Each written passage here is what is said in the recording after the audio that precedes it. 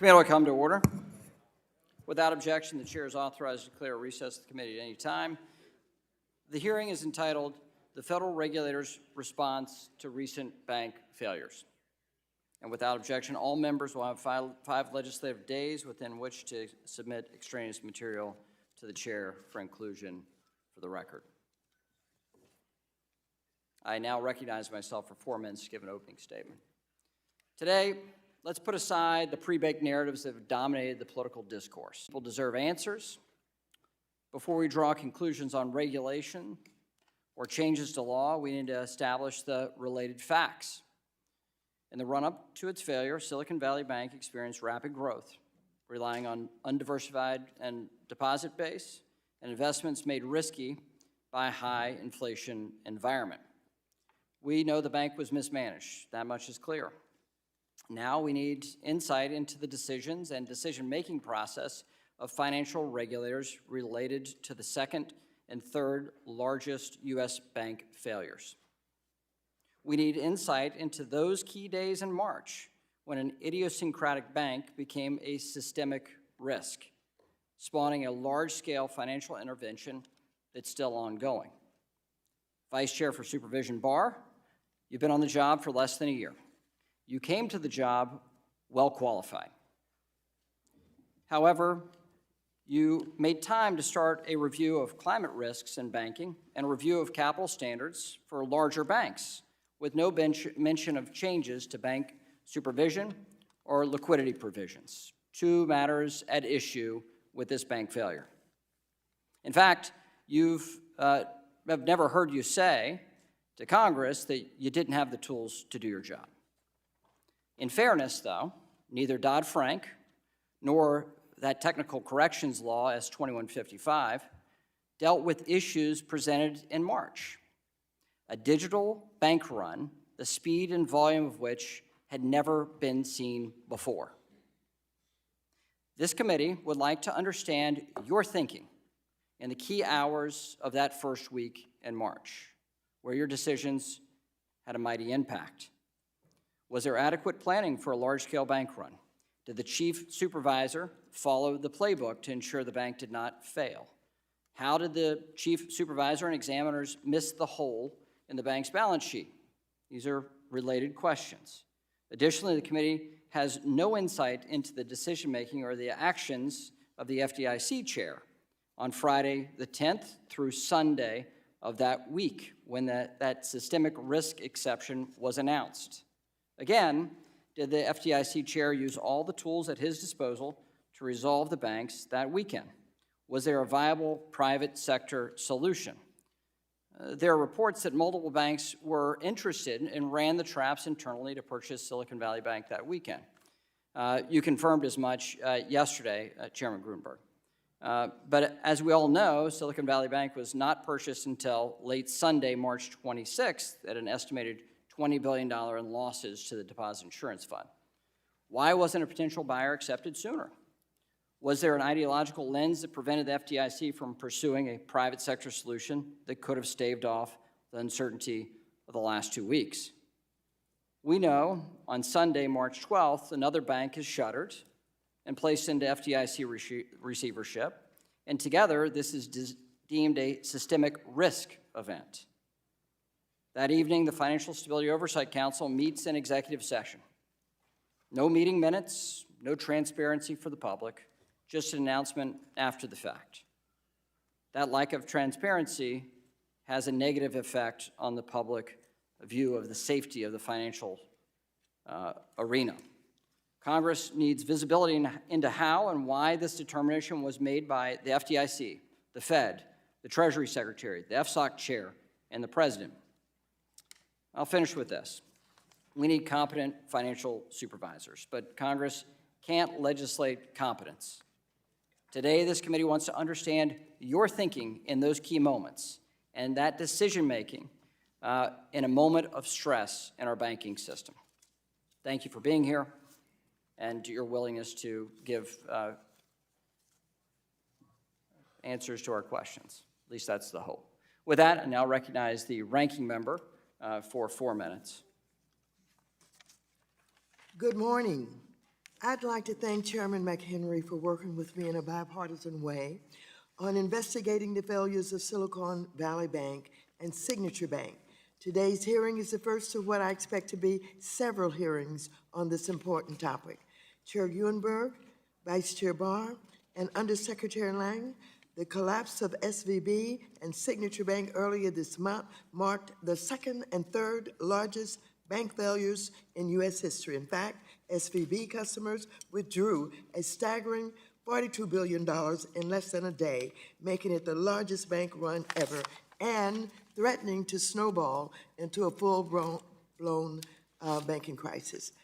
But 2023 is not 2008 because of the Dodd-Frank reforms Democrats on this committee passed, as well as the bold and swift response by President Biden. Secretary Yellen and our banking regulators, a crisis was averted and our banking system remains strong. However, these events are a wake-up call. We must uncover how management, regulatory, and supervisory failures contributed to these events and explore solutions to strengthen the safety and soundness of our banks. Small business owners should not be expected to serve as a financial regulator when paying their employees, and community banks and minority depository institutions should not have to pay for the failures of bank mismanagement at SVB or Signature Bank. Since day one, SVB's collapse, committee Democrats have been on the case. In fact, under my leadership as ranking member, we quickly organized several bipartisan briefings with our nation's regulators to better understand what happened, share what we were hearing from constituents, and urge regulators to act. Since then, we've sent letters demanding answers from our regulators, and in response to Biden's call to Congress, I and my colleagues are working on legislation to, for example, enhance clawbacks and other penalties. We also need answers from the CEOs who not only ran these banks into the ground, but enriched themselves. It is also important to know how we got here. Deregulation. Former and disgraced President Trump said he'd do and I'll quote, a big number on Dodd-Frank, and his appointed regulators did just that. At that time, I sounded the alarm on the dangers of weakening capital and liquidity rules for banks like SVB. The light touch cautions from the Fed to SVB management are clearly not what Congress intended for bank supervision.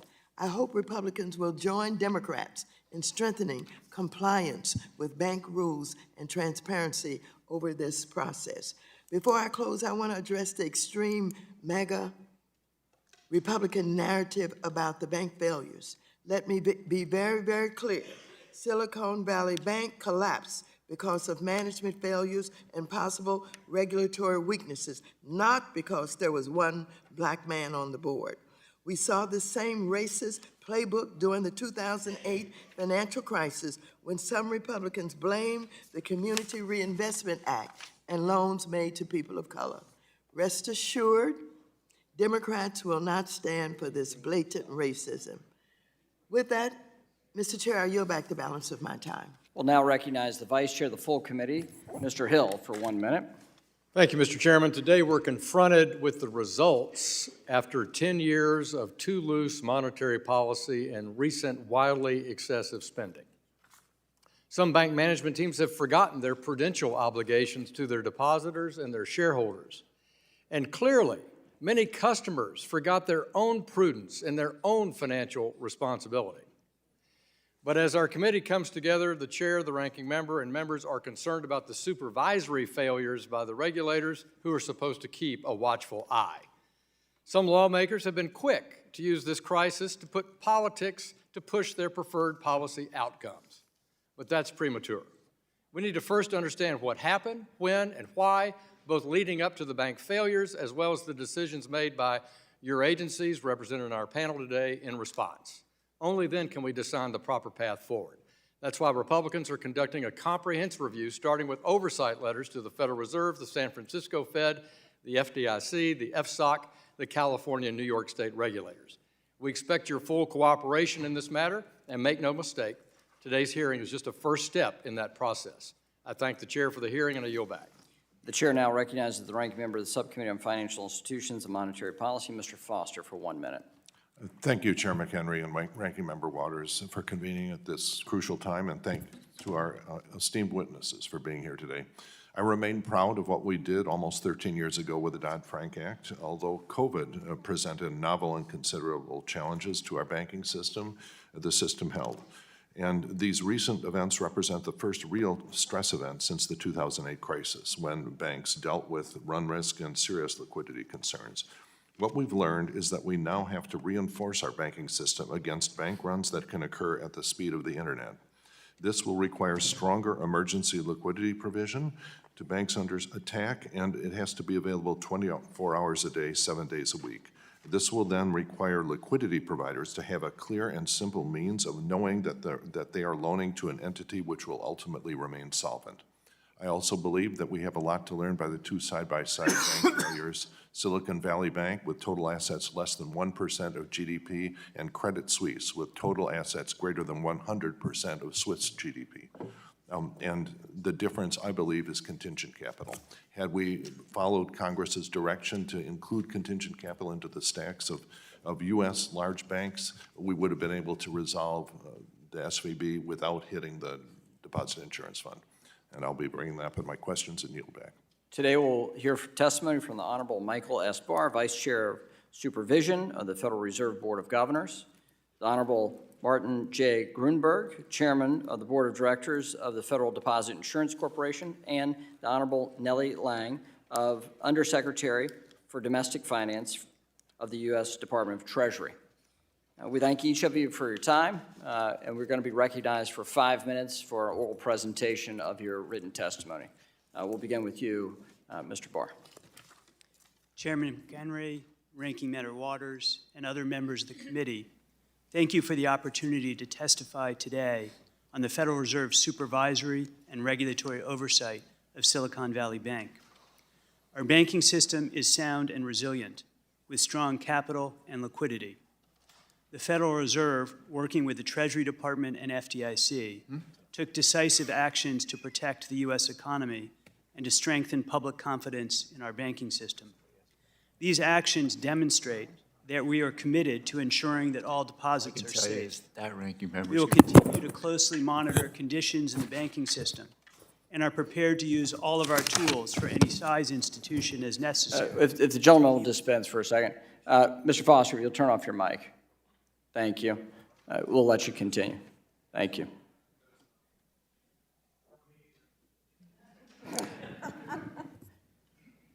Shall I proceed? Oh, all right. Go ahead. If everybody will check your mics and make sure you're off. Did you just do that to Mr. Torres? All right. See, we can even have a sense of humor in the midst of serious stuff. We'll let you continue. Thank you, Vice Chair Barr. Thank you, Mr. Chair. We will continue to closely monitor conditions in the banking system and are prepared to use all of our tools for any size institution as needed to keep the system safe and sound. At the same time, the events of the last few weeks raise questions about what more can be done and should be done so that isolated banking problems do not undermine confidence in healthy banks and threaten the stability of the banking system as a whole. At the forefront of my mind is the importance of maintaining the strength and diversity of banks of all sizes that serve communities across the country. SVB failed because the bank's management did not effectively manage its interest rate and liquidity risk, and the bank then suffered a devastating and unexpected run by its uninsured depositors in a period of less than 24 hours.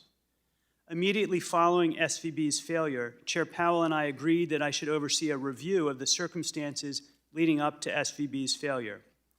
In this review, we are looking at SVB's growth and management, our own supervisory engagement with the bank, and the regulatory requirements that applied to the bank.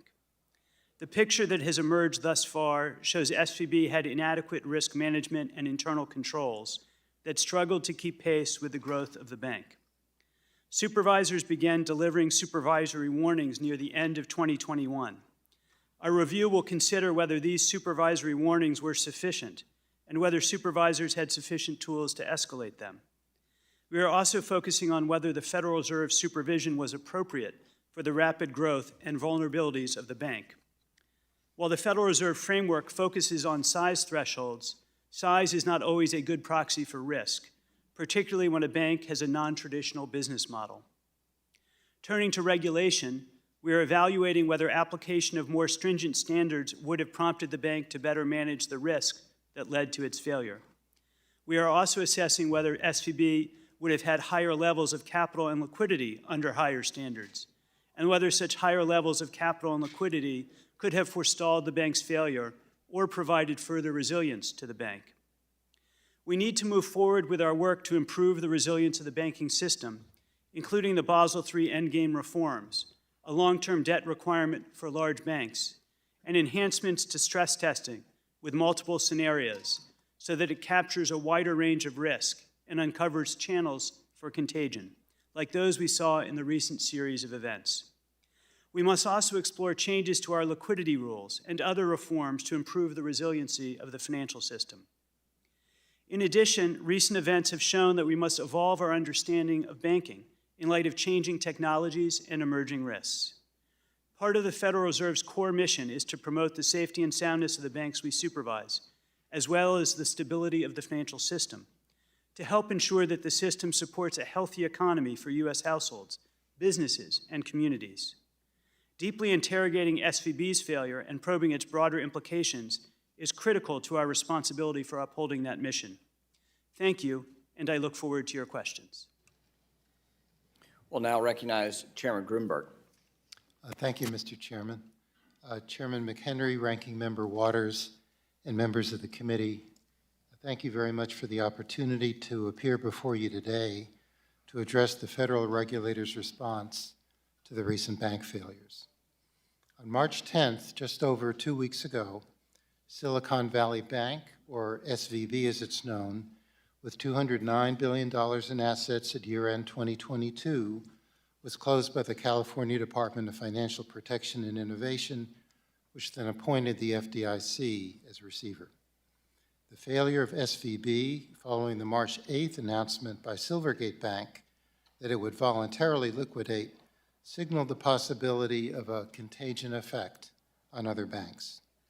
On Sunday, March 12th, just 2 days after the failure of SVB, another institution, Signature Bank of New York, with $110 billion in assets at year-end 2022, was closed by the New York State Department of Financial Services, which also appointed the FDIC as receiver. With other institutions experiencing stress, serious concerns arose about a broader economic spillover from these failures. After careful analysis and deliberation, the boards of the FDIC and the Federal Reserve voted unanimously to recommend, and the Treasury Secretary, in consultation with the President, determined that the FDIC could use emergency systemic risk authorities under the Federal Deposit Insurance Act to fully protect all depositors in winding down SVB and Signature Bank. It's worth noting that these two institutions were allowed to fail. Shareholders lost their investment, unsecured creditors took losses, the boards and the most senior executives were removed. The FDIC has authority to investigate and hold accountable the directors and officers of the banks for the losses they caused to the banks and for any misconduct in the management of the banks, and the FDIC has already commenced those investigations. Further, any losses to the FDIC's Deposit Insurance Fund as a result of uninsured deposit insurance coverage will be repaid by a special assessment on banks as required by law. The FDIC has now completed the sale of both bridge banks to acquiring institutions. My written testimony today describes the events leading up to the failures of SVB and Signature Bank and the facts and circumstances that prompted the decision to utilize the authority in the Federal Deposit Insurance Act to protect all depositors in those banks following those failures.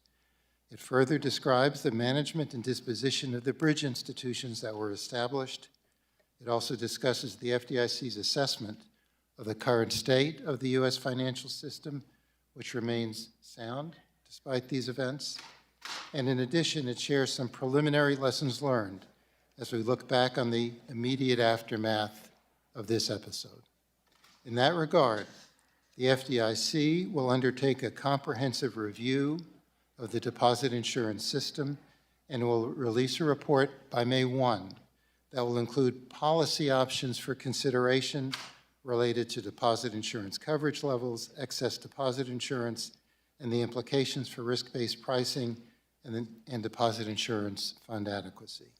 In addition, the FDIC's Chief Risk Officer will undertake a review of the FDIC supervision of Signature Bank and will also release a report by May 1. Further, the FDIC will issue in May a proposed rulemaking for the special assessment for public comment. The bank failures demonstrate the implications that banks with assets over $100 billion can have for financial stability.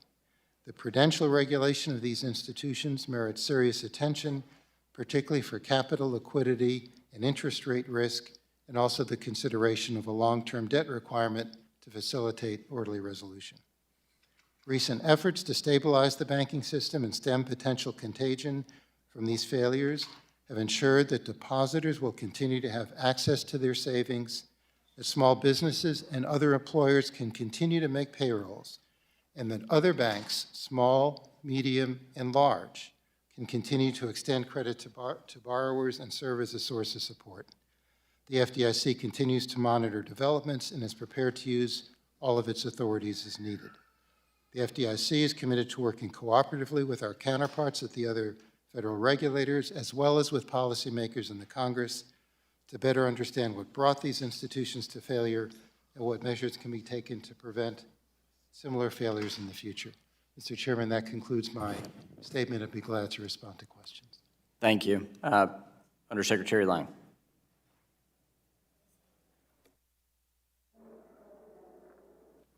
Ranking Member Waters, members of the committee, thank you for inviting me to testify today and for the opportunity to speak several times in recent weeks to share updates from Treasury regarding current events.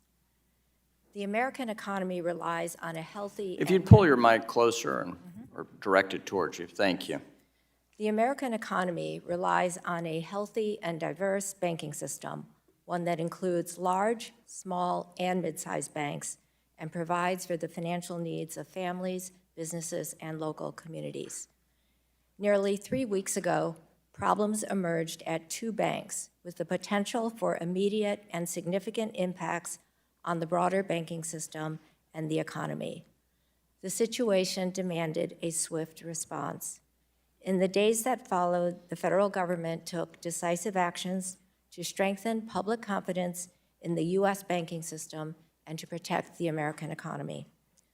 On March 9th, depositors of Silicon Valley Bank withdrew $42 billion in deposits in a period of just a few hours.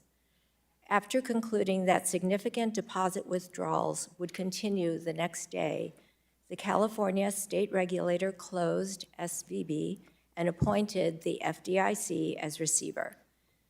2 days later, the New York financial regulator closed Signature Bank, which also had experienced a depositor run, and appointed the FDIC as receiver.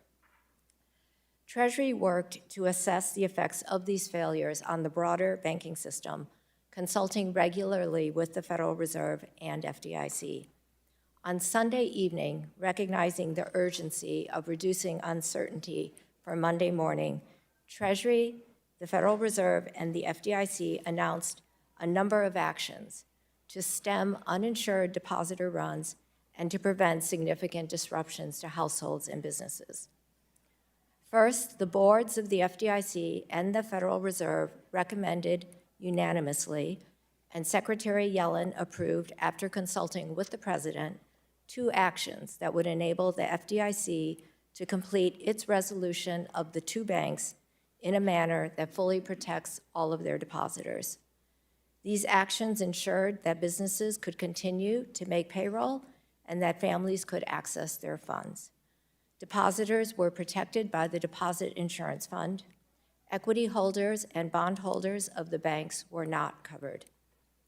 Second, the Federal Reserve created the Bank Term Funding Program, a new facility to provide term funding to all insured depository institutions eligible for primary credit at the discount window, based on their holdings of Treasury and agency debt securities. This program, along with the pre-existing discount window, has helped banks to meet depositor demands and bolstered liquidity in the banking system. This two-pronged, targeted approach was necessary to reassure depositors at all banks and to protect the U.S. banking system and economy. These actions have helped to stabilize deposits throughout the country and provided depositors with confidence that their funds were safe. In addition to these actions, on March 16th, 11 banks deposited $30 billion into First Republic Bank. The actions of these large and mid-sized banks represent a vote of confidence in the banking system and demonstrate the importance of banks of all sizes working to keep our economy strong. Moreover, on March 20th, the deposits and certain assets of Signature Bridge Bank were acquired from the FDIC, and on March 26th, the deposits and certain assets of Silicon Valley Bridge Bank were acquired from the FDIC. We continue to closely monitor developments across the banking and financial system and coordinate with federal and state regulators. As Secretary Yellen has said, we have used important tools to act quickly to prevent contagion, and they are tools we would use again to ensure that American deposits are safe. Looking forward, while we do not yet have all the details about the failures of the two banks, we do know that the recent developments are very different from those of the global financial crisis. Back then, many financial institutions came under stress because they held low credit quality assets. This was not at all the catalyst for the recent events. Our financial system is significantly stronger than it was 15 years ago. This is in large part due to the post-crisis reforms for stronger capital and liquidity. As you know, the Federal Reserve announced a review of the failure of SVB and the FDIC a review of Signature Bank. I fully support these reviews and look forward to learning more in order to inform any regulatory and supervisory responses. We must ensure that our bank regulatory policies and supervision are appropriate for the risks, old and new, that banks face today. Thank you to the committee for its leadership on these important issues and for inviting me here to testify today. I look forward to your questions. I recognize myself for 5 minutes for questions. Undersecretary Lang, when did you become aware of the severe financial distress of Silicon Valley Bank? Chairman Date and time Henry, would be helpful. We became aware. When did you become aware? I'm going I to became you. aware of issues at Silicon Valley Bank on Wednesday or Thursday. Wednesday or Thursday? Yes. I would like to have a written response to when you became aware. You can search your email, that'd be helpful. Vice Chair Barr, when did you become aware? Thank you, Mr. Chair. When did you become aware of SVB's Yes, sorry. financial distress? I was going to answer that Thursday morning I received an email from staff indicating that Wednesday evening the bank had difficulty. Thursday morning. When did you become aware, Vice Chairman? I believe it was Thursday evening. Staff came into a meeting I was at. Thursday evening for Silicon Valley Bank. Okay. Along those lines, and you had a staff presentation in February that included Silicon Valley Bank and the distress because of rising interest rates on their portfolio. What did you do between that February staff presentation to you and the week of March 6th about Silicon Valley Bank? Staff presented on the interest rate risk. Yes, that's what I said. That was a February presentation. What did you do as Vice Chair of Supervision between that time and the bank, the week of the bank failure? Staff indicated that they were completing their review of the bank and of this broader horizontal review at that time, and I was waiting for the results of that review. Were you aware of Silicon Valley Bank raising capital the week of March 6th? I believe I became aware of that in this email that I described to you. On Thursday morning, that they had successfully raised the capital, but they were facing financial distress. I was not aware Thursday morning that there were deposit outflows. I was trying to finish the answer to that question. I was aware of the difficulty Wednesday night in raising capital, but the bank was reporting to supervisors Thursday morning that deposits were stable. When did you become aware of the deposit flows on At Thursday? Thursday afternoon, late afternoon, I became aware of deposit flows, and Thursday evening that there was essentially a bank run. So Thursday afternoon, which could be mid-morning in California? Is that what you're suggesting? I believe it was around noon in California, and for me, around 3 o'clock in. Okay. on the And did East. you make provision for the discount window or pledgeable assets at that time you heard of their distress? My understanding from the staff is they were in discussions with the bank itself beginning Thursday afternoon to try and move pledgeable collateral over to the discount window. That work continued Thursday afternoon, Thursday evening, and actually overnight. Did you make provision to keep the discount window open so they could provision collateral to avoid a bank collapse? The discount window opening decision is sort of like a standard thing. It normally A closes. standard at 7 thing, p.m. except in a moment of crisis. It can be kept open. I think the vice chair for supervision should be able to make that phone call. Did you provision for that? Or did you think you needed a provision for that? Mr. Chairman, at the time, my understanding was that the difficulty wasn't sending funds. The difficulty was actually getting the collateral, evaluating the collateral, and getting it pledged to the discount window. And staff were working with Silicon Valley Bank basically all afternoon and evening and through the morning the next day to pledge as much collateral as humanly possible to the discount. So on Friday morning, Vice Chair, Chair Grunberg, you were appointed receiver. When did you become aware that FDIC was going to have to take this measure or was going to receive this bank? I think when we were informed Thursday evening. I mean you. Were you informed Thursday? I was evening? informed Thursday evening by staff. That Which meant you had Friday morning conference calls to make a decision. Was that part of it? I think we were, I think we knew Thursday evening that the bank was going to fail and that we needed to make provision to take over the institution. Did you pick up the phone and call the vice chair of supervision at the Fed and say, how can we provision to keep this institution open for a Friday? I can't recall that. My recollection is, Mr. Chairman, that the institution was experiencing a liquidity failure and that it was going to fail. And It was going to fail on Friday open or Friday evening? Were you provisioning for this for the weekend decision? No, I think the expectation and their experience was that the institution was going to be closed in the morning. At what point did you open an auction for Silicon Valley Bank? On Friday? I believe it was Sunday afternoon. Sunday afternoon, you opened for auction. So that weekend, what happened we only heard the announcement of Congress receiving this information at 11:20 on Friday morning. There was an idiosyncratic bank. And Sunday afternoon was the next pronouncement from any of you three on the panel, and it was a systemic risk designation. That's what shook the market for the last 2 weeks. That's the reason why we've had these extraordinary interventions in the financial system. And I want to know the key details of that weekend. I hope we can drill into those questions. Sure. With that, I'll recognize the ranking member for 5 minutes. Thank you very much, Mr. Chairman. Chair Grunberg, we know that SVB Bank, nearly half of all U.S. venture-backed startups, potentially tens of thousands of companies, which clearly posed a concentration risk to the bank. While most of the bank's depositors were small and mid-sized businesses, they also had large customers too, with the top 10 accounts holding more than $13 billion in combined deposits. Chair Grunberg and Vice Chair Barr, I'm concerned that depositors' decision to run or stay were not necessarily made on their own, but by the strong encouragement of their venture capital backers who sit on the boards and hold equity in their companies.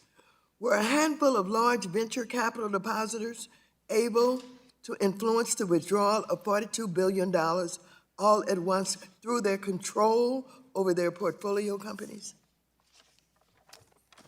Congresswoman, I think that is something we'll need to look at in terms of the post-failure review of these institutions. I couldn't tell you today, with certainty what occurred there. I know both the Fed in regard to SVB and we in regard to Signature are going to do a careful review of the events that occurred. Thank you very much, and I agree with you. I think we really need to know the role that venture capitals played in this bank. Going further, Vice Chair Barr, you said yesterday that SVB received a 3 for its management rating, which is considered deficient, but was considered sufficiently capitalized, given the bank's unique customer base, extremely large share of uninsured deposits, and underwater asset portfolio. Liquidity management was also a key issue. The liquidity rating for a bank should account for interest rate risk and the bank's asset liability management. What was the bank's rating on liquidity? Thank you, Representative Waters. My understanding is in the summer of 2022, although the composite rating was a 3, that is not well managed, the liquidity rating was a 2, which would have been satisfactory. And one of the things we're looking at in the review is how that synced up with the supervisory matters requiring attention and matters requiring immediate attention with respect to liquidity that had previously been issued. So we're looking at whether those standards were sufficiently stringent, whether the firm should have been downgraded further, and whether further supervisory steps should have been taken. Whose responsibility was it, understanding the deficient rating, to do something? The Federal Reserve is responsible for supervising this institution. Did the Federal Reserve fail on that? I think that anytime you have a bank failure like this, bank management clearly failed, supervisors failed, and our regulatory system failed. So we're looking at all of that. Thank you. Vice Chair Barr, you said yesterday that SVB received a 3 for its management rating, and you just responded in a way that says, yes, that is true, and perhaps something should have been done, and you're going to look further at that. Are you suggesting perhaps legislation to deal with that? We're focusing in our review on our own supervision, ways that we could have done better as supervisors at the Federal Reserve, and ways that our own regulatory structure might have played a role with respect to the failure of this firm. So we're inward looking. It's a self-assessment, a prudent thing, I think, for us to do. It's what we tell banks to do. It's sort of the first thing you have to do to understand risk within your own institution, and that's why we're doing it. Chair Barr, I wonder what it would take to receive a 3, 4, or 5 from a federal examiner. Well, I know the idea is to keep exam ratings confidential in order to prevent bank runs, but doing so also prevents this committee from understanding how well the Fed and other regulators are doing in rating banks. In the same way that stress testing results are public, are there ways we can make the supervisory process more transparent to promote discipline and accountability? Thank you, Representative Waters. I think one of the things we're trying to do here today is to provide that accountability, and we'll do that in our report, which we'll do on May 1st. It will include confidential supervisory information. We normally do not provide that information, but given the fact that this bank failed and triggered a systemic risk exception, we're including that information, including exam reports. Thank you very much. Very important issue. Chair Gruenberg, Silicon Valley Bank was purchased over the weekend by First Citizens Bank and Trust Company. As you know, I wrote to you on March 18 about former SVB's Community Benefits Plan, which was intended to provide $11 billion in small businesses, housing, and community development support to communities in my home state of California and in Massachusetts. I understand that $2 billion in affordable housing and other projects may be lost or delayed in California because of the failure. Will Citizens Bank and Trust continue implementation of the former bank's community benefits plan? The agreement between the community organizations in Silicon Valley in regard to the community benefits agreement was an agreement between those two parties. First Citizens will now be taking over Silicon Valley. There'll be an opportunity for the community organizations to engage with First Citizens I know First Citizens has a community benefits agreement with community organizations where it's currently doing business. So there'll be an opportunity for the groups in California to engage with Citizens. And I would note Citizens is also subject to supervision under the Community Reinvestment Act. And so we'll be able to evaluate the degree to which Citizens is serving its communities pursuant to CRA. Gentlelady's time has expired. We'll now recognize the Vice Chair of the full committee, Mr. Hill of Arkansas, for 5 minutes. Thank the chairman, thank the ranking member for this prompt hearing after these weeks of tumult, and thank the panelists for being here as well. Mr. Barr, when were you nominated for your job? I apologize, I don't have the date in my head. It was the spring of last year. And do you know when you were confirmed for your job? Yes, I took my post up in July of last year, July 2022. July of 2022. So between January 20th, 2021 and July of 2022, who was in charge as Vice Chairman of Supervision at the Federal Reserve? There was no Vice Chairman for supervision during that time period. And so when that happens, what's the Fed's process for delegating that authority to another member of the Board of Governors or a staffer, or how's that work? I apologize. I don't know the technical answer to that question. We'll have to get back to you with a written Yeah, response. if you get back to me, because what we're saying to my colleagues here is that from the turn of administration, we did not have a Vice Chairman of Supervision from January 20, 2021 until July of 2022, and that is precisely the time frames, colleagues, when this bank's business strategy went awry and was under this supervisory concern by the San Francisco Fed. So I just want to have that in the record. And when I look at the results of this bank and the UBPR, the call report data, and looking at your good testimony about the timeline that you've disclosed, it appears to me that we have a lack of supervisory urgency here. You outline that the trends in 2021 are what triggered concern by the Federal Reserve examiners, and I assume the state of California. We haven't heard from the state of California. We'd like to. But there was an exam in the summer of 2021, and then it took till the fourth quarter of 2021 to tell the bank we had some specific serious concerns, so that you met with the board then, not you, but the supervisors. And then the downgrades didn't come, and those tough visits didn't come till the summer of 2022. So really 12 months of discussion between the board and the state of California and the San Francisco Fed. That doesn't sound like a very urgent supervisory process. What is it? Do you consider that urgent to take a full 12 months in that process? Mr. Hill, I think you raise an absolutely essential question. It's one of the things we're going to be asking in our review. Obviously, these events occurred before I arrived at the board. I'm going back and looking at what steps were taken and not taken. And I think it's a completely fair question. Should the supervisors really, been much more aggressive in the way that they responded to the risks that they saw and they were noting? And we're going to look carefully at that. Yeah.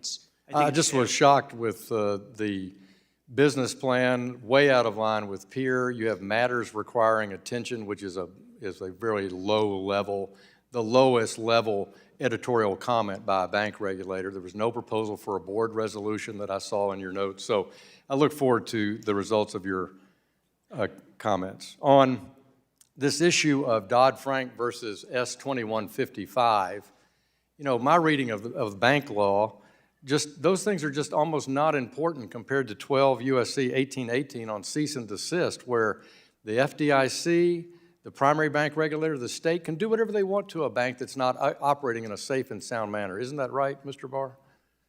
The bank regulators have substantial discretion to use those authorities Right. when banks are operating in an unsafe and unsound manner. I agree with that. And I thought Senator Crapo's comment yesterday was very, very important, that in the rule of construction, that final bit of information in S-2155, the bipartisan bill, bicameral bill signed by President Trump, it says nothing in this bill shall be construed to limit the supervisory authorities for safety and soundness in any way. Isn't that what that rule of construction says? Yes, I agree with that. I think we have substantial authority under existing law to regulate firms and supervise firms in a way that is appropriate for their risk and size and complexity. Thank you very much. Mr. Chairman, talking about the resolution process, are you open to a full investigation, not only of the deposit insurance and not only of the supervisory process, but also look carefully at the resolution process itself? Yes, Congressman. And are you going to conduct that yourself, or would you work with us on that? Well, we would certainly be prepared to undertake that review and be transparent with you in regard to it. Something I want to see considered, and I argued this back in 2008 as a private citizen and banker, which is in the resolution process to consider non-bank buyers for these assets. Do you agree that's important? We should consider that? Yes, it is, Congressman. Thank you. I yield back. We'll now recognize Ms. Velasquez of New York for 5 minutes. Thank you, Mr. Chairman. Mr. Barr, the rescue of depositors in Silicon Valley Bank demonstrates that regulators think banks like Silicon Valley pose a systemic risk to the system, just like Gypsy do.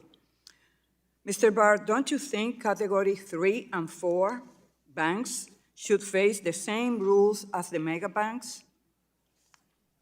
Thank you very much for that question. We are looking at capital and liquidity standards for all large banks, including firms 100 billion and above. I still think a tiering approach makes some sense. It doesn't have to be the same rules for all banks, but we do need stronger rules for firms of this size. Stronger rules on capital and liquidity, I think, are going to be really important. Mr. Barr, in my view, the decision to insure all depositors was a necessary and correct step. However, I am frustrated that time and time again we fail to regulate them like one, and as a result we find ourselves in situations like the one that we are currently in. Without proper regulations that account for the systemic risk profile of a bank, we are incentivizing bankers to search for yield and inviting moral hazard. Mr. Barr, the sudden and immediate collapse of Silicon Valley Bank demonstrates the vulnerability of banks and the broader system to interest rate rises. Yet, under our current capital rules, most banks are not required to recognize this risk, only GSIBs. Will the Fed rewrite its rule to require all banks to account for interest rate risk? Well, you raise an absolutely essential point, and one that we are very carefully looking at. We anticipate engaging in a notice and comment rulemaking process on capital rules with appropriate transitions, and that is one of the areas that I think would be important for us to consider in that rulemaking process. So do you think that the rules passed under S-2155 and written by the Trump administration need to be rewritten? We're going to look as part of our review at not only our supervisory issues, but also at the regulatory structure that the Federal Reserve put in place in 2019 and see whether the size thresholds we used, the standards we decided to put in place, all of that is on the table. We're reviewing that. We're going to come back and provide an assessment of that on May 1st. Thank you. And Mr. Barr, the Fed has been raising interest rates more rapidly than it has in decades in an effort to lower inflation. It appears that many banks were unprepared for this. Can you explain how the Fed's bank supervision staff coordinate with its monetary policy-focused staff to ensure that banks are properly prepared for well-telegraphed shifts in monetary policy? Does the Fed see regulation and supervision as separate from monetary policy? The whole of the Federal Reserve staff communicate very well together. As you noted, the monetary policy decisions were very well telegraphed. The decisions were essential to meet our congressional mandate of price stability and maximum employment. And we need to make sure that we continue to pursue that. We have separate tools that we use, of course. And as I said in other contexts, interest rate risk management is a core bread and butter issue in banking. It's not an esoteric issue, an exotic issue, a complicated issue. It's a straightforward issue, and the bank management failed to do that here. Thank you. And during his news conference last week, Chairman Powell said that the FOMC considered a pause in the interest rate increases in light of the recent banking failures, but ultimately unanimously approved the decision to raise rates due to intermediate data on inflation and the strength of the labor market. How will the Fed balance its supervisory role with its monetary policy role as it considers future interest rate increase?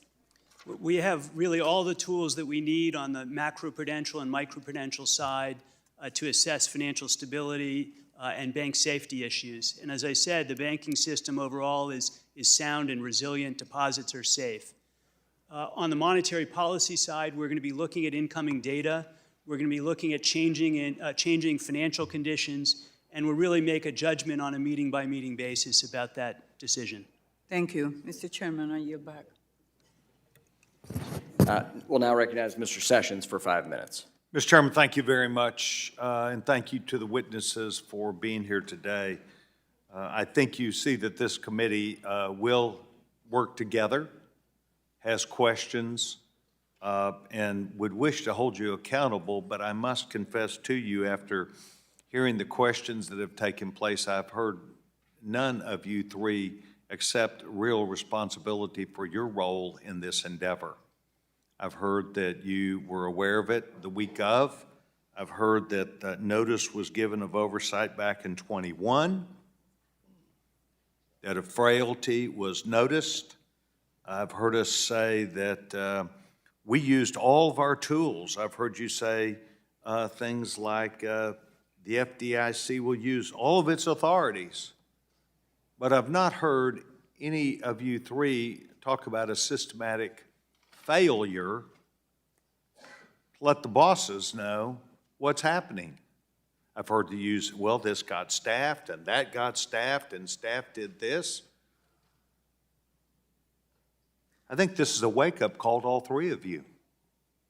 I hope it's a wake-up call to your organization, that evidently they can see these bread and butter failures back in 2021, but evidently nothing realistic ever occurred to avoid what seemingly anybody that's a professional banker could see.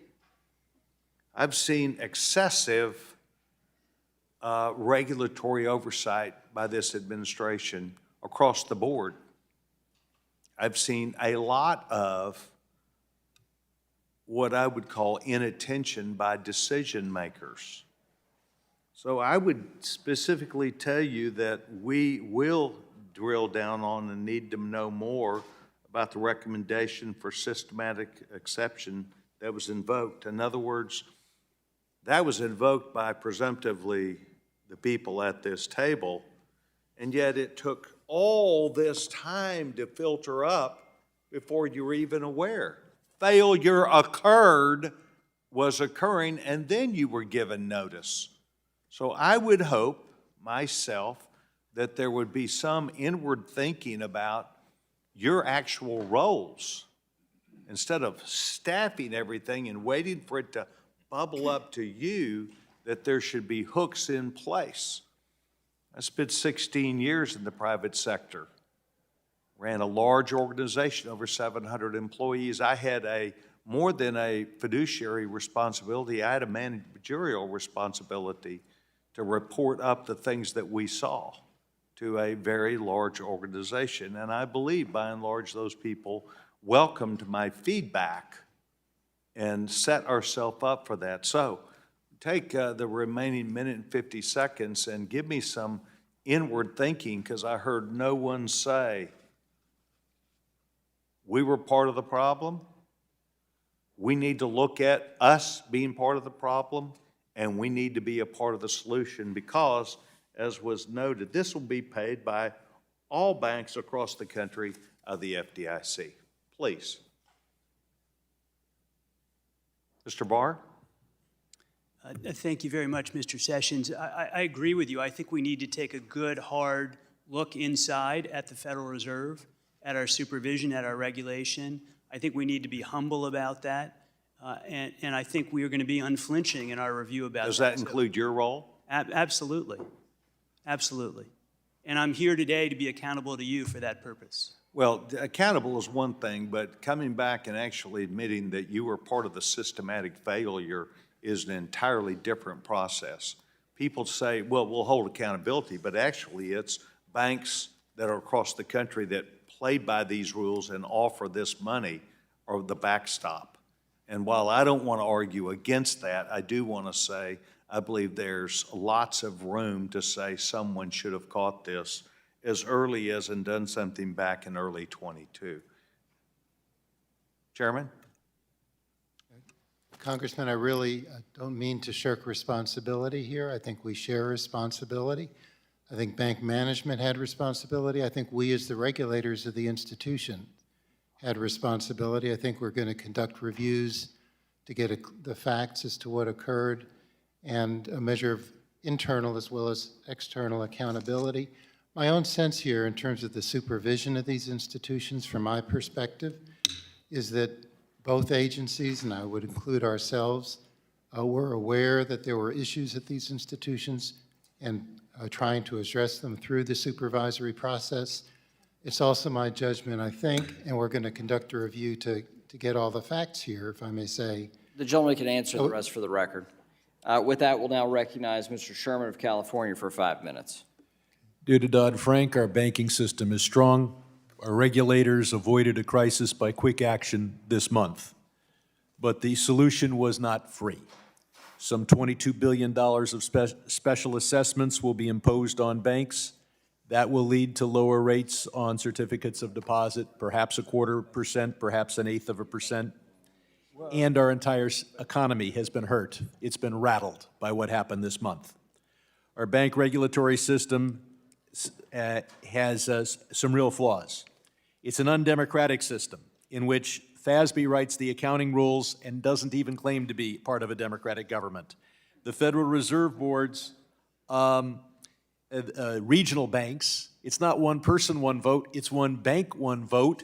The bankers vote on who's on the regional board, and the bankers of my state elected the CEO of Silicon Valley Bank. Banks get to pick their regulators, state or federal, holding company or no holding company, Fed or OTC. They can use regulatory arbitrage, and every regulatory agency knows that if it gets a reputation of being too tough, the banks can flee and go to one of their regulatory competitors. Our accounting system for banks is absolutely perverse.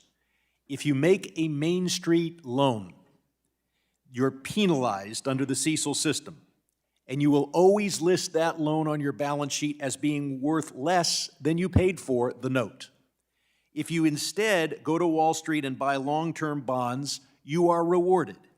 If the bond goes up in value, you can sell it or classify it as available for sale and recognize a profit and justify a bonus.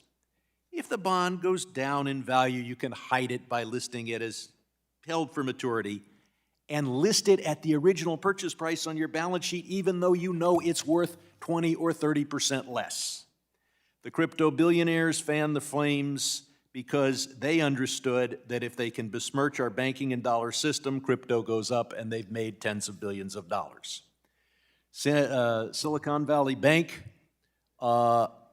could have saved itself in 2022 by hedging its risk or selling its long-term bonds, but they knew that would cut profits and bonuses. They decided to take the risk, and here we are. And of course, our clawback provisions are inadequate. There's $600 billion of unrecognized losses on the balance sheets of American banks.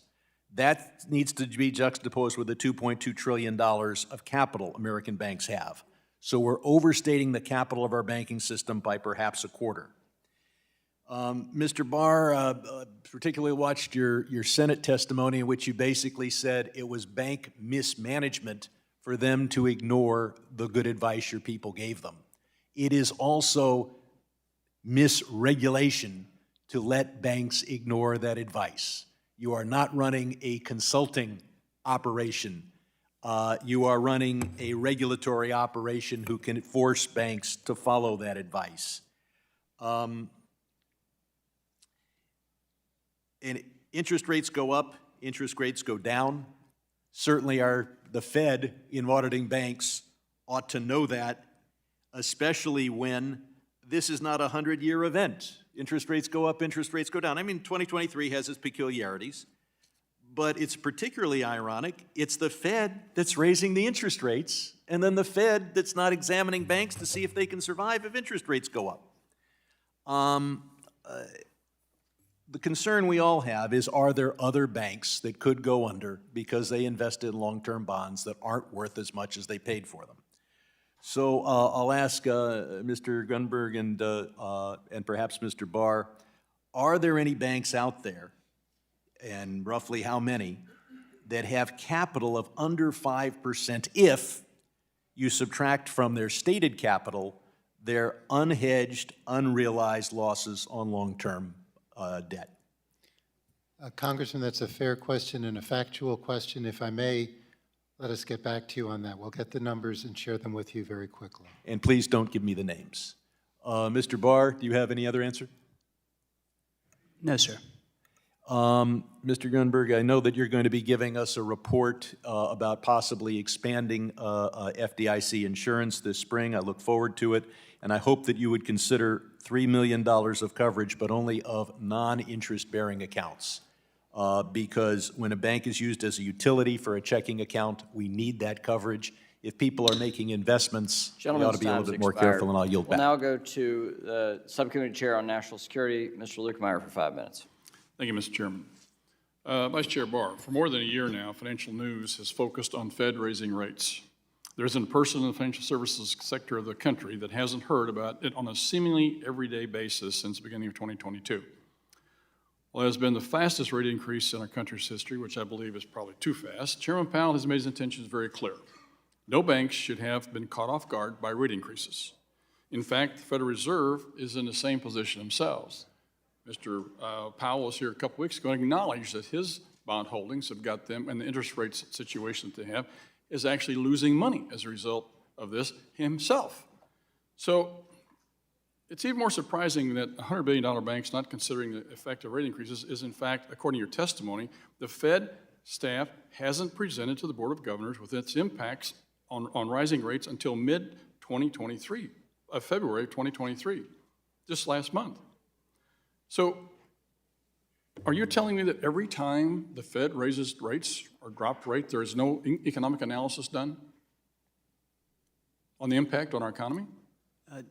Mr. Lukemeyer, I was referencing that particular meeting because the staff No, mentioned— that's not my question. My question is, does the Fed, before it raises rates or lowers rates, does it have an economic study done by its economists? They've got a team of economists there. Do you have an economic analysis done of the impact of that? Mr. Gabarino, would you please move to your right, please? Thank you. Yes, we evaluate all the economic conditions. Do you get a report from your financial economists conditions that the when Fed, making any interest rate that the decision. Fed, that you do, does the Fed board get a report from their economists saying what the impact of their rates will be on the economy? Yes or no? Yes, we get staff forecasts that forecast the expected impact on the economy of rate decisions. Okay, how come you made a specific mention that of this in your February report then? Why did you specify that you got the rate? That's what I was trying to explain earlier. I mentioned that because the report specifically called out Silicon Valley Bank. We regularly discuss interest rate problems. Okay. Interest rate risk is an important part of supervision and a Great. bread and butter issue. Okay, a bank this size, normally you'll have an examiner or two or a team that is in there on a daily basis. Was there an examiner or team of examiners in Silicon Valley Bank on a daily basis? The team consisted of about 20 full-time equivalent staff at the San Francisco Federal Reserve Bank. They were not in Silicon Valley then? I don't know precisely the extent of their in-person meetings versus their remote analytic work. Okay, that's another problem that we have to talk about, having all this work off-site whenever they need to be on-site, being able to have access to the daily data.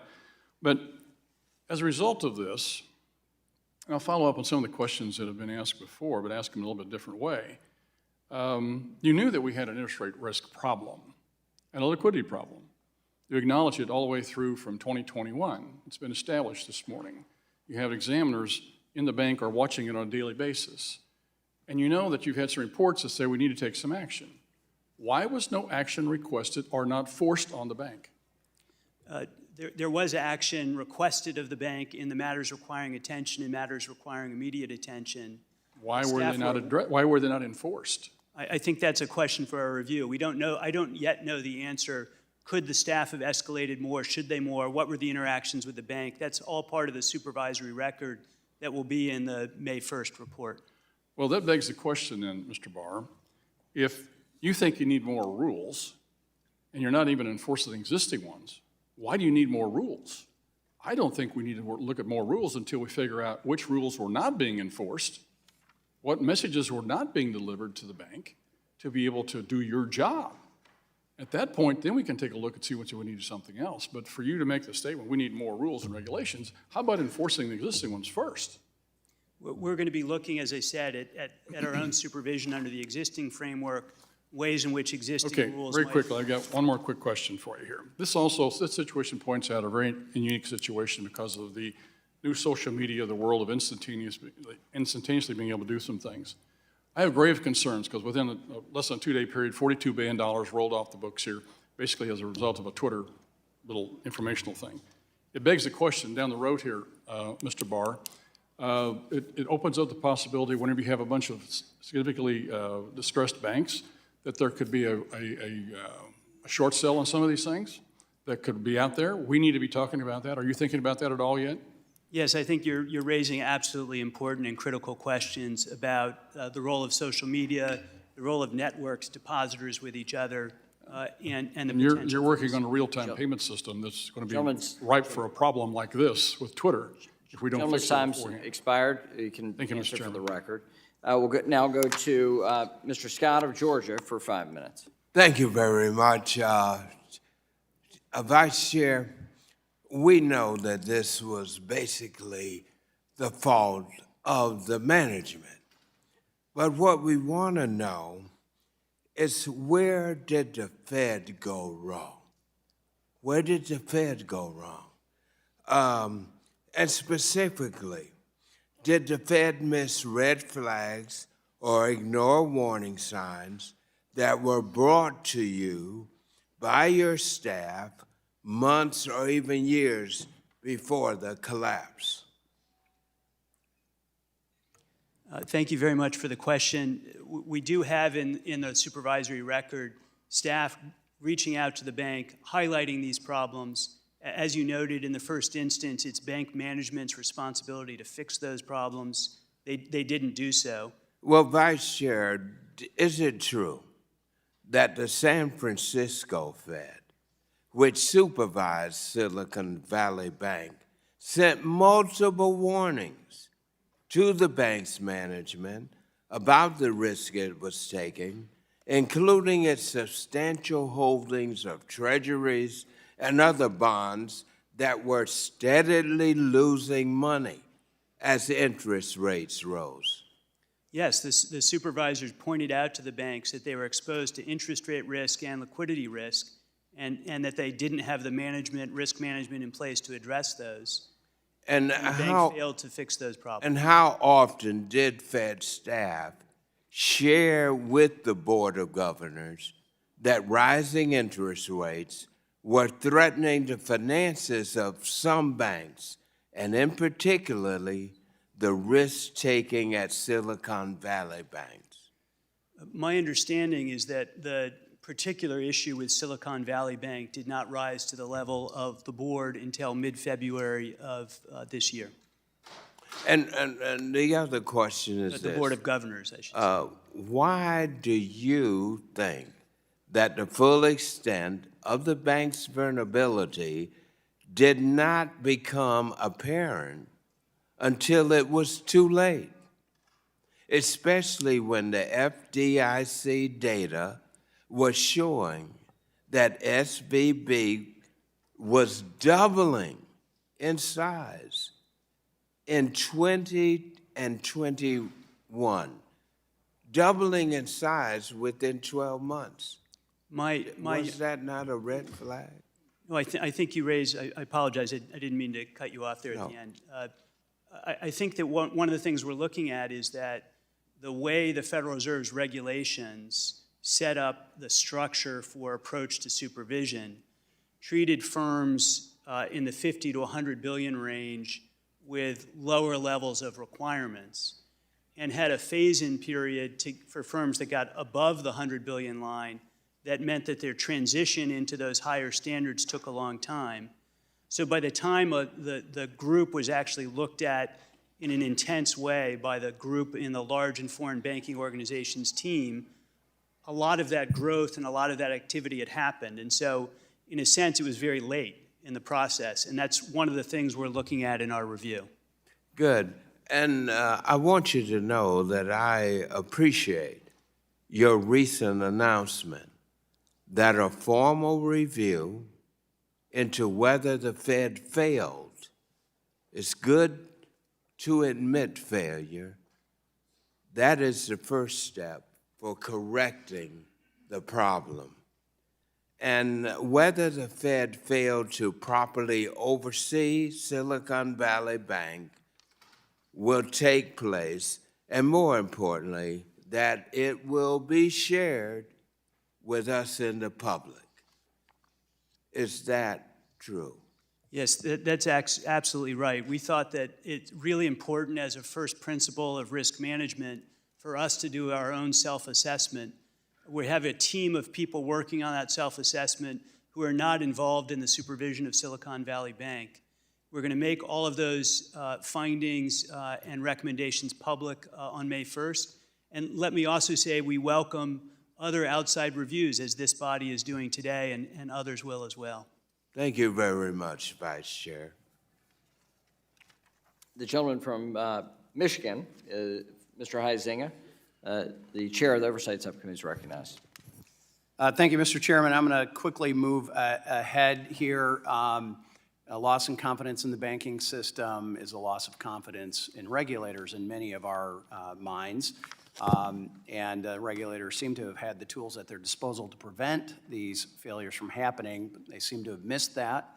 We're going to be exploring that. As chairman of the Oversight and Investigation Subcommittee, I find it necessary to reiterate how important the congressional oversight is, and that it's a constitutional authority that we have, and frankly, an obligation that we have to maintain the well-being of our system of government. Mr. Barr, you just had said it was appropriate for outsiders to do their independent reviews. That's what we are trying to do here today. You were authorized, though, on March 13 to do your report, correct? Who authorized that? Chair Powell and I made... Okay, that's all I need to know. Chair Powell authorized you?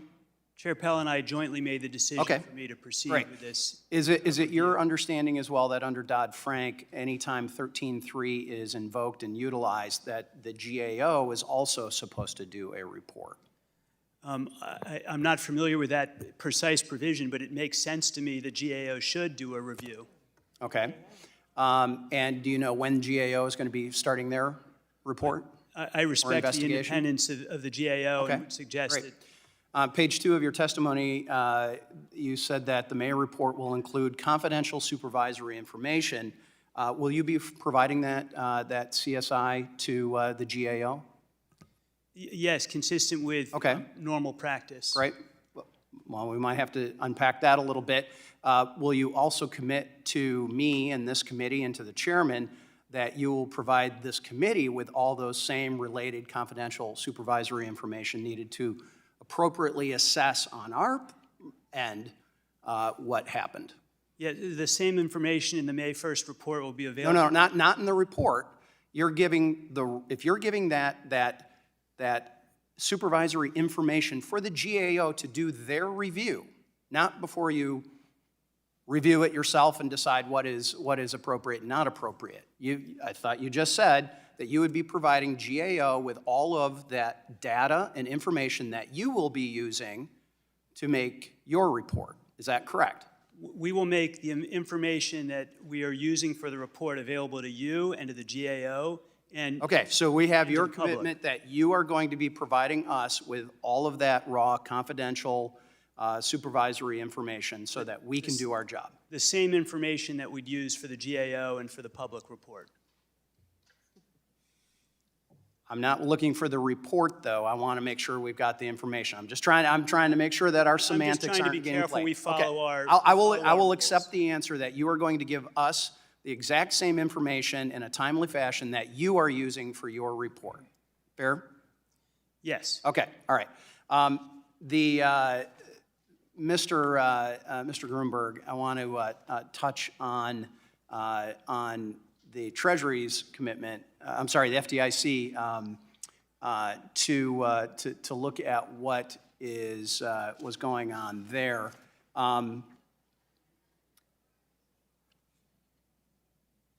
The same question really is to you. Will you commit to providing the committee with all related confidential supervisory information that is needed for us to assess Yes, what is going Congressman. on? One, I think you have the authority to compel that information. We'll be responsive to you. Okay. Timely manner is the key watchword here. Between myself and the chairman, Chairman McHenry, we have a number of requests to all of you. Ms. Lang, want to touch on this. To obtain the information, FSOC was convened on both March 10, March 12, and March 24. Has FSOC met since March 24? They have not met since March. You have not, okay.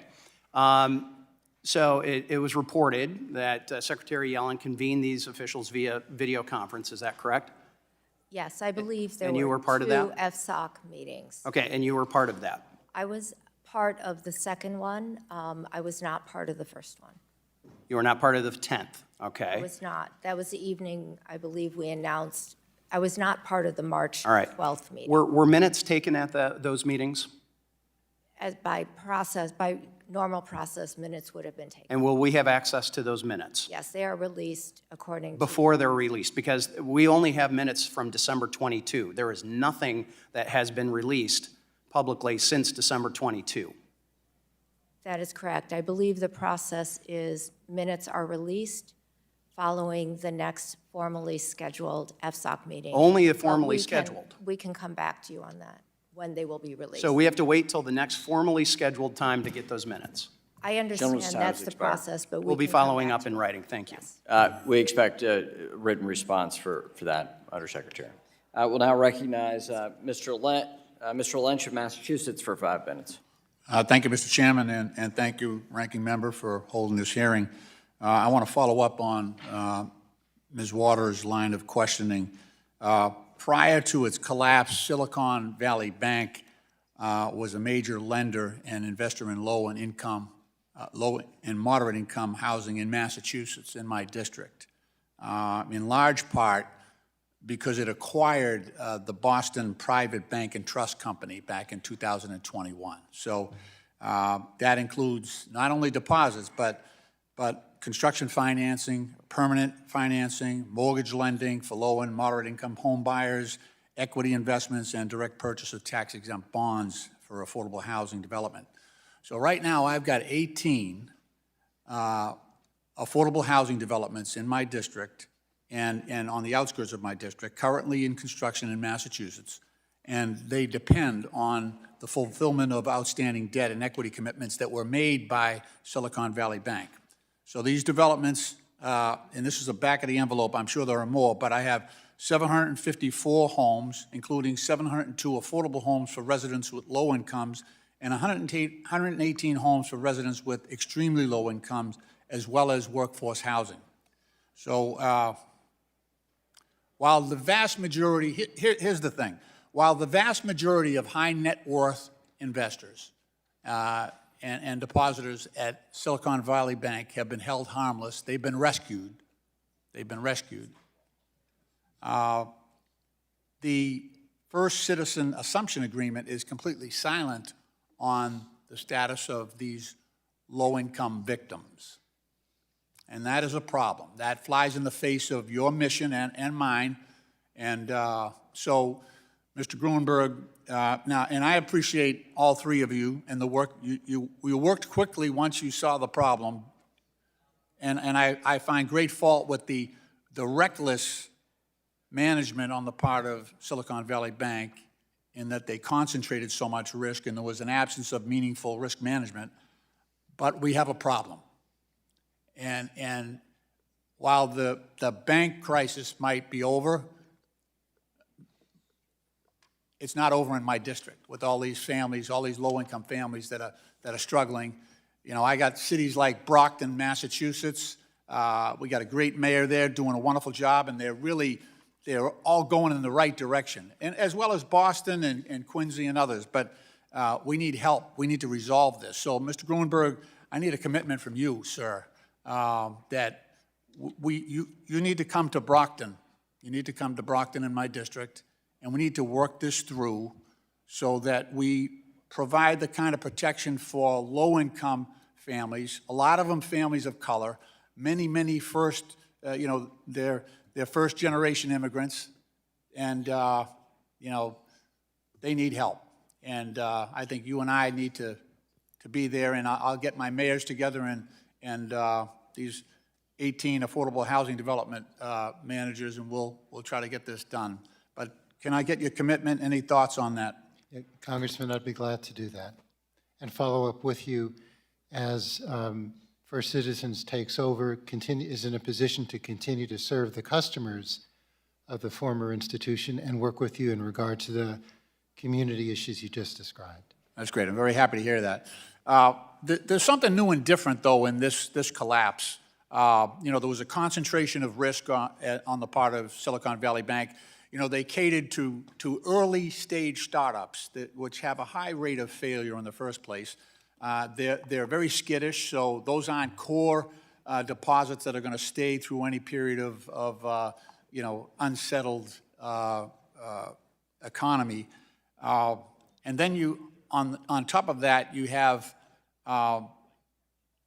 panic that is driven by social media in many cases. You had venture capitalist firms telling their clients at that bank to get the heck out. So the speed at which this happened was a matter of hours. And again, I commend you on the speed at which you acted. But is there something more that we need to be doing now because of the velocity of money? People can move their money out like that. And are we equipped? The FDIC has a long and strong history, but is something new and different needed to protect us from that phenomenon?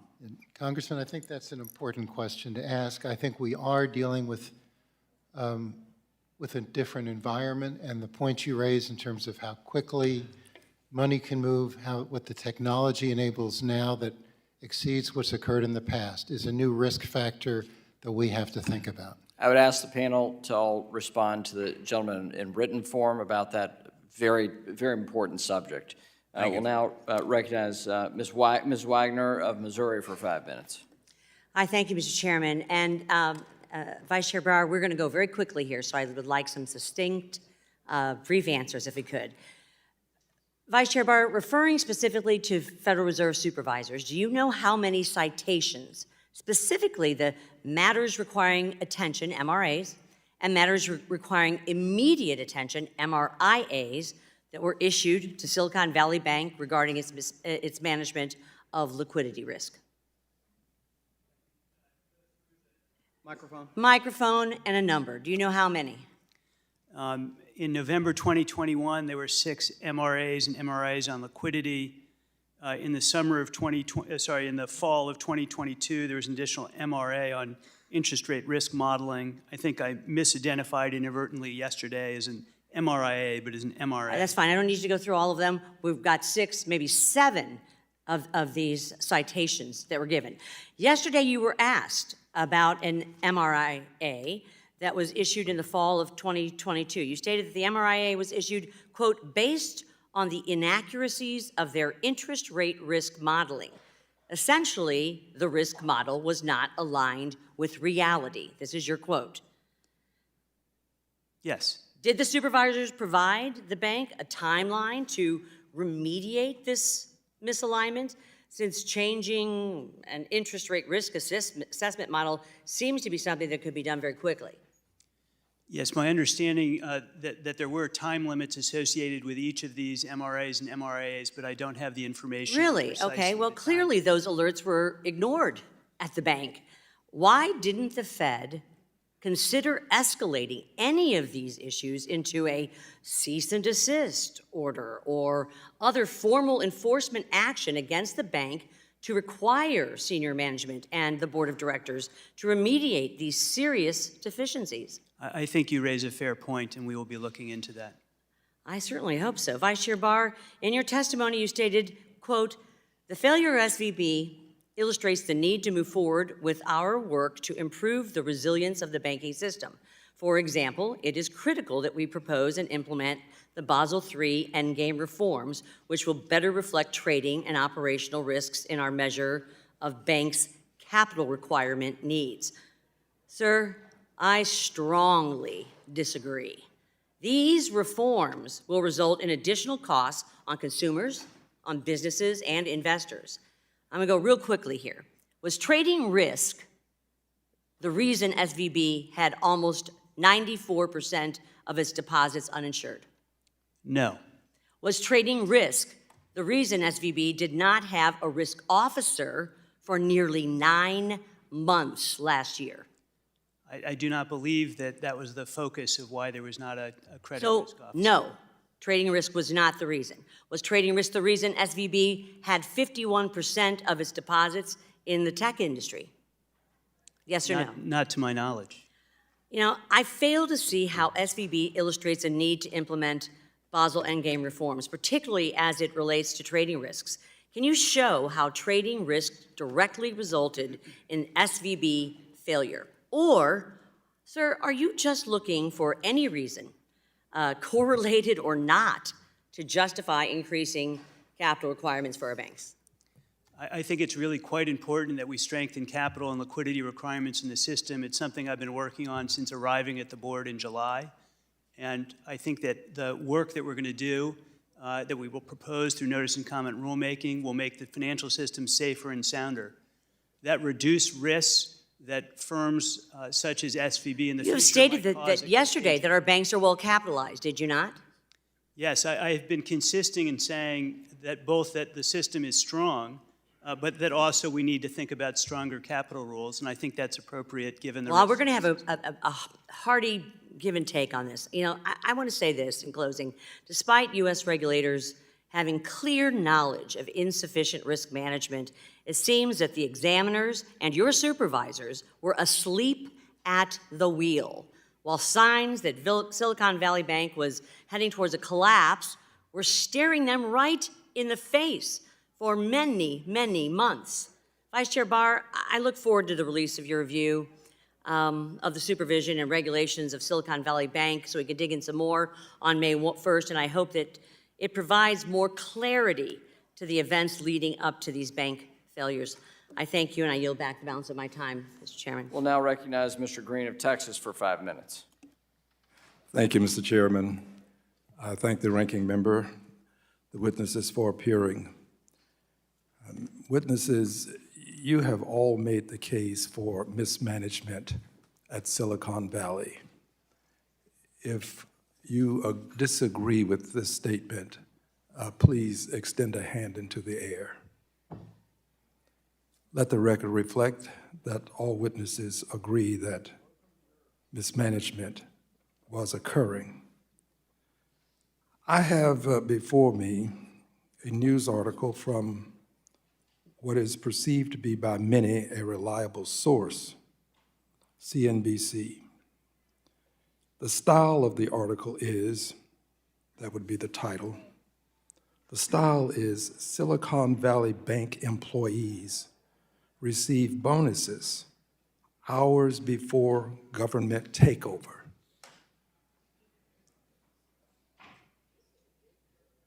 Hours before government takeover bonuses. It's also alleged by other sources that these bonuses could exceed $100,000. Mr. Gruenberg, is it true that hours before the takeover of the bank, before it was seized, that bonuses were accorded employees? Congressman, since we weren't the supervisor, I wouldn't have that direct information. I'm sure we could get it for you, or the Federal Reserve could provide it. I welcome the intelligence from the Federal Reserve. But if I could just make an additional point, which is the FDIC is under a legal obligation after the failure of Silicon Valley to conduct an investigation of the conduct of the board and the management of the institution. And if misconduct occurred, we do have authority to impose civil penalties, including civil monetary penalties, restitution, and to bar individuals from the business of banking. Thank you. We do have some significant authorities and you. responsibilities. Thank you. I yield to the FDIC. Excuse me, to the Fed. Thank you very much, Representative Green. The board also has the authority. Without the authority right now, just tell me, were there bonuses given out hours before the bank was seized? I have seen reporting of that, but I'm still trying to chase down the facts. Our enforcement team has the ability to go after actions against individuals. So you're saying you do not know, but you have heard that this is the case?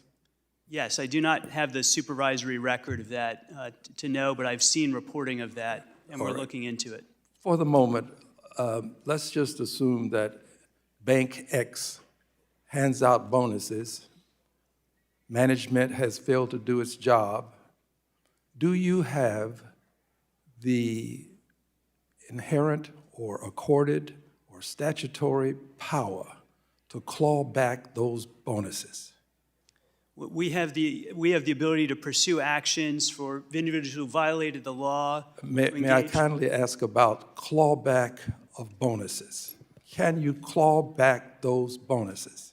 Under our authority, if there are violations of the law or unsafe or unsound practices or any breach of fiduciary duty, we can get restitution, we can get civil money penalties, and we can have a should I prohibition assume of that your answer is no, you do not have the authority to claw back those bonuses? We don't have generalized clawback authority. You do not.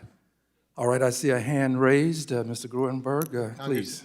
Just to try to respond directly to the question, we do not have explicit the FDIC does not have explicit clawback authority under the Federal Deposit Insurance Act. We have that authority under the Dodd-Frank Act in regard to failures under Title II, but we do not have that under the Federal Deposit Insurance Act. So in considering additional authorities that Congress might provide, that might be something worth considering. Thank you, Mr. Gruenberg, because that's exactly where I'm going. We live in a world where it's not enough for things to be right, they must also look right. And it just doesn't look right for hours before the bank is seized, bonuses to be accorded employees, and some of these bonuses total more than $100,000. Gentleman's time has expired. We'll now Thank you. recognize the Chair of the Financial Institutions Subcommittee, Mr. Barr. Thank you, Mr. Chairman and Ranking Member, for holding this important hearing. And Vice Chairman Barr, true or false, Silicon Valley Bank experienced rapid asset growth in a short period of time? Yes, that's correct. Silicon Valley's rapid growth was fueled by an extremely high concentration of deposits from a single sector. Yes, that's correct. Silicon Valley Bank became overdependent on an extremely high percentage of uninsured deposits. Yes, that's correct. Silicon Valley Bank failed to hedge the risk of holding long-duration securities in a rising interest rate environment. My understanding is at one point they had hedges, and those were not in place at the time they failed. And that was apparent to the Fed. Yes, it was apparent to the Federal Reserve. Silicon Valley Bank had no chief risk officer for 8 months before its collapse. Yes, that is correct. Was the San Francisco Fed unaware of any of these basic facts in the months leading up to its failure on March 9th? Not to my knowledge. So nothing in the existing regulatory framework concealed these basic facts from the San Francisco Fed, which had responsibility of supervising this bank?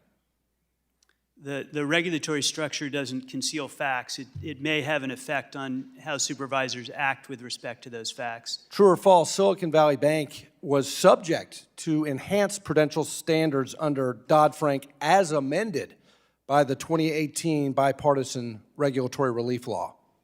The Federal Reserve supervisory structure did not apply most enhanced prudential standards to the firm. It did have some enhanced prudential standards once it became subject to those standards after it passed the let's take average at the $100 billion level. Before it passed that $200 billion threshold, when it passed the $100 billion threshold, it was under 2155, the bipartisan regulatory relief law, under Section 401A1C of that law. The Fed could have applied enhanced prudential standards to Silicon Valley Bank. Is that correct? Under the 2019 rules that the Federal Reserve put in place, most enhanced prudential standards did not apply to the firm. Well, wait a minute. I don't know about that, because under 401A1C of that law, the Fed, by order or rule, could apply enhanced prudential standards to banks not above $200 billion, but above $100 billion in assets on a one-off basis. Yes, the legislation provided the Federal Reserve with ample discretion. The way that discretion was implemented in 2019 was with a rule, and that rule provided But in order, but by order, and reclaiming my time, Vice Chair, by order, the Fed could have applied enhanced prudential standards before the bank reached the size it did by February of 2023. My point is, it doesn't seem appropriate to change the tailoring rules for all banks to account for a lapse in supervision by the Fed and the inability of the Fed to deploy enhanced prudential standards to firms when it's currently able to do so under existing law. And Mr. Barr, as you and I have discussed, and as we agree, we need to preserve the diversity of the financial ecosystem here. The Fed had all the existing tools it needed to supervise this bank and apply those enhanced prudential standards. I think pushing a one-size-fits-all or reimposing a one-size-fits-all regulatory regime on community and regional banks, especially regional banks under distress right now, would result in fewer of those institutions, more consolidation, and less competition for too-big-to-fail banks. Mr. Director Gruenberg, the vast majority of community banks in my district are well-managed, and they actually understand how to manage interest rate risk in a rising interest rate environment. And since the failure of Silicon Valley Bank, those Kentucky banks and their customers have been asking me why they should have to pay an assessment for your rescue of Silicon Valley Bank with a 100% guarantee of deposits of largely wealthy, sophisticated depositors at Silicon Valley Bank, some of whom apparently cared more about the bank's commitment to environmental sustainability than their capability to be good stewards of their deposits. I think this is a legitimate question. And I also think it's a good question whether invoking the systemic risk exception to the least cost resolution mandate under the Act was in fact the least cost solution. After all, your decision to cover all of the uninsured deposits cost the Deposit Insurance Fund an estimated $20 billion. Will you commit to using your authority under 12 U.S.C. 1817 to establish separate risk-based assessment systems for large and small members of the Deposit Insurance Fund so that these well-managed banks don't have to bail out Silicon Valley Bank? Certainly willing to consider that, Congressman. And as I indicated, we are going to be preparing a comprehensive review of the deposit insurance system. So we'll come back to you and glad to engage with you. Gentleman's time has Thank you, I yield. expired. We'll now go to Mr. Himes of Connecticut for 5 minutes. Thank you, Mr. Chairman.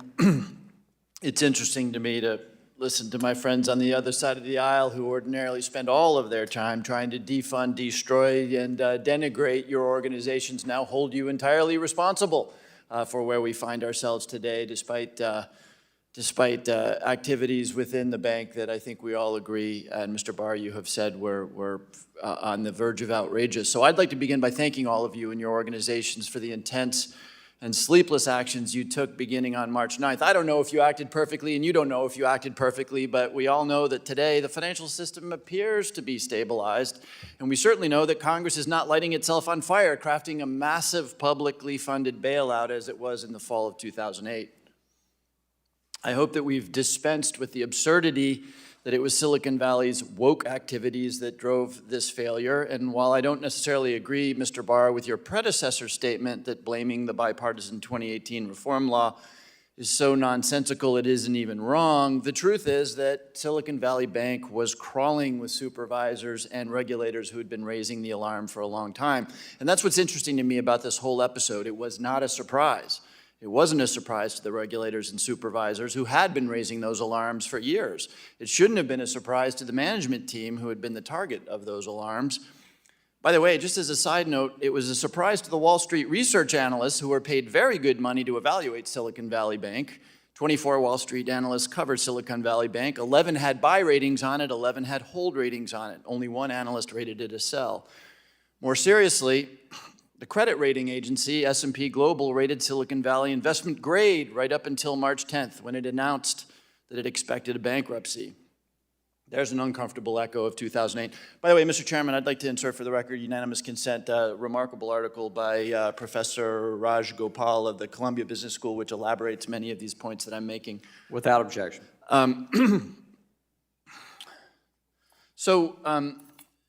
The facts have been put out there pretty comprehensively. In 2021, 2 years ago, the Fed review results in the finding of serious weaknesses, the issuance of 6 matters requiring attention and 1 matter requiring immediate attention. July of 2022, the full supervision review rates the bank deficient.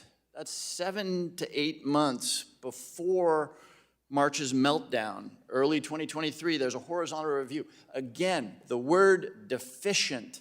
So, and by the way, that's complicated for most people to understand. Here's something that's not complicated for people to understand. As far as I can tell, Silicon Valley Bank had precisely 1 individual who was a banker on their board, Mr. Thomas King. The risk committee of this bank, which tripled in size in 2 years, had no one. The risk committee had no one on the committee with any significant banking experience. So, Mr. Barr, I'm going to put you in an uncomfortable position and say, clearly what we have here is a gap of time and a failure of action between the deficiency rating in July of 2022 and the meltdown in March. That's a long period of time. So I'm going to ask you for ideas, not necessarily good ideas. I understand that you're going to be uncomfortable to make recommendations, but clearly we need to tighten up the process by which good things happen after a finding of deficiency. So should that be left in your regulator's discretion, or should we act in such a way as to make actions mandatory subsequent to a deficiency rating? It's a great question you raise, and one that I think is appropriate for reviewing both by you and by us. I think that we need to put in place risk mitigants and incentives that are much stronger, faster in the supervisory process. That's one of the things that we'll be looking at in the review.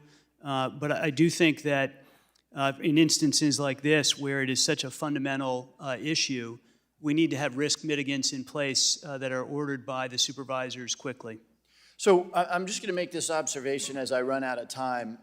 As we all saw, one of the problems here, and one of the new things here, were the chat rooms and the speed by which deposits could be withdrawn. And billions of dollars went out the door because of these devices. So I'm not convinced that giving humans who operate in human time additional authority is going to do the trick here. I think we need to think about automatic mechanisms, and that may require statutory change, automatic mechanisms that when a finding of deficiency or other adverse observations have been made, kick in automatically, perhaps after some cure period. But this was a meltdown that happened at the speed of light, and humans with discretion is not going to solve it in the future.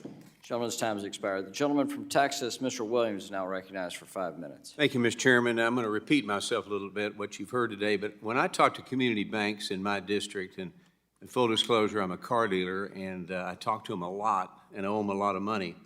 One of their top worries right now is being left to foot the bill for the failures of Silicon Valley Bank and Signature Bank. Community banks, which most of us live by, should not be liable to pay for the rescue of larger banks that gambled and made a risky bet. So community banks are relied upon Main Street, America, to be a lifeline and provide crucial banking services to small businesses. So these smaller banks, which we all need to have, are some of the most trusted institutions in the financial industry. So, Mr. Grunberg, you talked about it before, but could you elaborate if smaller community banks in Texas, where I'm from, will be left responsible for bailing out the failed banks in California and New York, which we don't even know where they are? Thank you, Congressman. I'm keenly sensitive to the concern. Let me just say, under the law, the FDIC is required to impose a special assessment on the banking industry to recover any cost to the Deposit Insurance Fund from covering these uninsured deposits. And we have to do that by a notice and comment public rulemaking, which we're going to do in May. And just to be clear, the law gives the FDIC authority to consider the types of entities that benefit from any action taken or assistance provided, so that the FDIC does have discretion. And let me just say, without forecasting what our board is going to vote, we're going to be keenly sensitive to the impact on community banks. Take a look at it, because we all know that what they'll do is pass the cost on to someone like me. The Federal Reserve was supposed to be the primary supervisor over Silicon Valley Bank, but from all we've seen and heard today, they failed to do their job, and it's been reported that Silicon Valley's bank risk practices were on the Federal Reserve's radar. We've talked about that for over a year.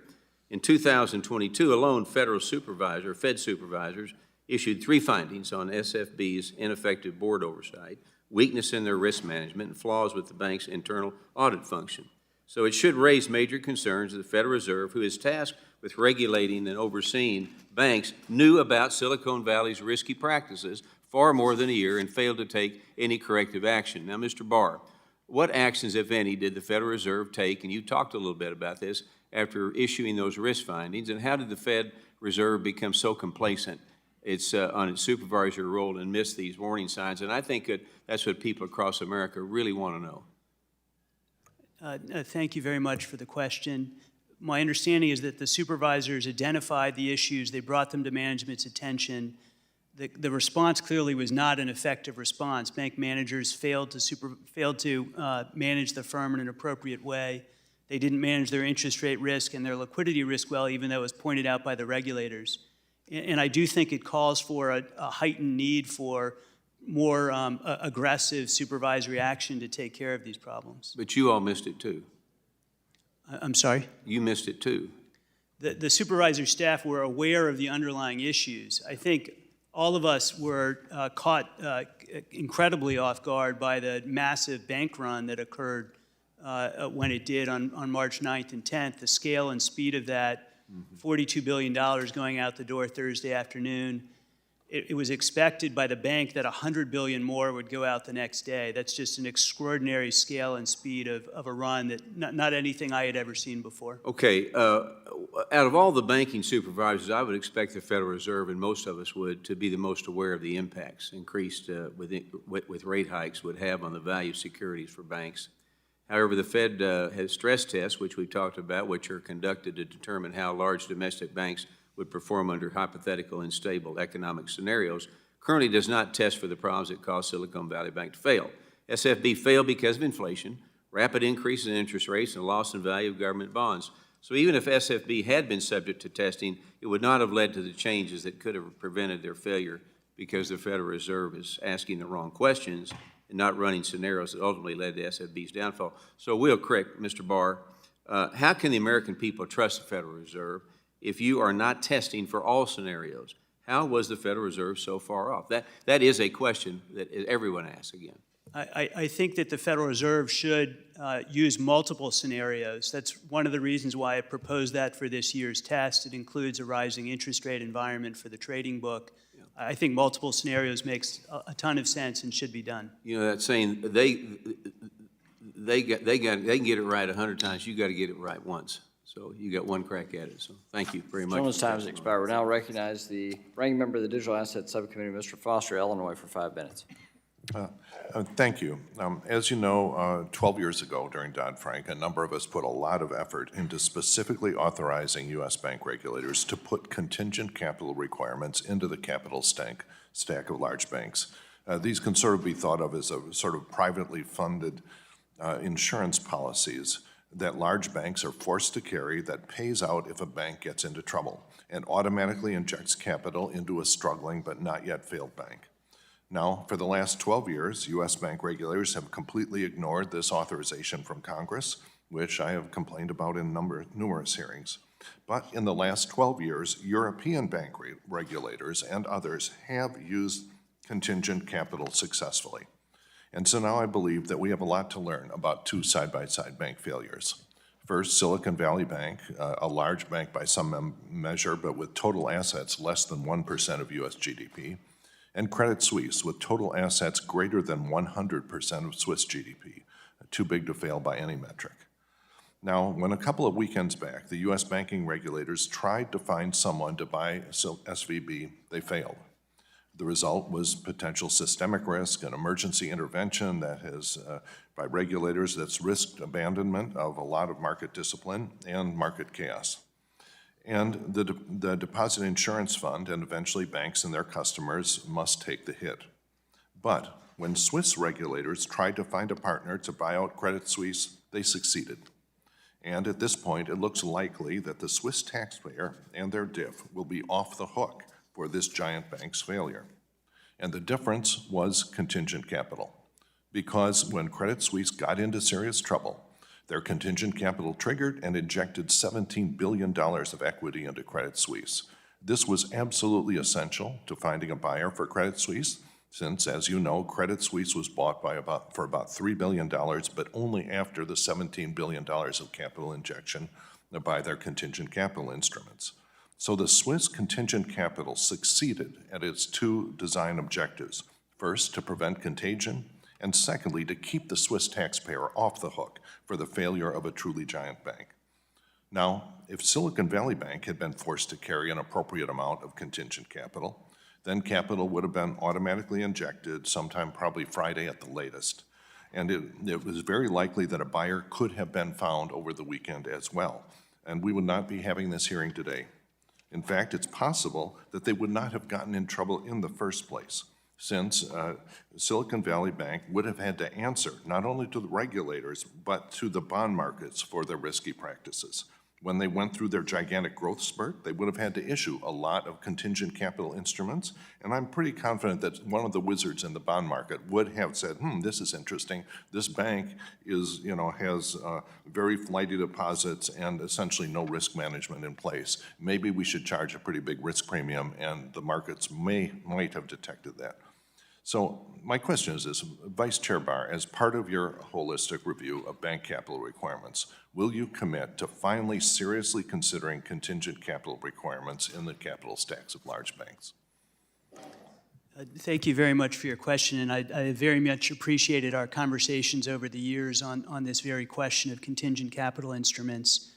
Both the FDIC and we have issued an advance notice of proposed rulemaking of a different type of contingent instrument, a gone concern capital instrument that would be required for large banks. But I think it does make sense to consider alternative options, and I'd be happy to continue the conversations with you about that. Okay, and I would specifically appreciate it if your analysis included a counterfactual analysis of how much better off we would have been if regulators had listened to Congress and included contingent capital requirements into the capital stacks of these banks, because I think there's a lot to be learned from just the counterfactual analysis. I'd like to just close out by finishing up a little bit with questions about the non-responsiveness of SVB management to the early warnings they got. Is there leverage that we can provide you? An obvious one is to say all of these matters requiring immediate attention and so on are private.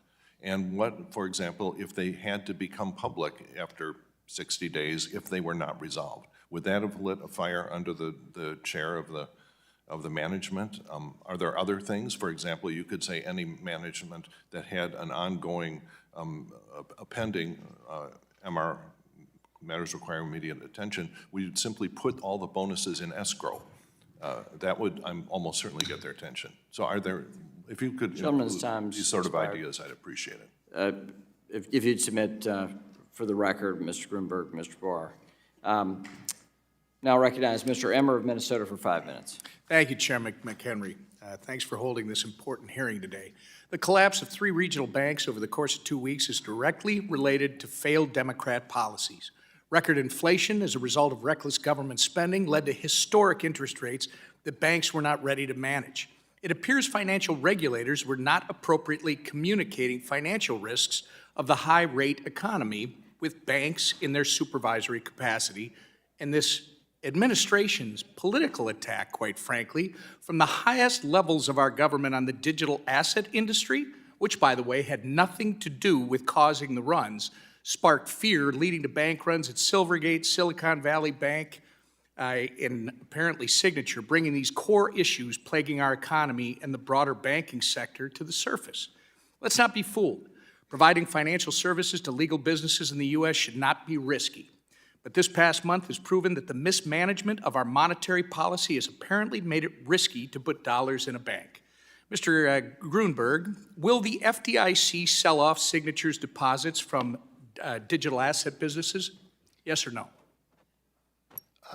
We're returning those deposits to the depositors, Congressman. So, okay. Does the FDIC plan to sell the intellectual property for Signet? I believe that's already been sold out of the Bridge Institution, Congressman. All right, we would like to see that information. Will you commit that a bank that buys Signet will be able to use it to facilitate 24/7 access to the banking system for digital asset companies? I'm happy to look into that. I don't know who the buyer was, but be glad to look into it and follow up with you in regard. You're not going to block the buyer from doing 24/7 banking for digital asset companies, is that correct? If that's the nature of the acquisition, yes. And will you commit that a bank that buys Signet, or the bank that did, will be able to onboard new digital asset customers? Again, I'd like to look into the transaction, but I'd be glad to follow up with you in regard to it. When the FDIC sold off Silicon Valley Bank's deposits to First Citizens, did that include deposits from any digital asset firms or VCs in the digital asset space? I believe all of the deposits from the failed Silicon Valley Bank were transferred to First Citizens in including the digital. All of them, yes.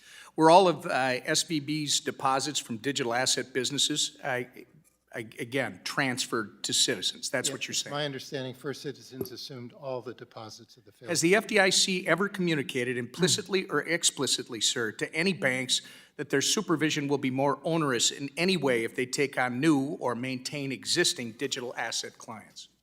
No.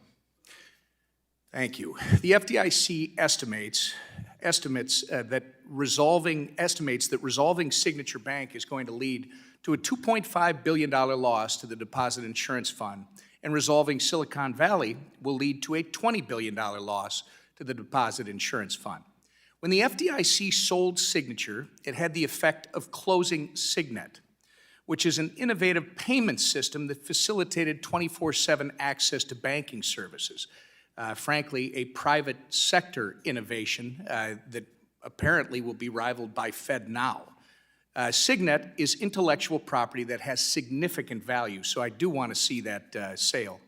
Chairman Grunberg, when managing the resolution of any failed bank, the FDIC is statutorily required to do so using the least costly resolution option, thereby minimizing losses to the Deposit Insurance Fund, which is replenished by the banks through fees that are indirectly passed on to everyday Americans with bank accounts. I'm concerned that the FDIC has deviated from its statutory requirement to minimize costs here and instead opted to pursue a lazy and destructive regulatory campaign to in fact oust digital asset opportunities from the United States. No bank is designed to survive manufactured bank runs, and in analyzing what caused this fiasco in the first place, many signs point right back to you and the FDIC, this administration, and certain reckless Democrat senators. I want to thank you again for coming today, and I appreciate a response to my March 15th letter, because to me it's still clear that we have a lot of questions that need answers. And with that, Mr. Chair, I yield back. Gentleman yields back. The ranking member of the National Security Subcommittee, Mrs. Beatty, is now recognized for 5 minutes. Thank you, Mr. Chairman, and thank you, Ranking Chair. Mr. Grunberg, we know that both SVB and Signature had very high proportions of uninsured deposits, somewhere between 90–95%. Can you share with us or explain to us what the typical ratio is for your average bank and how this factor played into the bank run that we witnessed on March 9th? Thank you, Congresswoman. It's an important question. I think fair to say these two institutions were outliers in terms of their exceptional concentration of uninsured deposits, both around 90%. In the regional bank space, between 100 and 500 or 600 billion, I think it's generally in the 40% category. So these two institutions were outliers, and it was a significant part of the liquidity risk on their balance sheets. And would you say that this high proportion of uninsured deposits left the bank more susceptible to this run? Yes, it was, I think. Let me also have a follow-up question to you. We've heard many ideas proposed about modifying the $250,000, and we know in, I think it was 2008, with the Emergency Economic Stabilization Act, we went from $100,000 to $250,000.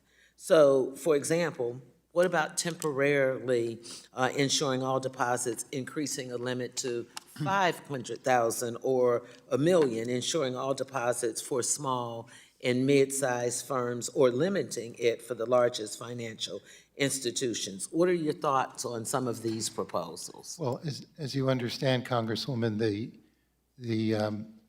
coverage for deposit insurance is statutorily set at $250,000 per account. So to adjust it would require legislative change.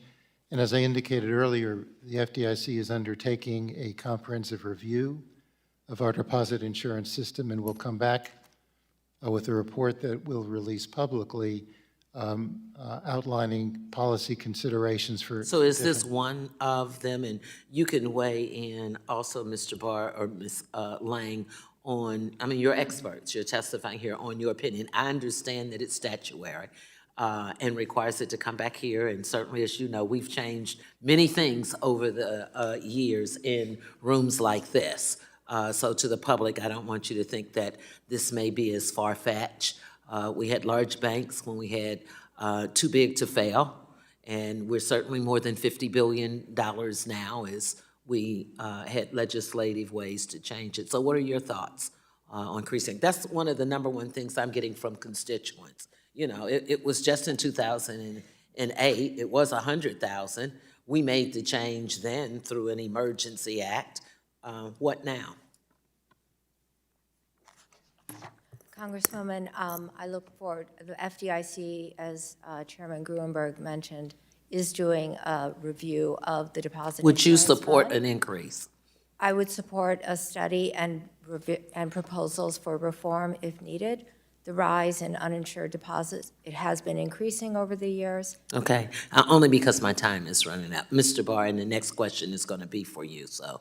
We'd be happy to work with you on thinking through that. I think taking a step back, the important thing is that our banking system is sound and resilient. Okay. The actions the regulators took demonstrate that deposits are safe, and we'd love to continue the conversation with you. Okay, I'm glad you said sound and resilient. In your opening testimony, you said the same thing, that you thought banking was sound. You also used words like strengthening the public confidence, or paraphrasing it. I'm from Ohio, and the Public Pension Fund nationwide, as you know, lost millions of dollars that were invested in SVB and Signature. In my home state of Ohio, the state teachers' retirement system took the biggest hit, with some $27 million that was invested in SVB. Representing, I know, maybe only 3 or 4% of the fund's total portfolio, but I'm concerned about reports that the CEO of SVB unloaded millions of stock in the days and weeks leading to the collapse. I know that we're expecting a report on the Fed's investigation of SVB. be in May, but is there anything you can share today regarding the bank's executive management? And, okay, thank you, and thank you, Mr. Chairman. If the panel would respond in writing to Mrs. Beatty. We'll now recognize the gentleman from Oklahoma, Mr. Lucas, for 5 minutes. Thank you, Mr. Chairman, for holding this important hearing. And Chairman Grunberg, I'd like to discuss, and I know my colleague, Congressman Williams, Chairman of the Small Business Committee, has focused on this before, but I'd like to discuss the special assessment fee that will be used to cover the losses from the uninsured deposits. You've explained the proposed rulemaking for the special assessment will occur in May of this year. And while you're thinking about that, be thinking about a discussion of the flexibility the FDIC has during the rulemaking to ensure that our small community banks don't disproportionately carry the burden. Being one of the older members of this committee, I've been around long enough to have observed firsthand several banking crises. 1982, I was getting ready for my final semester at Oklahoma State when a little institution in Oklahoma City called Penn Square went down and took First Continental Illinois of Chicago down with it, a bank from the, 1840s or 50s. Took First Seattle down with them too. Now, FDIC and the regulators responded in the appropriate fashion and addressed that. But it was a combination of collapse in the oil and gas industry and in production agriculture. And the chain reaction in my great state was the slaughter of community banks. The slaughter. There was no quarter given to those folks. They were locked up, chopped up, sold out. The legislature met in the middle of the night to authorize not just one town, one physical location, one charter banking, but we went to branch banking because it was all falling down on us. The people who I represent were brand new young banking men and women 40 years ago when they saw how community banks were handled in my state. They weren't Penn Square, they weren't First Continental, they weren't Seafirst. They're now my most senior bankers 40 years later. And they're looking at this situation and they're saying to me, we've been the least problematic of any sector in the financial services industry for decades to the regulators and the FDIC. But yet, in every crisis since then, we've been kind of the orphans. And this time they're saying, we were wiped out as an industry 40 years ago, but now we're going to get a special assessment to pay to fund for the mistakes of the most sophisticated institutions, the biggest institutions. Can you tell me how it's possible when this special assessment fee process is completed that my community bankers aren't going to wind up disproportionately paying for the mistakes and the folderol of the biggest institutions in the country? Or are they just be prepared to be the goat one more time? Critically important question, Congressman, keenly sensitive to it. We have discretion under the law. We have to act pursuant to a notice and comment rulemaking. Anything we put out will be subject to public comment, but we have discretion, as I indicated earlier, and will repeat, we'll be keenly sensitive to the impact on community. I don't want to front run my board. We're going to have to do a notice and comment rulemaking, but I hear you and keenly sensitive to the point you raised. I would just offer once again the observation. The perspective of my community bankers is, if you're big enough, we've now given you an emphatic protection. It appears with what we've done in the last few months, if you're in that intermediate range, we're going to protect you. But if you're the little bankers, the little guys and ladies out there meeting the day-to-day capital needs, you're going to be the one to pick up the bill. And I kind of appreciate their point, having lived through 40 years of these experiences in my great state. Shifting to another question. As has been discussed today, Treasury approved the systematic risk designation on March 12th upon the recommendation of the Federal Reserve and FDIC. I want to discuss for a little bit the process leading up to this. I think it's important that we have a clear picture of how the regulators made this designation, and not just in theory, but in practice. So, Vice Chair Barr, could you provide insight into which regulator acted first in proposing that uninsured deposits be protected? These are the kind of questions I'm getting back home. And while you're thinking about that, were there discussions between the FDIC and Fed prior to the respective board meetings?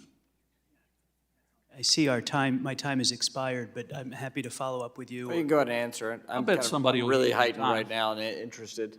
Plus, we're close to getting a little break here, so. I'm happy to. So, Please, thank you. We were in conversations, all three agencies, over the course of that weekend, trying to think through what the potential ramifications might be in the financial system. It was a very difficult judgment to make. It involves, of course, information we're getting from around the system, from hearing from community bankers. If the gentleman will give a timeline of those conversations between the two agencies and the two principals of the FDIC and the Fed for a written statement. Gentleman's time has expired. We'll now go to Mr. Vargas of California for 5 minutes. Thank you very much, Mr. Chairman and Ranking Member. I guess I'm looking at this a little bit differently, and that is we could have been here today looking at the collapse of hundreds of banks. We could have been here today trying to figure out how to stop the contagion. But instead, we're here looking at significant banks with significant problems. And I think that that's important. But I think what's more important is that everyone worked together. We certainly have our ideological differences, and they're significant. I mean, I heard right away it was Biden's fault, from some members, and I could easily say it was, hell no, it was Trump's fault. But the truth of the matter is that, we're out of our ideological silos and trying to figure out practical solutions. I want to thank the chair. I think the chair worked very, very hard on this, and I think that he probably was a little uncomfortable with his ideologues on his side, maybe, but I think he did a fabulous job, and I want to thank him publicly. I think the ranking member did the same. I think they worked very, very closely together to try to figure out, what can we do as a legislature to make sure that there's not contagion. I want to thank all of you. I think all of you acted very honorably, nobly as you should have, to try to figure out what's the solution here. And again, I appreciate that deeply. Again, we could be here talking about a disaster, an unmitigated disaster. I was worried about that.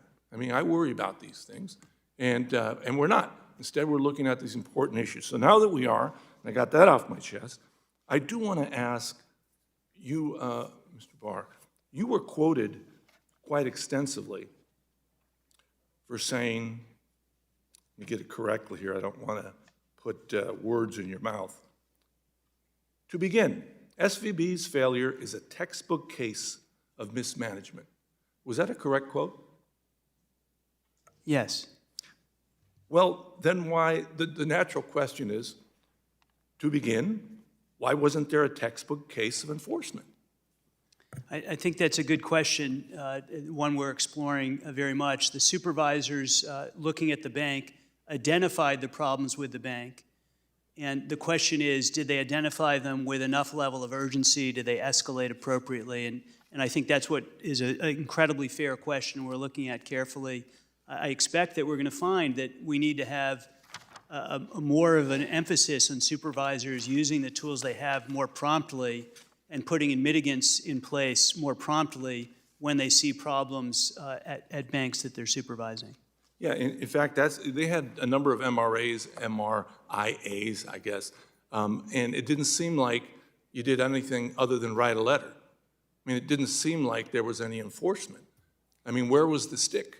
Yes, I think that's exactly the right question. Normally, in the supervisory process, when a supervisor issues an MRA or an MRIA, the bank promptly takes care of those matters. In this case, obviously, it didn't take care of them in such a way that it prevented its It seems like they blew you off. I mean, it seems like they blew you guys off and you didn't do anything. I mean, that's what it seems like for reading all this information. I can tell you, maybe I'm wrong, but that's what it sounds like. Yeah, I think that, again, we're looking at the whole supervisory record. I share your concern very much. I think it's something we're going to have to explore both in terms of the way the bank responded and the bank's responsibility for its failure, but also should regulators have used tools to escalate more promptly and quickly? I think that's a completely fair question. Okay. Chairman Bloomberg, in your hearing before the Senate Banking Committee, you testified that the collapse of SVB and Signature Bank demonstrate the implications that banks with assets over $100 billion can have financial stability issues. I think that's what you were quoted. Additionally, you stated that the prudential regulation of these institutions merits serious attention, particularly for capital liquidity and interest rates hike. Can you please elaborate more about what prudential regulations need to be reviewed? What steps can we take to mitigate the potential for similar bank failures? Thank you, Congressman. Look, I think we should start with supervision and how we supervise liquidity risk. And two big things in this episode was liquidity risk from concentration of uninsured deposits and the accumulation of unrealized losses on the balance sheets of our institutions, both of which go to fundamental management of interest rate risk, which is... Right, but the size, I'm talking about the size of the bank. I think that's significant. And I think it applies to all institutions. I think in the past, we've looked at these regional banks and smaller regional banks, and in terms of their prudential regulation, have treated them somewhat more lightly than the larger institutions. My time is expired. In light of this episode, we need to take a close look at that. Thank you. That was the point I was trying to make. Well, with the wind-up that Mr. Vargas gave, I just want to give him like 10 more minutes, so thank you. With that, we'll now recognize Mr. Loudermilk of Georgia for 5 minutes. Well, thank you, Mr. Chairman. Thank you all for being here. I know you've been spending a good bit of time on Capitol Hill, but we appreciate you being here. One of the concerns that I've received from a lot of my smaller institutions, smaller banks, is with the extension of insuring deposits across the board, they felt vulnerable in that larger institutions may decide to pull deposits that they have in the smaller institutions because then they would be covered. Under Secretary Lang, I wanted to get a little clarity on what seems like is conflicting accounts from Secretary Yellen regarding deposit insurance. Now, on Tuesday, March 21st, the Secretary suggested deposits would be insured. She said, quote, if smaller institutions suffer deposit runs that pose the risk of contagion, then that was the end quote, then during her testimony to the Senate Finance Committee the very next day, the Secretary said she was not considering, quote, blanket insurance or guarantees of deposits. But then a day later, she said that Treasury, quote, would be prepared to take additional actions to protect depositors if warranted. Could you clarify the Department of Treasury's position regarding deposit insurance? Yes, thank you, Congressman. As Secretary Yellen has said, we have used tools to prevent contagion in the banking system and have reflected a commitment to ensure that all deposits are safe. And that means we would use the tools again, if needed, to ensure that Americans' deposits are safe. So your answer is yes, you would include smaller institutions, smaller banks, community banks, or, I mean, I'm a little confused. If conditions warranted, deposits that smaller institutions could pose a risk of contagion to the broader system, we would absolutely use the tools. So I guess the question would be then, what is that condition? If it starts with one community bank, then that would be a trigger, or do you have more definition of what would be the condition? I think it's very difficult to just make decisions on the hypothetical, but in this environment that we made the systemic risk determinations based on unanimous approvals from the FDIC and the Fed, we determined that the risk of contagion in the banking system was very high. So with that and the action of extending it to larger institutions, regional banks, and then smaller institutions, do you have concerns that regulators may be creating moral hazard across the entire banking system? I think the We are concerned with addressing the current situation that we are facing. We think the system has stabilized. We have information and evidence that deposits have stabilized. We will need to address reforms going forward to address concerns about moral hazard. Okay. And I agree with you. I think that we're stable at this point, but as we've seen already, things can turn around in a 24-hour period, right? And I am one of those that, from raising 3 young children and now with 5 grandchildren, consequences matter in future behavior, and we can't ignore that going forward. Last question. Why did the Secretary's position appear to change regarding the extending insurance to various, or to smaller institutions? Why did she change her position between the 21st and 23rd? Were there internal discussions going on between the Secretary and the President or other prudential regulators that caused the shift? I'm not aware of any conversations. Okay. Well, I appreciate that, Mr. Chair. No further questions at this time, and I yield back. Mr. Caston of Illinois is recognized for 5 minutes, and after this end of the series, let me restate this. After these 5 minutes, we'll give the panel a little 5-minute break, stretch your legs, then we'll come back in and we'll finish with questioning. My expectation is that then we'll be able to get through this final segment, but I do think it's humane to actually give a panel this bit of break, and frankly, I need one as well. So, Mr. Caston, 5 minutes. I'd like to thank the chairman for putting me on the inhumane end of that transaction. Vice Chair Barr, I'm trying to understand the calendar, and I've got just 4 or 5 questions for you, and I want to walk through the calendar as I understand it. If you disagree with anything I've got in the calendar, let me know. But otherwise, I'll just try to run through quickly to get to the questions. January 2019, SVB is notified by the Fed of deficient risk management. A year later, they're notified that their risk management is not up to large bank standards.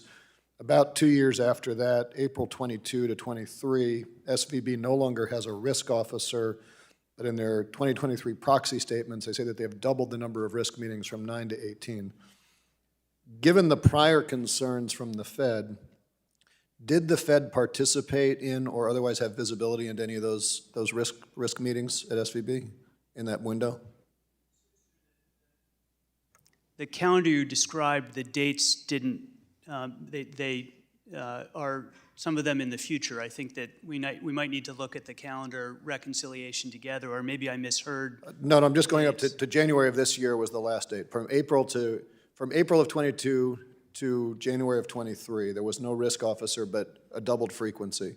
Did the Fed participate in any of those risk meetings within SVB during that 9-month period? I don't have yet the full supervisory record, so I'm not able to answer the question, but we will have that information in the May 1st. Okay. Do you know if they were at any time cited for violating Section 165 of Dodd-Frank that requires banks over $50 billion to have a risk officer for the 9-month period when they did not? The deficiency downgrade that occurred in the summer of 2022 focused on a wide range of risk management practices at the firm and found them to be deficient. Okay. Moving back to the calendar, Q3 of 2022, their 10Q showed that their held-to-security bonds were $15.9 billion undervalued relative to mark-to-market, and they had $15.8 billion in equity at the time. 3 months later, their 10K for the year showed a slight improvement. They only had a $15.1 billion overvaluation of their bonds and $16.3 billion in equity. Was it perceived by the Fed or by management that they were in an improved risk situation at the end of 2023 than they were 3 months earlier? I don't know the answer to the question with respect to how the management of the firm were viewing the situation. The supervisors were telling the firm at that time that basically their risk models were divorced from reality, that the models suggested they'd earn more money when they were losing more money. Okay, I'm glad to hear that, because now I want to move to 2023 and sort of what happened up to March 8th. January 26, 2023, about 3 weeks after they finally got a risk officer back, CEO Becker announced that he was going to execute $3.6 million in stock sales. February 22nd, he executed those sales. March 8th of 2023, he announced a sale of all of their available to sell equity portfolio to Goldman. The same day was disclosed the $1.8 billion loss of a security sale, apparently also to Goldman. Heads, Goldman wins, tails, Goldman wins. And of course, the next day, a $42 billion withdrawal. Do you have any visibility, when was the security sale and/or the equity sale to Goldman process initiated? In other words, not when was it announced. When internally was the company initiating the process to secure additional cash from those two Goldman processes? I do not know the answer to that question. I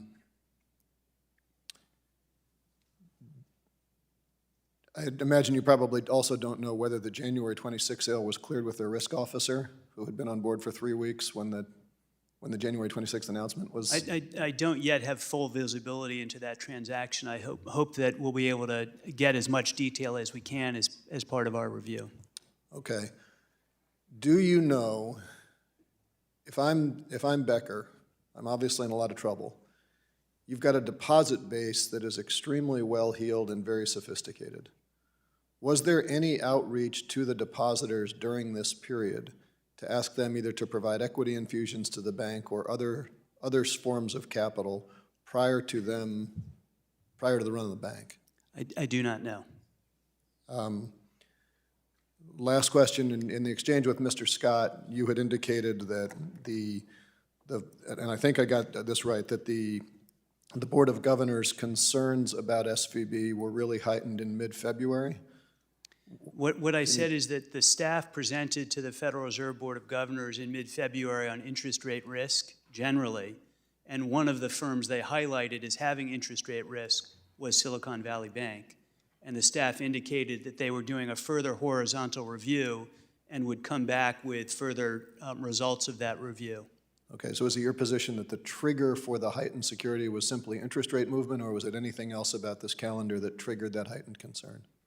I didn't describe it as heightened concern. Basically, the staff were presenting on interest rate broadly, and the firm they singled out as having interest rate risk was Silicon Valley Bank, and they discussed the horizontal review they were doing and the fact they'd come back with further information after that horizontal review.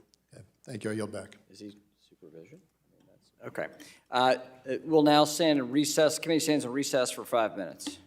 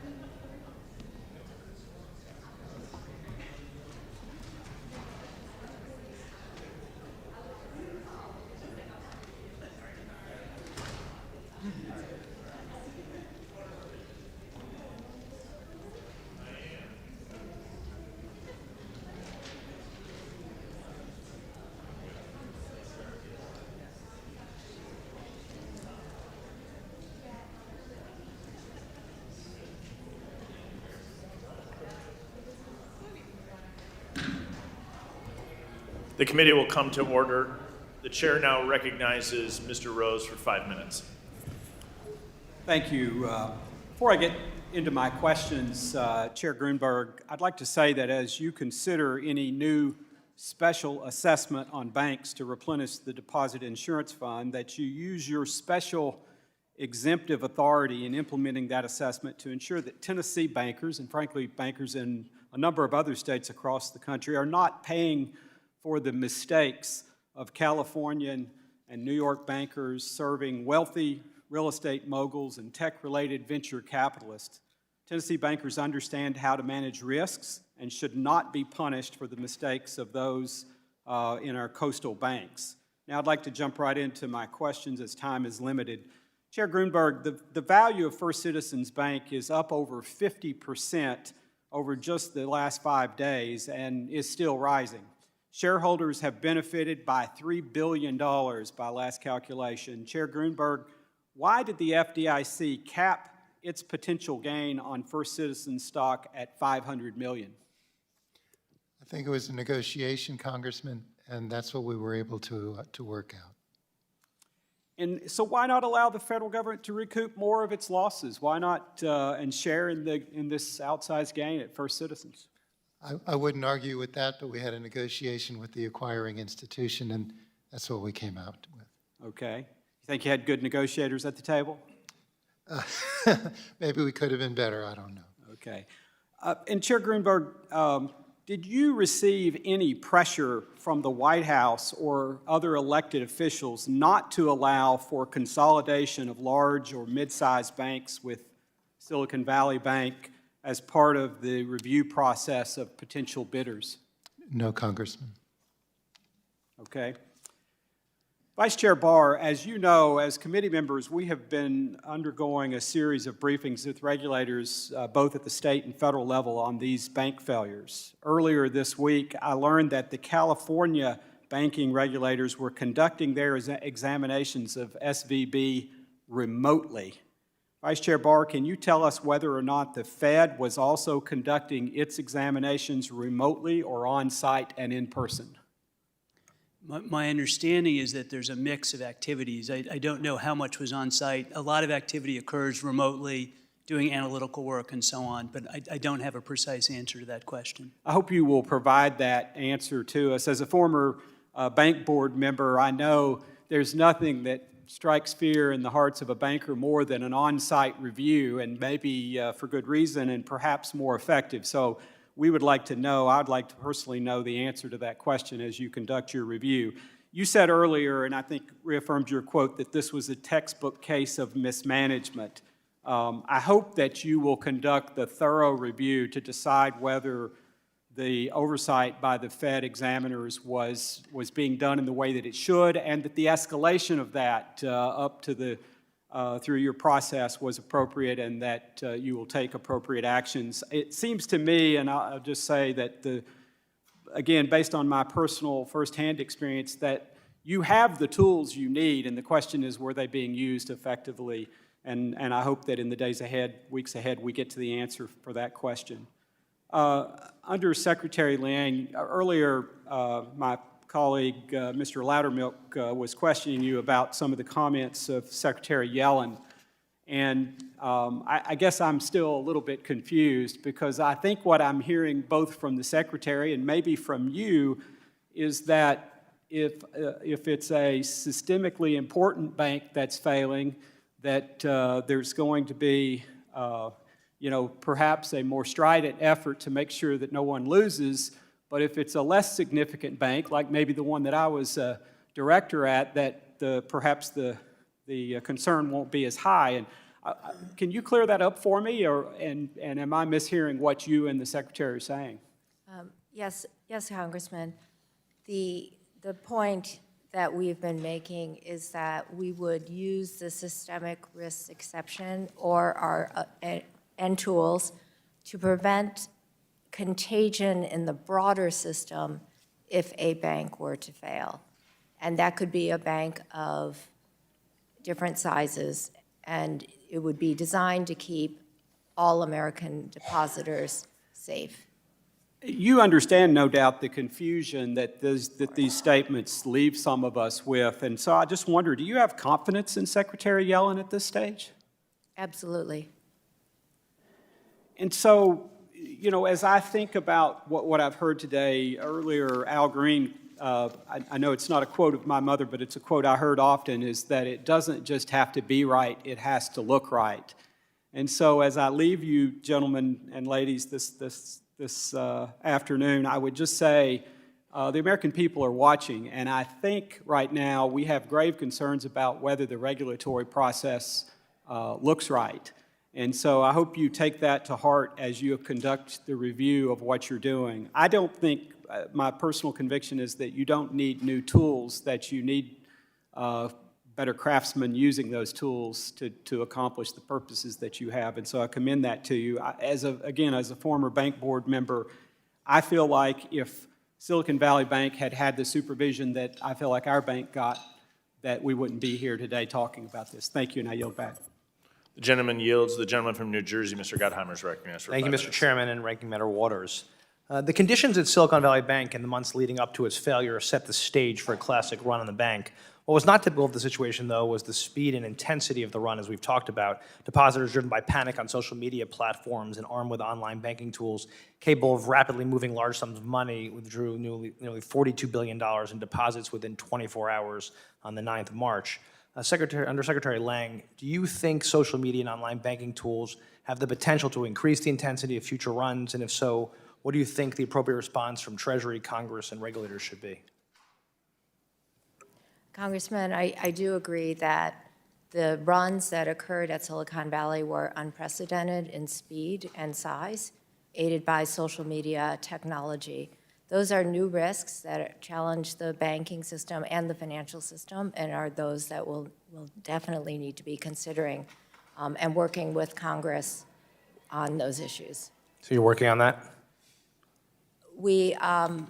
Yes, we've been working on how to think about the payment system, how to think about fintech and digital assets, and this has now also become apparent. Thanks. I'd like to work with you on that. If that's okay, I'll follow up. Thank you. Some members of Congress are using the failures of Silicon Valley's bank management and bank supervisors to criticize the bipartisan 2018 amendment to Dodd-Frank that ended the one-size-fits-all approach to bank regulation. Before Dodd-Frank, we had a system of too big to fail. We don't want a system, in my opinion, where banks are too small to succeed. Those that say Congress eliminated annual stress tests and other prudential safeguards need to read the bill again. The bill tasked the Federal Reserve with crafting rules for banks like SVB with more than $100 billion in assets. And Section 104 of the 2018 amendment to Dodd-Frank says clearly, quote, the Board of Governors may, by order or rule, apply any prudential standard established under this section to any bank holding company with assets equal to or greater than $100 billion if the Board of Governors determines the prudential standards is appropriate to mitigate risks in the banking system and promote safety and soundness. And, quote, the Federal Reserve could and should have applied annual stress tests to banks like SVB, but it chose not to. While stress tests are an important component, it's clear that the existing Fed supervisory tools are equally, if not more important. During a Senate Finance Committee hearing earlier this month, Treasury Secretary Yellen was asked about supervisory stress tests, and her response was, quote, supervisory stress tests focus on capital and not on liquidity. In these bank failures, liquidity played an important role. When Secretary Yellen was asked whether stress tests would expose management failures at banks, she replied that, quote, that's the purpose of supervision, concluding that supervision is critical. Vice Chair Barr, do you agree with comments made by Secretary Yellen that supervision is critical to identifying the failures of bank management? And there was clearly there was a huge hole in Fed supervision of SVB. Can you talk about that a little bit, please? I think supervision and regulation both play an important role in overseeing bank management. And obviously in the first instance, and in the last instance, it's bank management that's responsible for running the bank. And in this case, it did it in a way that caused its failure. We are taking a careful look at the role of supervision and regulation and not forcing managers to do a better job in running their own bank. Just digging in a little bit more, the Wall Street Journal reported that the Fed had concerns about the risk management practices at SVB as early as 2019.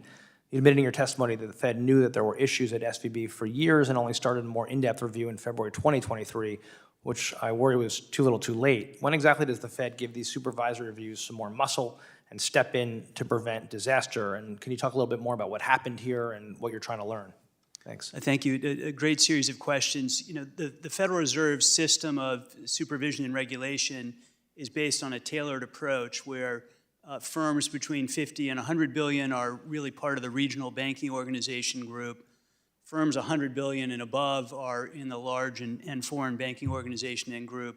And even within that, there are distinctions between firms at 100 to 250 and 250 and above. And I think part of the problem is that that framework, which really focuses on asset size, is not sensitive to the kinds of problems we saw here with respect to rapid growth and a concentrated business model. That's one of the reasons why, you know, earlier this year I announced that we were going to have a novel supervision group that really focuses on these kinds of issues. So to that point, do you think, you said yesterday before the Senate that the Federal Reserve has broad authority to apply additional prudential standards to banks with more than 100 billion in assets like Silicon Valley Bank. Is this a situation where the Fed needs different authorities, or has the Fed simply chosen not to use the authorities given by Congress? Like, where should you be jumping in? We're going to look at our own framework, our own supervision, our own regulation. I think that self-assessment is really a critical part of risk management. As I mentioned earlier, we have a team of staff working on it who are not responsible for supervising SVB. We're going to look at our own structure and suggest reforms. Thank you. I yield back. Gentleman yields. The gentleman from South Carolina, Mr. Norman's recognized. Well, thank each of you for testifying today.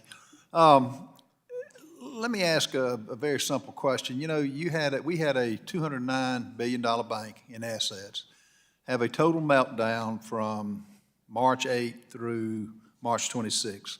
18 days, you had a bank basically, from all outward appearances, was strong to the taxpayer, to the investor. And over those 18 days, it was a meltdown. Now, the warning signs that have been mentioned at this hearing, like the 6 citations, like the absence of a chief risk officer for 8 months, like the deficient government and controls, the signals were there for a bank that was in trouble. When the chairman started it off, I didn't see a sense of urgency from any of y'all on things to do other than we contacted staff or we contacted the immediate supervisors. When I was a director on the bank, if one of these citations had been issued, somebody's head would roll. We'd be having a conference call. Give me some assurance that I'm wrong, or I guess give me some assurance what specific actions you would take if this is duplicated. Because you had $20 million lost in the insurance fund, which the calls I'm fielding in my office are from the smaller banks. And, you know, a lot of people denying the taxpayers are going to take the hit. The taxpayers are going to take the hit at the end of the day, because they're the ones that make the profit for the banks to pay the fees to the FDIC. Give me some, what does it take to get y'all's attention and to put a sense of urgency to situations like this? I think it's an incredibly urgent situation. Obviously, when we learned of the immediate distress of the firm, we stepped in and took decisive action to make sure every American's deposits are safe, and we put in place a liquidity measure to make sure that banks all across the country would have the liquidity they need in case any institution were You're talking about over the weekend, when you found out on a Thursday, you're talking about over the weekend you took these steps. I'm talking about, did you not get these warning signals ahead of time? Sir, the bank supervisory staff certainly issued those warnings to the bank. The question we're looking at, the review, is why those were not escalated in a more rapid way. I agree with you.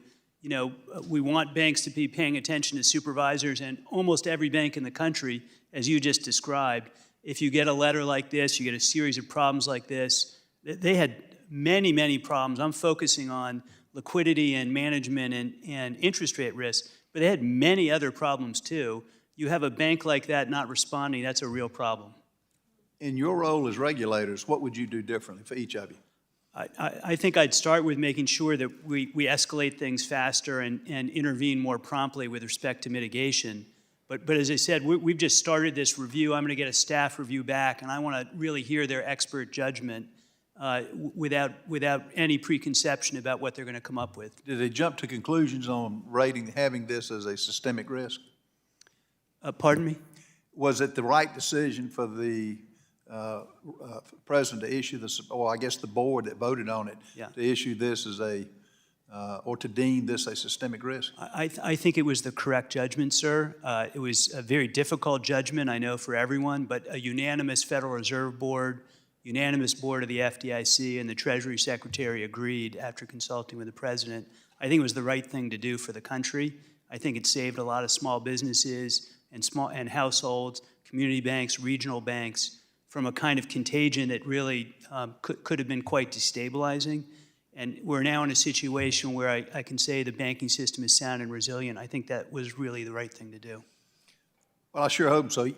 What this has done is rattled the markets. I'm in the commercial, was in the commercial real estate business, and banks that are loaning to commercial ventures are shook right now, particularly on the concentrations of credit on where they put their money, and particularly for that family that's put their life savings in an account that they thought was insured. What about what's your opinion on raising I get asked questions, the $250,000 insured limit? Yeah, let me respond, if I may, Congressman. Seems to me that the decision to guarantee the deposits of these two institutions really raises that question up. As I indicated in my testimony, the FDIC is going to undertake a comprehensive review of our deposit insurance system. Certainly one of the things we'll look at and identify different options for consideration is the scope of coverage and whether we should increase coverage overall or for particular Well, I would like to types of see, I'm accounts. running out of time, I'd like to see those reports, if you could furnish that, as well as if a rerun of what happened to these two banks happens again, what decisive role y'all would take that you may have not taken earlier. I yield back. And the report will be out by May, Congressman, the report will be out by May 1. The gentleman yields. The gentlewoman from Massachusetts, Ms. Presley, is recognized. Thank you, Chair McHenry, Ranking Member Waters, and all of our witnesses for joining us for this critical hearing. I know it's been a long morning, but that being said, I truly hope that this is the first and not the last hearing that we're going to have on these recent bank failures. Now, when SVB collapsed, in my office received urgent phone calls, texts, and letters from throughout our district from our constituents who were genuinely shocked and afraid for their future. Affordable housing residents unsure about the status of mortgages, tech companies not able to pay their employees, small businesses worried that they had lost most of their money. Now, while I'm glad we did avoid the worst possible scenario, Congress should consider SVB collapse a wake-up call and take action. After the 2008 financial crisis, Congress stepped up to enact Dodd-Frank, a comprehensive package of regulations in order to prevent bank failures and systemic risks that hurt the economy. However, in 2018, the Republican majority in Congress passed a deregulation bill that stripped away crucial requirements and got rid of enhanced prudential standards. Donald Trump and Republicans, including some of my colleagues sitting in this very room, celebrated signing this dangerous piece of legislation. The 2018 deregulation law specifically made it easy for SVB and Signature Bank to engage in risky management practices with little to no oversight, and we must rightfully assign some of the responsibility for this bank turmoil to deregulation efforts. Vice Chair Barr, when Congress passed the deregulation bill in 2018, which was lobbied for by banks like SVB, is it fair to say that it reduced supervision requirements by the Fed for small and medium-sized banks? The overall effect of the law was for the smallest banks to reduce regulatory burden, for banks within 50 to 100 billion in range to limit the Federal Reserve's discretion with respect to those institutions. But for institutions over 100 billion, the Federal Reserve retained discretion to do something different. It chose in 2019 to put in place a set of rules that I think had the effect overall of reducing supervision and regulation of such firms. Right, so it definitely did. The deregulation bill relaxed requirements for stress tests and resolution plans. The dangerous and irresponsible nature of this deregulation bill was completely predictable. In no way was this turmoil inevitable. The then Federal Reserve Governor Brainard opposed it, as well as both of you, Vice Chair Barr and Chair Gruenberg. And yet here we are. In the aftermath of the collapse of SVB and Signature Bank, it's clear that the Republican deregulation bill shares the blame alongside Treasury, the Federal Reserve, and the FDIC due to the lapses in supervision and oversight. Chairman Gruenberg, for folks who are concerned about the future of small and medium-sized banks in this country, what assurances can you give them? Well, Congresswoman, as a general matter, our small and medium-sized banks remain in good condition, including their liquidity. And I think the actions we took did help to stabilize the system. And I think, as I indicated, any expense by the Deposit Insurance Fund to cover uninsured depositors will be imposed through a special assessment on the industry, and we have discretion to tailor that assessment to the institutions that most directly benefited. So we're going to try to be thoughtful in this process. Thank you, and I'm requesting that each of your agencies provide my office and this committee by May 1st a list of recommended regulations that need to be enacted to strengthen the banking industry and to prevent future failures. The story of SVB's collapse is the story of a Republican administration in cahoots with the banking industry to weaken our financial regulations, but it is also a story of regulators' failure to do their #1 job, regulate banks. And since I'm accused of this often, I think I will close with a wokeism. The American public are tired of the super wealthy pocketing bonuses and leaving working class folks hiding the bag for their fiscal mismanagement. They're even more tired of Congress allowing them to do it. It is time to regulate. Thank you, and I yield. The gentlewoman yields back. The gentleman from Ohio, Mr. Davidson, is recognized. Thank the chairman, thank our witnesses, appreciate your endurance here today and yesterday. And as I listened to my colleague ask questions, I know my constituents are tired of seeing Washington, D.C., Congress in particular, socialize risk and watch profits be privatized. But they're also tired of people that don't listen. So I think one of the things that, Mr. Barr, when I was listening to what you said yesterday and today, S2155 isn't the reason that these banks failed. These banks were over $100 billion in assets, and therefore it's just a red herring. Isn't that accurate? What I would say is that the Federal Reserve's rules issued in the wake of 2019, in the wake of the legislation that were issued in 2019, they did have the effect of lowering supervisory and regulatory standards for firms, but the Federal Reserve retains the discretion to have different rules. And one of the things that I think would be my job going forward is to put in place rules that are appropriate for that size institution. We have the discretion to do that. Yeah, thank you. And so obviously it wasn't the regulation per se that failed, it was the regulator that failed. And I want to understand the context in which that occurred. So over the past year and a half, we've seen a substantial increase in the federal funds rate. And during that span, are you aware if the Fed or other prudential regulators had conversations, not specific to Silicon Valley Bank, about the inevitable interest rate risk that presents? Yes, that is a core topic in supervision. Supervisors were very focused on interest rate risk. It was an important part of what we highlighted in our fall supervision report. Examiners were given, beginning this year, beginning last year, extra training on interest rate risk. So it is just a bread and butter supervisory issue. It's not some esoteric problem. So in that sense, did Silicon Valley Bank's failure surprise you? Its failure did surprise me. Its risk-taking was excessive, but even then, I did not anticipate, I don't think anybody anticipated, that they'd have a devastating bank run that basically wiped out, $42 billion on Thursday afternoon, another $100 billion expected the next day. That would be 85% of its deposit base in a 24-hour period. That was shocking. Yeah, so we're anxious to understand all the factors that drove that run on that particular bank, but we're also curious when you stated yesterday to Senator Kennedy that stress testing does not examine institutional risks precipitating from interest rate risk. And when we were on the conference call with Treasury, with Fed, with FDIC, with House and Senate Republicans and Democrats, I asked the question, and there's some complex model that the stress test involves, and said, well, if macroeconomic conditions and whatever kick in, well, I submit that the hold to maturity spread has to be considered, not just the available for sale risk because of the need for liquidity. Is that something that you're focused on as you conduct your review?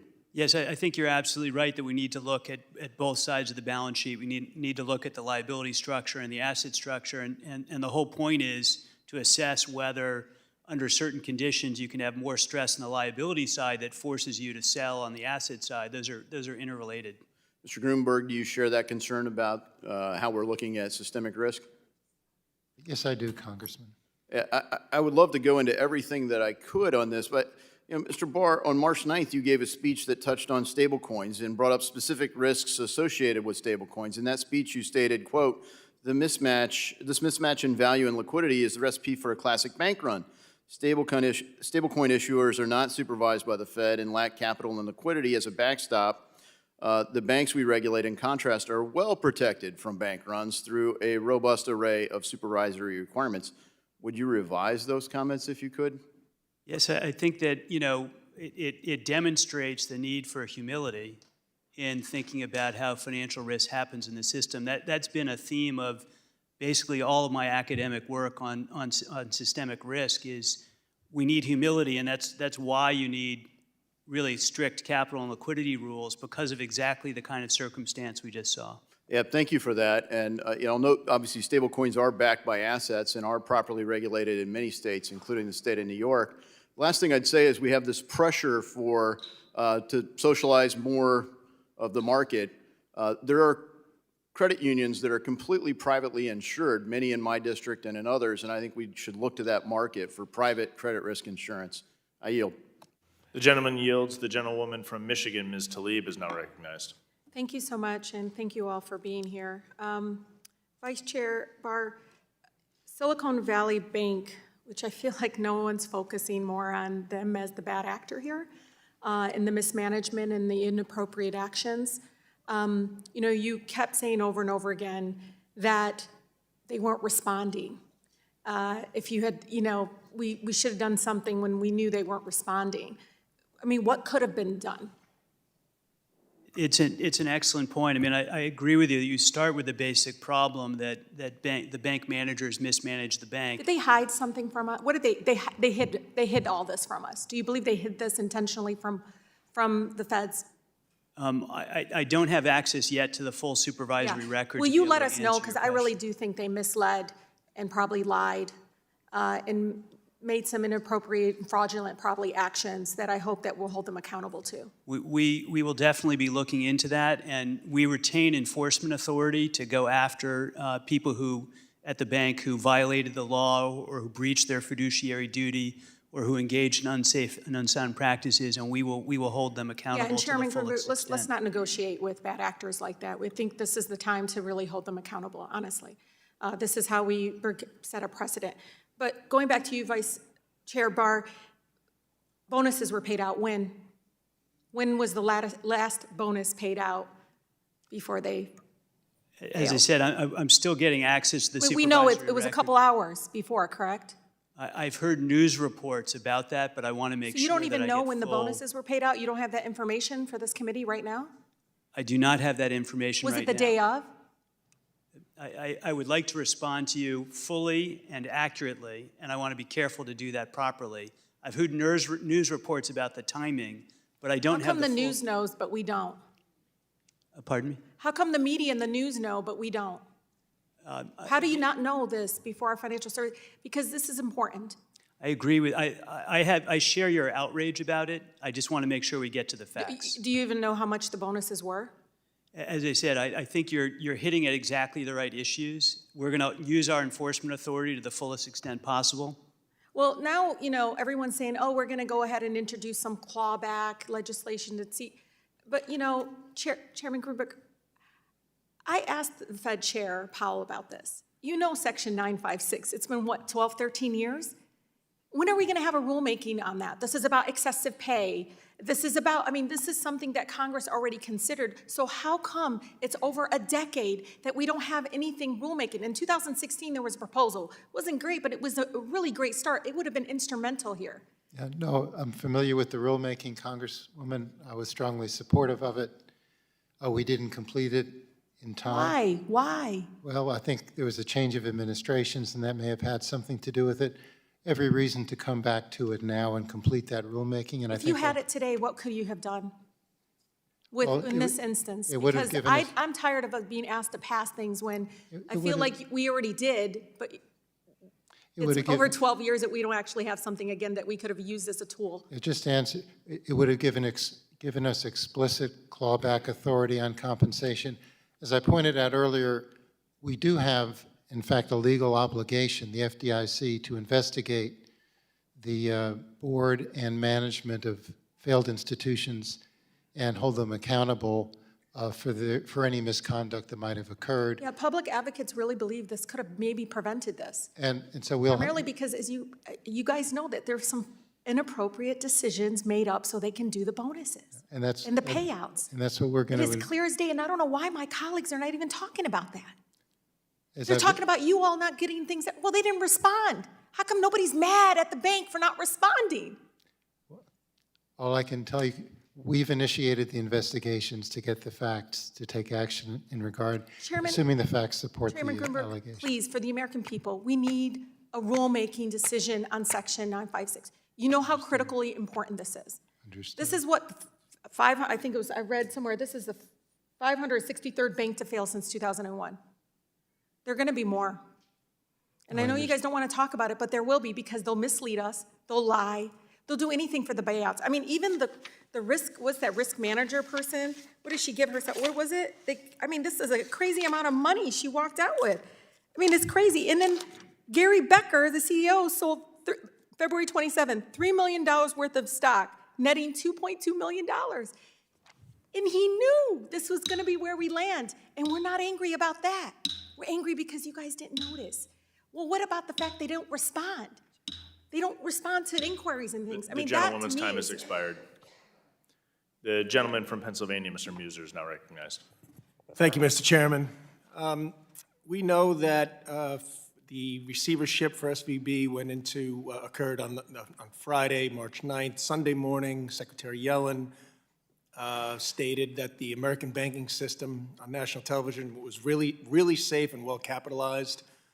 On Sunday night, Secretary Yellen approved the FDIC to protect all depositors at SVB, and certainly implied all bank deposits beyond the $250K would also be secured. So my first question to Vice Chair Barr, what data over that time period drove you to go beyond the SVB and Signature, which was made aware, I guess, on Sunday? And did you think that if you were to protect an idiosyncratic bank such as SVB, you would need to protect all? What data drove you to imply that all bank deposits would be secured? The decisions that we made that weekend were obviously in a very compressed period of time. They involved not only gathering information about what's going on in the economy, but also the exercise of judgment. It was our judgment collectively on the Federal Reserve Board, unanimous decision of the FDIC and the Treasury Secretary, that we needed to do that to protect contagion from infecting healthy banks in the system, community banks, regional banks around the country. It is a judgment call. It was based on the information we had at the time. I think it was the correct decision. I don't want to prolong it, but so there was actual data from other banks that they could be in jeopardy from we were a systematic learning, problem. I'm sorry, I didn't mean to It being cut a you off. systematic problem as opposed to a unique problem? As I said, it's a human judgment, but the information we were getting from other regional banks suggested pressure that was building. It may have been the right call. I'm just wondering what data drove Secretary Yellen to go from, hey, everything's okay, to 8 hours later, no, we're going to protect all deposits. I'm going to move on. Chair Grunberg, it was stated that as well as all bank deposits being secured, no cost to taxpayers. I understand the FDIC fund is understood to pay for it, as you stated, per law. But will FDIC rates go up on community and regional banks? And aren't banks taxpayers too? Oh, they certainly are, Congressman. As I've explained previously, just to be clear, the the action covered uninsured depositors at those two institutions. And the FDIC is required by law that any loss to the deposit insurance fund as a result of those uninsured deposits has to be paid for by a special assessment on the banking industry. And we have authority under the law to consider the types of entities that benefit from any action taken or assistance. So we have discretion in designing the implementation of the assessment. Okay. And as I indicated previously, we're keenly sensitive to the potential impact on community banks. Well, good, because they are very concerned, as you know, community and regional banks, that they will pay for the bad actions of a few. And I'm glad you're very much aware of that. So, Vice Chair Barr, excessive spending by Congress, QE, the Fed doubling its balance sheet from $4 trillion to $9 trillion, no surprise to you, followed by the quantitative tightening, many banks holding excessive treasuries were highly devalued and devastated in the case of SVB. So the November 21st, there are reports that the Fed, on November 21st of 2022, there's a report that the Fed was aware of the balance sheet issues of SVB. Were you, I mean, this is the 16th largest bank in the country, 57% of its portfolio was in treasuries being devalued. Why wasn't there more enforcement taking place? I think it's an excellent question. We were aware and focused at the supervisory level of interest rate risk in the firm and liquidity risk of the firm. I don't think the supervisors expected, I don't think anybody expected a devastating bank run of the kind I described before, with 85% of deposits fleeing or expected to flee in a 24-hour period. 16th largest bank, you can see why people find that unacceptable from an enforcement standpoint. Lastly, I only have 10 seconds. There's a high concentration of commercial real estate loans out there owned by small banks, potentially as loans will be. I'll follow up with you on that one in writing. I yield back, Mr. Chairman. The gentleman yields. The gentleman from New York, Mr. Torres, is recognized. Thank you. When interest rates rise, long-term securities become less valuable, but deposits become more valuable. If you have a stable deposit base, the gains from the deposits can offset the losses from long-term securities. But if you have an unstable deposit base, like Silicon Valley Bank, there's no built-in offset. Silicon Valley Bank had a uniquely uninsured, unstable deposit base that made it singularly susceptible to a bank run in the age of social media. So, Vice Chair Barr, should a bank with an unstable, uninsured deposit base like SVB be subject to a higher standard of regulation than a bank with a stable, insured deposit base? Representative Torres, I couldn't have said it better myself. I think you described the situation exactly correctly. And the unique... Flattery will win you no points, but sure.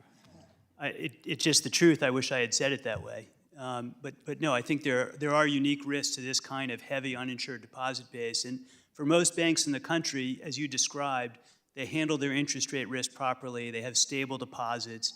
You know, I know all of you, and when you talk to your banks and you go back home across the country, they're doing okay. But you agree that the rigor of regulation should depend not only on size, but on deposit stability, yes? I do.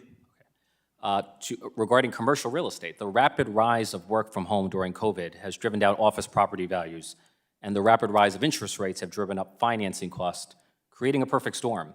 Office buildings with declining property values are set to be refinanced at far higher interest rates.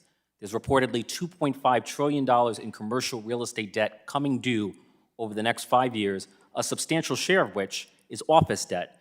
Chair Gruenberg, to what extent do you worry about the office loan portfolio representing a ticking time bomb in the banking system? It presents a risk. It's one the FDIC has talked about and identified publicly. And Signature was the largest commercial real estate lender in New York City. How much of Signature's commercial real estate portfolio consists of office real estate? That's a good question. Let me get you the exact note. It's a substantial portion of it. Can you get me back an answer in writing? I can get that for you. More important to me locally, residential real estate. Signature Bridge Bank has a housing portfolio of 3,000 properties consisting of 80,000 units in New York City. The portfolio includes 479 properties consisting of 19,000 units in the Bronx, where I serve as a congressman. I have two questions for the FDIC. as you go through the process of seeking a buyer for Signature's residential real estate debt, to what extent will you seek the input of New York State and New York City housing officials who have an obvious stake in preserving the affordability of these properties and units? And to what extent will you prioritize affordable housing preservation in your selection of a purchaser?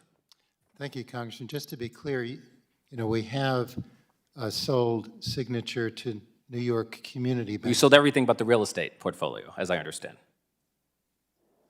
That's been publicly reported. I take your point. No, we'll be glad to work with you and other local officials in New York in regard to the disposition. I appreciate that commitment. Sure. I'm not advocating the following course of action, but I want to provide you with a hypothetical. The banking system is reportedly sitting on more than $600 billion in unrealized losses from securities, and those losses will only rise with rising interest rates.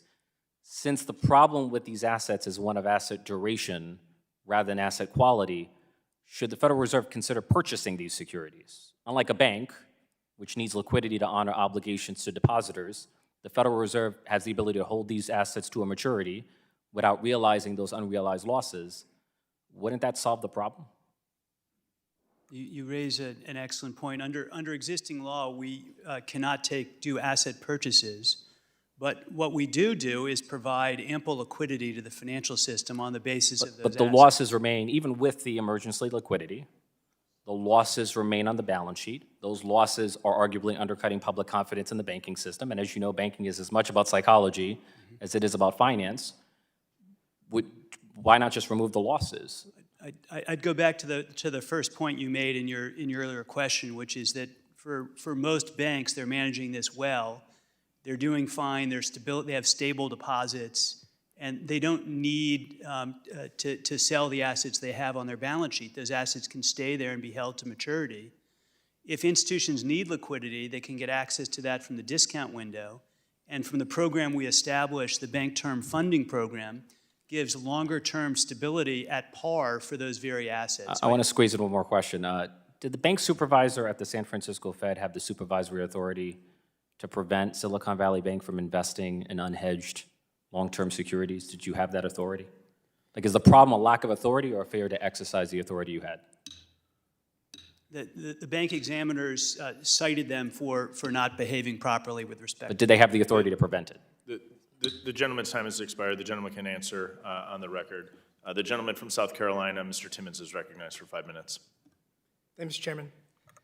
It seems that Washington continues to create crisis after crisis and then come in to bail out the crisis. You go back to 2008, it was the policies coming out of Washington that everyone was entitled to own a home. And it didn't matter what their credit score was, whether they were able to pay it back. It was a human right. And fast forward a few years, the compounding impact of that resulted in the 2008 financial crisis. So what did we learn from that? I would argue nothing. The government came in, bailed everybody out, bailed out the big banks, caused chaos in the smaller banks, and picked winners and losers.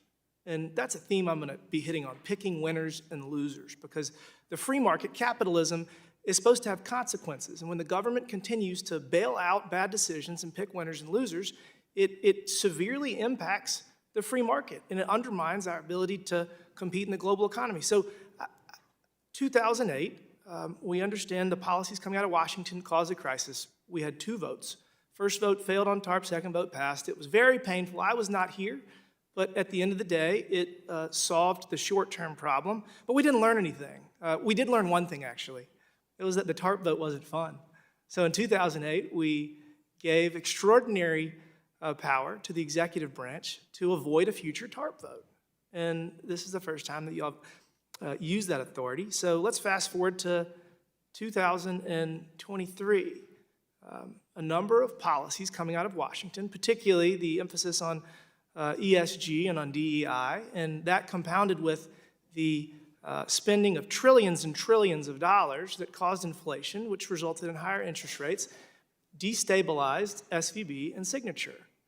So we didn't really learn anything in 2008 because we used the 2010 authorities, the executive branch used the 2010 authorities to, again, pick winners and losers. So there's no consequences for risk-taking. There's no consequences for poor decisions. And we keep talking about what caused this. Really, it's three things. The San Francisco Fed's misplaced priorities.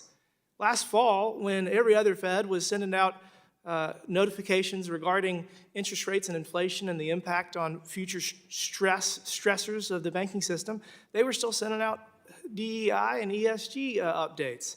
So that, combined with the SVB and Signature mismanagement and the inflation we created, caused this problem, and we have, again, not learned anything, bailed out, poor decision-making. I guess I want to start with Undersecretary Liang. Is this a problem? I mean, we invoke the systemic risk exception and cover both insured and uninsured depositors. Is it not creating more systemic risk in the overall system because capitalism is no longer a thing? The government's backstopping everything? Is that a concern? Congressman, I understand your question and your concern. In this case, the systemic risk exception was taken. Depositors, all depositors were covered. Shareholders and debt holders were not. They lost their investment. Those who took the risk lost their investments in this case. I do think this situation, the actions were taken to prevent contagion to spreading to other banks. It was to help safe banks, small and other regionals, who were losing their deposits to either the largest banks or to outside the banking system. I do think this requires that we will need to be assessing and looking for reforms. But the lack of consequences, the government continuing to pick winners and losers, and I mean, my biggest thing is the justification. Treasury and the White House both said that there's no taxpayer dollars, and that what about the people that are going to miss payroll? Neither one of those were necessarily true, because it is taxpayer dollars, because the increased premiums from FDIC is going to be passed down to Americans all over the country. And so they are taxpayers, so that is their dollars. It's not coming out of the general fund, but it's semantics. And as it relates to payroll, I mean, only $22+ billion is going to be at issue, so there were opportunities to make them whole. I just really think that, one, delegating the ability to bail out banks to the executive branch is dangerous, and two, bailing out these banks in this manner has caused more problems than was possibly worth it. And with that, Mr. Chairman, I yield back. The gentleman yields. The gentlewoman from Texas, Ms. Garcia, is recognized. Thank you, Mr. Chairman, and thank you and to the ranking member for bringing us together for this really important hearing. And I just first wanted to start with just a quick question to the three of you, because I've been troubled by the word of the use crisis. I know I shared that with the ranking member the other day, that, you know, I never saw this as a crisis. Perhaps it was a boo-boo, maybe a major boo-boo, but not a crisis. I don't think that, personally, that two bank failures equals a crisis. So I just want to quickly ask each one of you just a yes or no. Do you think this is a crisis, Mr. Barr? As I said at the outset, I think our system is sound and resilient. Is it a crisis or a yes or no? I think that it was appropriate use of the systemic risk exception to prevent a crisis. Is it a crisis, yes or no? As I said, I think that where we are now, the banking system is sound and resilient. There was risk that if we did not invoke the systemic But risk you have exception, used the word crisis is the question. I have not used that word. Okay. Chairman Greenberg? I think we were at risk of crisis, and I think the actions that we took have stabilized the system. Ms. Yang? I agree with that. The actions we took stabilized the system. Well, I think you're right, and I think that's what we should focus on the swift action over a weekend, no less, and how we were able to avert a crisis, and how we were able to prevent contagion, and how we were able to frankly just save those banks, but potentially other banks. And I know that recently, as a ranking member mentioned, there's been some notion that it's the woke policies that have done this. And I know that some extreme MAGA Republicans, like Florida Governor Ron DeSantis, have even suggested that it was the ESG policies, and frankly, with zero evidence. But yet they continue with some of this rhetoric. Vice Chair Bart, yes or no again, do you believe that ESG investing played any role in the failure of Silicon Valley Bank? No. Mr. Grunberg? No. Ms. Liang? I do not have the information that the supervisors have, but I would, my strong preference would be no. Right. Well, as I said, there's been no evidence, and thank you for reaffirming that, because you will recall that the claim that ESG investing was caused by the failure of Silicon Valley Bank is really strongly reminiscent of the claim back in 2008 that the financial crisis then was because of the Community Reinvestment Act obligations. So very similar. The Financial Crisis Inquiry Commission examined this claim and rejected it, as did researchers within the Federal Reserve. Vice Chair Barr, will you remind us what researchers at the Fed have concluded about attempts to blame the housing and foreclosure crisis on historically disadvantaged communities of color? The research showed that there is no basis for the conclusion that low-income, moderate-income consumers, households, were responsible for causing the financial crisis. Okay.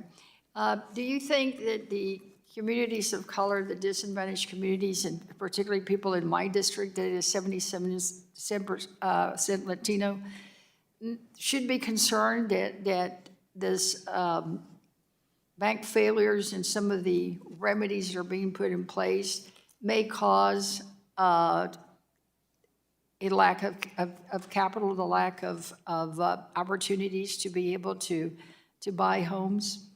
Will it impact mortgage rates? I think the steps that we took together to stabilize the economy and provide public confidence in the banking system are of assistance to low and moderate income households and to all Americans around the country. But do you think there will be some negative impact on interest rates and the ability to borrow, to buy and purchase homes? My estimate is that the bank's reaction to the current economic circumstances are likely to lead to a reduction in credit availability overall. That's something that we're watching very carefully at the Federal Reserve. Right.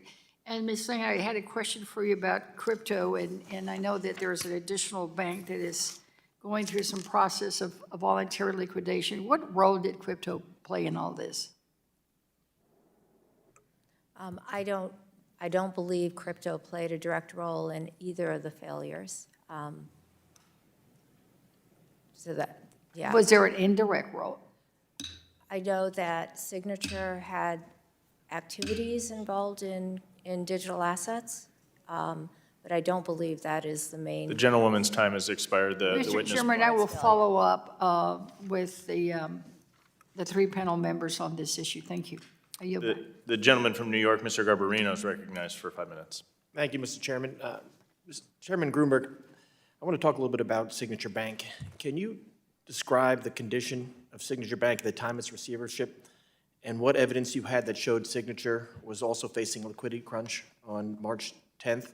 And what was Signature's available funding at the time New York State DFS closed the bank and placed it at FDIC receivership? Congressman, we can get you the specific data, but the fact is that on Friday night, that bank had real difficulty meeting its obligations at the end of the day and barely met them by the 5:30 closing time. And I think both New York State and the FDIC, who jointly had responsibility, did not think that the bank could open and make it through the day on Monday. I think that was the determination. And that's why New York State on Sunday decided to close the institution. All right, and you can get me the specific numbers? Yes, we can. Thank you very much. And now I want to focus, I want to follow up on something that my colleague Tom Emmer asked before. When New York Community Bank Corp. assumed its Signature's deposits in some of its loans, it refrained from including roughly $4 billion of deposits related to Signature's digital assets banking business. As a result, Signature's real-time payments network remained under FDIC Commission's receivership. It was reported early yesterday evening that the FDIC sent a notice to depositors whose deposits were not included in NYCB's bid, informing them that any accounts not closed by April 5th will be automatically shut and depositors will receive a check in the mail. Can you walk me through FDIC's reasoning for this decision? Yes, Congressman. So the winning bid for signature by New York Community Bank's subsidiary, Flagstar, was for all the deposits except the winning bid chose not to bid on the digital assets. And there were about 4 billion of those. And we provided those depositors a couple of weeks to determine what they might want to do. And we sent them a notice that we'll return their deposits to them by early next week, I believe. So in your response to Tom Emmer, you mentioned that Signet was included in the sale of Signature Bank, while the deposits were not. It is my understanding that you still currently are looking for, so you're still currently looking for a buyer. So just so I'm clear, the digital deposits are being returned to their deposit holders. It's my understanding that Signet was not acquired and remained in the receivership and is in the process now of being marketed. So Signet is still under FDIC receivership? It's in the process. Thank you very much. Chairman Grunberg, I also want to bring this up. In the Senate banking hearing yesterday, there was an exchange between Senator Van Hollen and Vice Chair Barr on the guidance on guidance issued in 2018 and codified in 2021 when Randy Quarles was Vice Chair of the Supervision of the Federal Reserve Board of Governors. This has become a target of some, even though this initiative doesn't limit any action an agency can take. It simply clarifies which actions will be accomplished through regulatory measures and which through supervisory measures. You stayed silent during the entire exchange, but I recently read an op-ed in the Wall Street Journal written by Randy Quarles, which has said that both you and Lael Brainerd voted for this guidance. Is that true? Did you vote for this guidance? Yes, we did, Congressman. Okay. Thank you very much. And one more question. Sorry.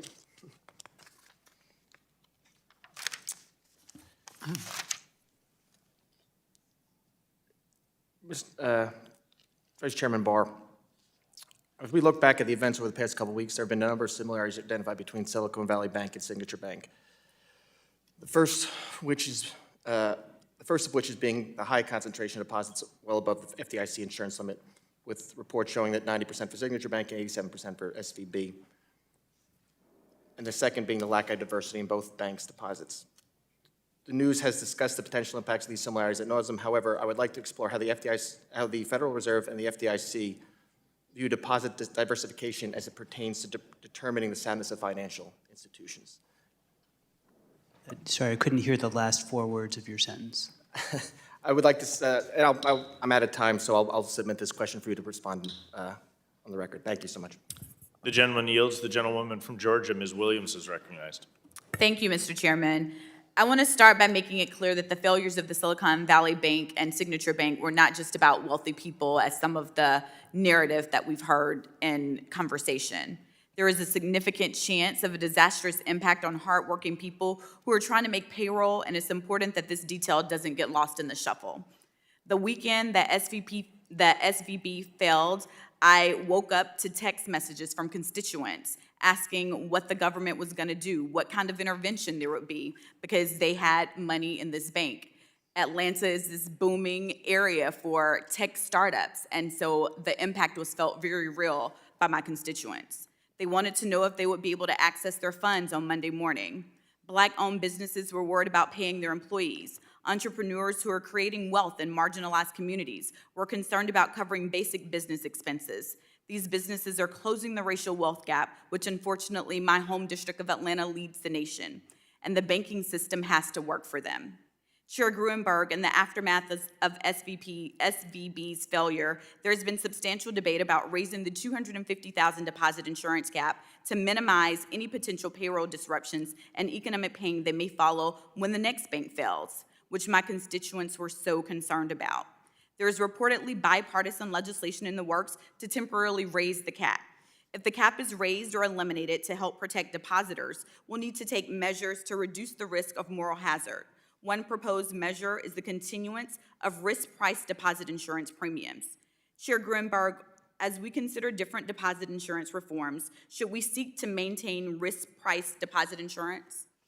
Well, I think we do want to maintain risk-priced deposit insurance, but I do think, you change one part of the system, it impacts another part of the system. So, as I indicated earlier, the FDIC is undertaking a comprehensive review of the deposit insurance system in light of this episode, and will release a report by May 1, also laying out policy considerations for changes to the system that we hope will inform the discussion around this.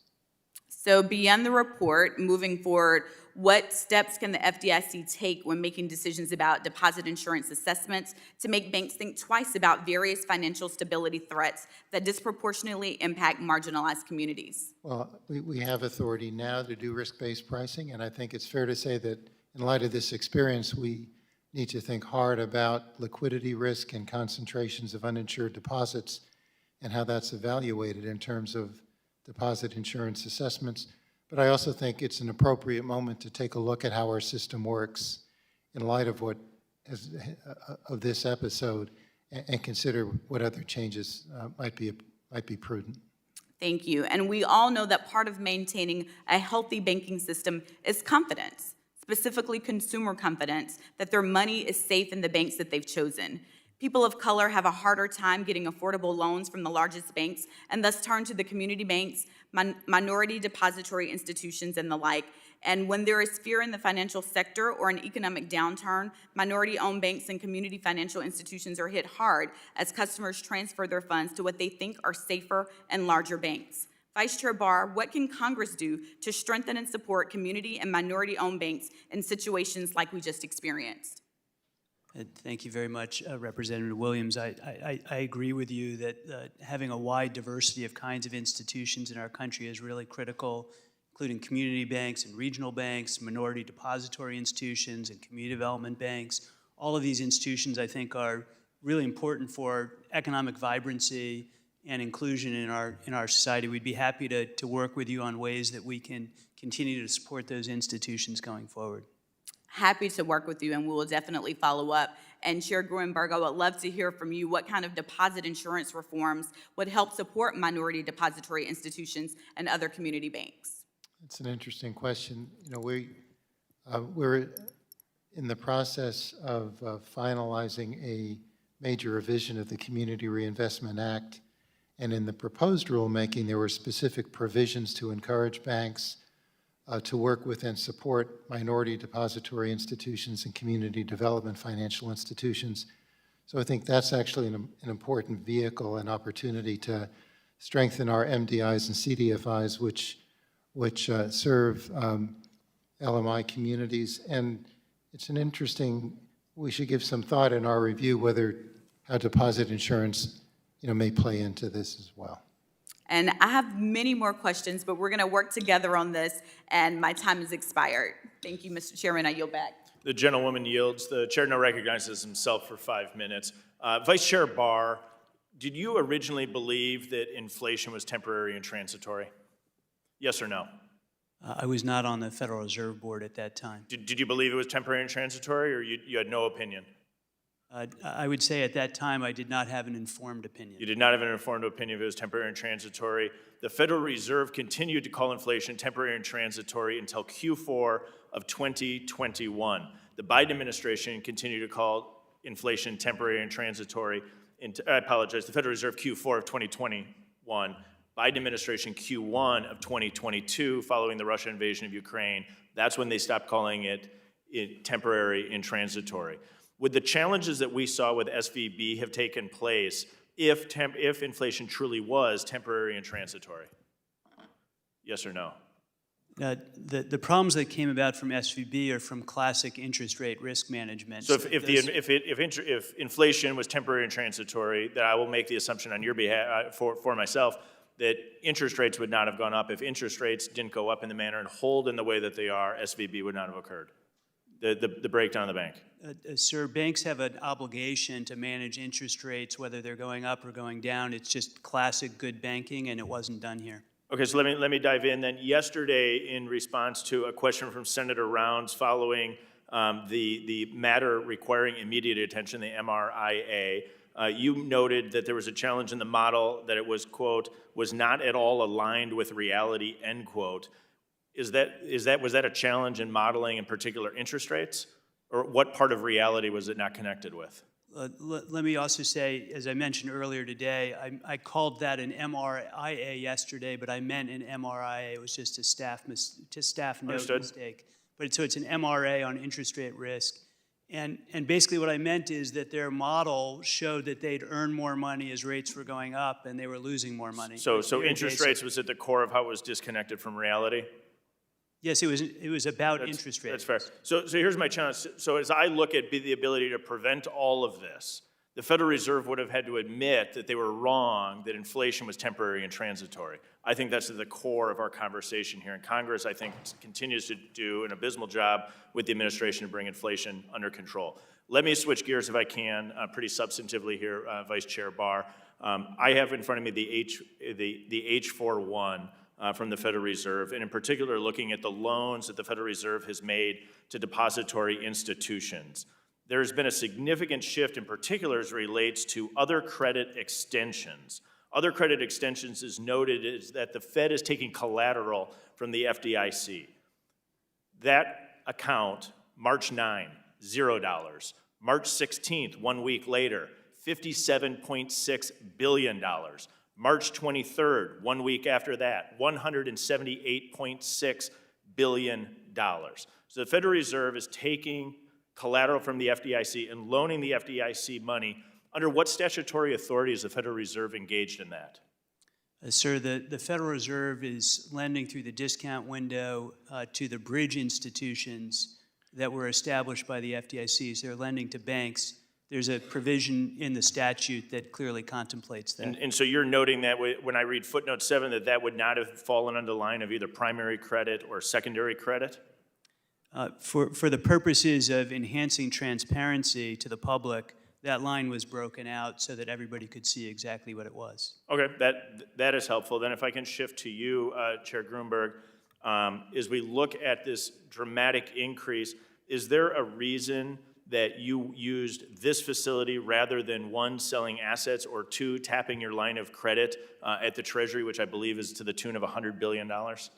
We certainly have sold assets to meet our liquidity needs, and these bridge institutions are nationally chartered banks eligible to borrow from the Fed and utilize that in order to manage the liquidity situation as well. But is there a reason that you're not either A, utilizing in a more substantive way the credit line available from the Treasury, or B, selling assets? And the reason I ask this, so maybe I can be more specific, does the FDIC have the same risk that we're seeing in other banks with unrealized gain or unrealized losses?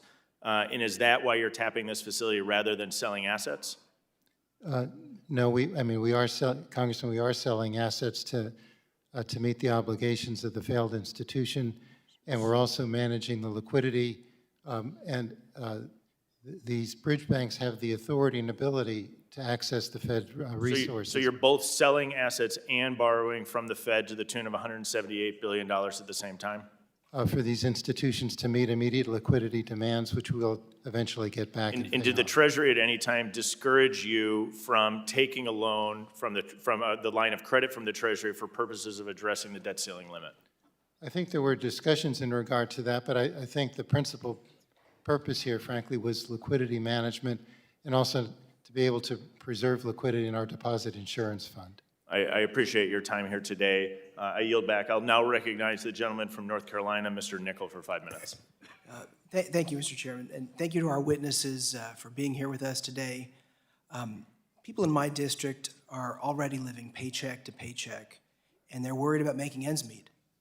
They're already dealing with the rising costs of everyday goods and services, and the last thing they need to worry about right now is their bank or their employer's bank failing. That's why I'm working to provide transparency and accountability to this process. Where were the regulators? I want to know what the bank executives were doing in the months, weeks, and days leading up to this failure. My constituents deserve to know that we're going to hold bank executives accountable and ensure that this doesn't happen again. These bank failures rattled our financial system. Working families in my district need a stable economy they can rely on. They can't afford more uncertainty when it comes to their next paycheck. And right now, the looming debate over the debt ceiling crisis has the ability to rattle our economy even further. So, Vice Chair Barr, in just a few months, the United States Congress needs to raise the debt ceiling.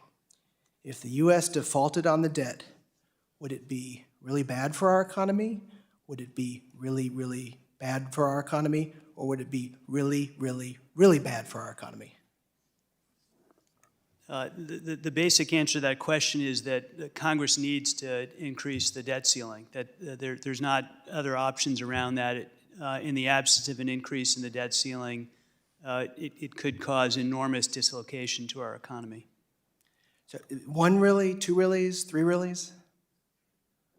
I wouldn't characterize it. I think that it's the right thing to do. I think Congress needs to do that, and really I leave anything else about the debt ceiling up to discussions between the administration and Congress, just to say from an economic perspective, it would be quite unfortunate.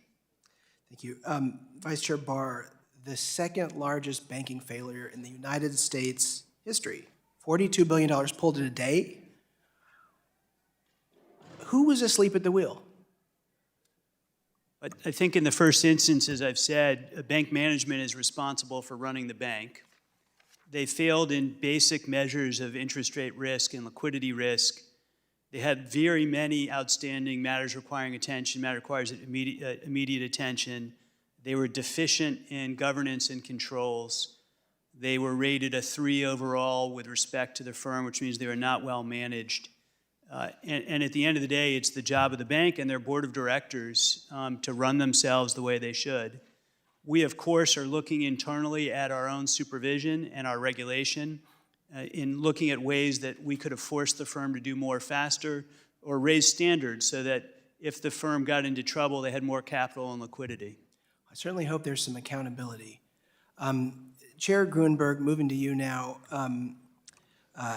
First Citizens Bank, which is located in my congressional district, North Carolina's 13th district, was the successful bidder for Silicon Valley Bank. They have a proven track record in this space and are already instilling greater confidence in our banking system. Can you tell us about the evaluation process for the bids that were submitted and what made First Citizens the most attractive bidder?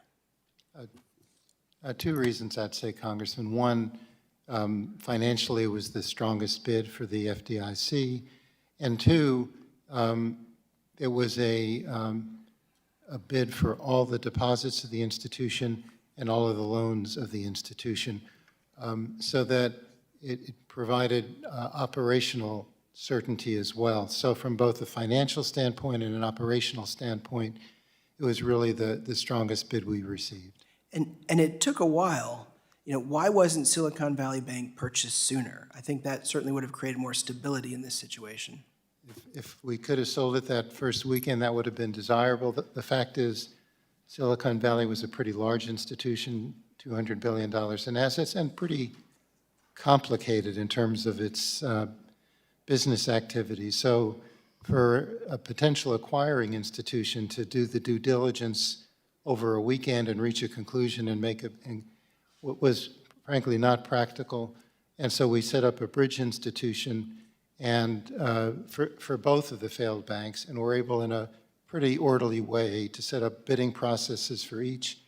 In fact, for Silicon Valley, we had considerable interest and got a couple of requests for additional time for interested parties to do due diligence. So we extended the bid date a couple of times to give people time, and we ended up, getting, I think, 27 bids from 18 different sources. So it ended up being a pretty constructive process. Thank you very much. I yield back. The gentlewoman from California, Mrs. Kim, is recognized for 5 minutes. Thank you, Chairman. Let's examine what we're discussing here. At the time of its failure, Silicon Valley Bank was the 16th largest bank in the United States, with its assets more than tripling from $71 billion in 2019 to over $200 billion at the end of 2022. Obviously, we all know banks have its responsibility to manage its operation well. Unfortunately, our economy facing inflation not seen in decades and increasing interest rates, supervisory missteps at the federal and state level failed to correct and mitigate SVB's rapid growth in its balance sheet and management risks. Mr. Barr, yesterday you mentioned that you first heard about SVB's interest risk and liquidity management, those issues back in February of this year. So I want to ask you, who decided to put SVB under the horizontal review process, considering there were at least 6 warnings going back to 2021, and given SVB's risk profile, how did you conclude that the firm did not merit actions beyond the horizontal review process? Thank you, Representative Kim. I think that's one of the things we're trying to figure out in the review. The supervisors on the ground saw the risk that you described, saw the interest rate risk, and saw the liability risk. They required the firm to make changes. The firm didn't make those changes in time. The concern of supervisors grew. You can see that from the fall of 21 to the deficiency rating in 22, and then further action that year. But you're absolutely right that at the end of the day, the bank failed, and so we need to look at... Well, it seems to me, reclaiming my time, it seems to me that you could have considered downgrading ratings or considering enforcement actions. And to me, it seems that supervisors kicked the can down the road and couldn't consider the full consequences of the inaction. But I want to ask the next question. In February, the Fed reported in its January Senior Loan Officers Opinion Survey that it is seeing tighter credit conditions. So it seems to me SVB's failure will only serve to exacerbate the tighter credit conditions. So I'm worried that as entrepreneurs, they will soon find it more difficult to get a loan or credit to expand their businesses and hire workers due to tighter credit conditions. So, Mr. Barr, I want to ask you, how will you consider tighter credit conditions as part of your holistic capital review and Basel III endgame reforms? So we're looking to review our capital requirements not for the current situation, but for the long term. Any capital requirements that we consider would go through notice and comment rulemaking and have a transition period, so they would not apply to the current economic circumstances that we're in. We're thinking about the long-term effects. We are, of course, paying attention to tightening credit conditions as part of our monetary policy decisions. Those factor into our forecast for the economy and therefore into our interest rate decisions. Well, I'm asking you to please pause and keep the current market volatility and uncertainty in mind as you do that. Let me ask you, Mr. Grunberg, a question. Yesterday, you stated that you received 2 private bids to purchase SVB. This is after the FDIC was appointed as a receiver, and you said one was invalid because it did not get the approval of the board. And the second one indicated it was more expensive than liquidation. So in your prepared statement, you mentioned that the cost to the deposit insurance fund of resolving SVB will cost about $20 billion. Can you tell us why FDIC board decided to deny the first bid? And did you see the second bid as more expensive than the $20 billion incurred by the insurance fund?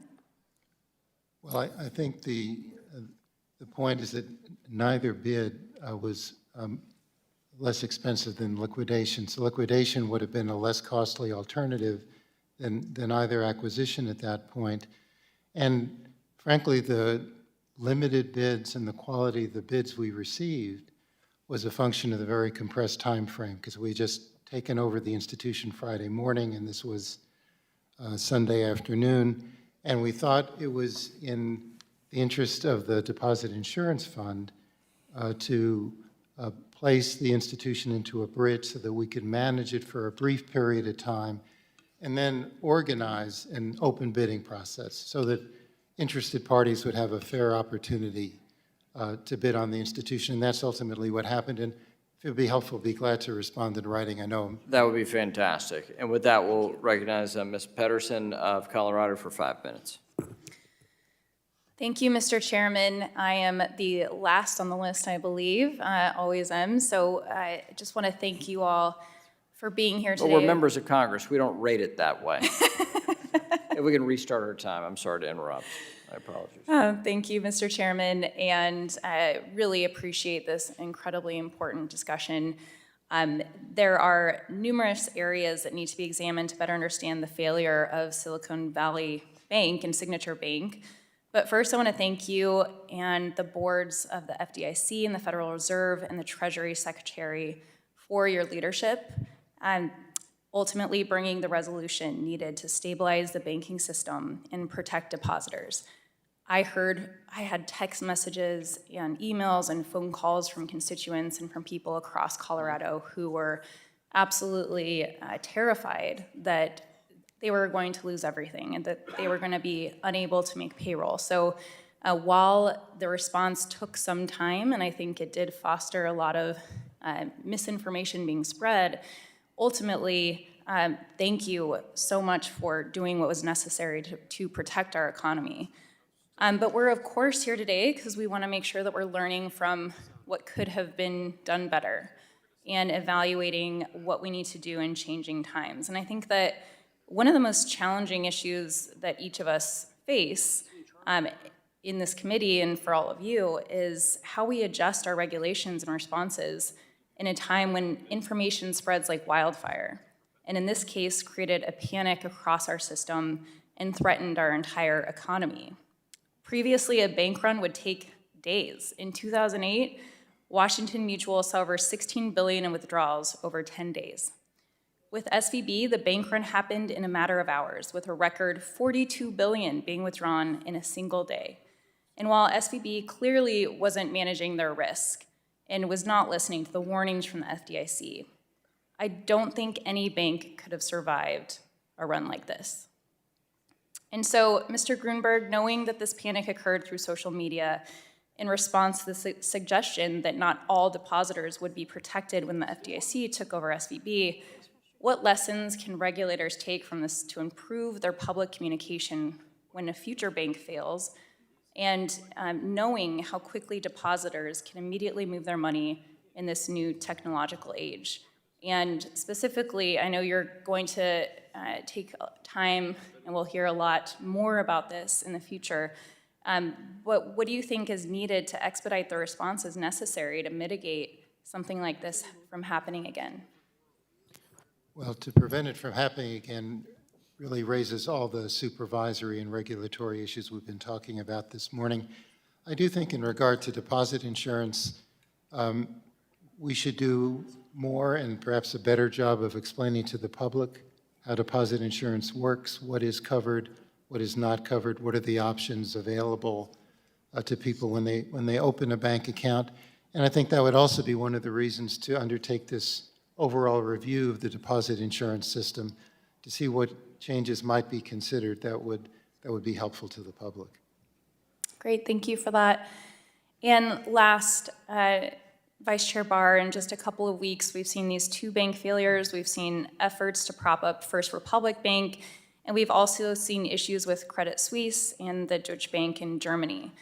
I'm still getting questions from people in my district who are concerned. And so what message do you have for them, for our constituents and small businesses, to reassure them that our financial system is stable and that their money is secure? Well, I think that's an excellent point. I know when many of you talk to banks, in your own in districts, they're telling you the same thing, which is that banks are sound and resilient. I think if you look at the actions we took a couple and a half weeks ago, those actions demonstrate that we're committed to ensuring that all deposits are safe.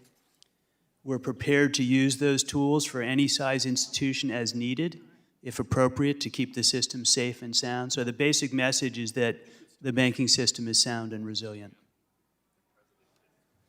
Great, thank you. I really appreciate it. And I yield back, and congratulations, since I'm the last one.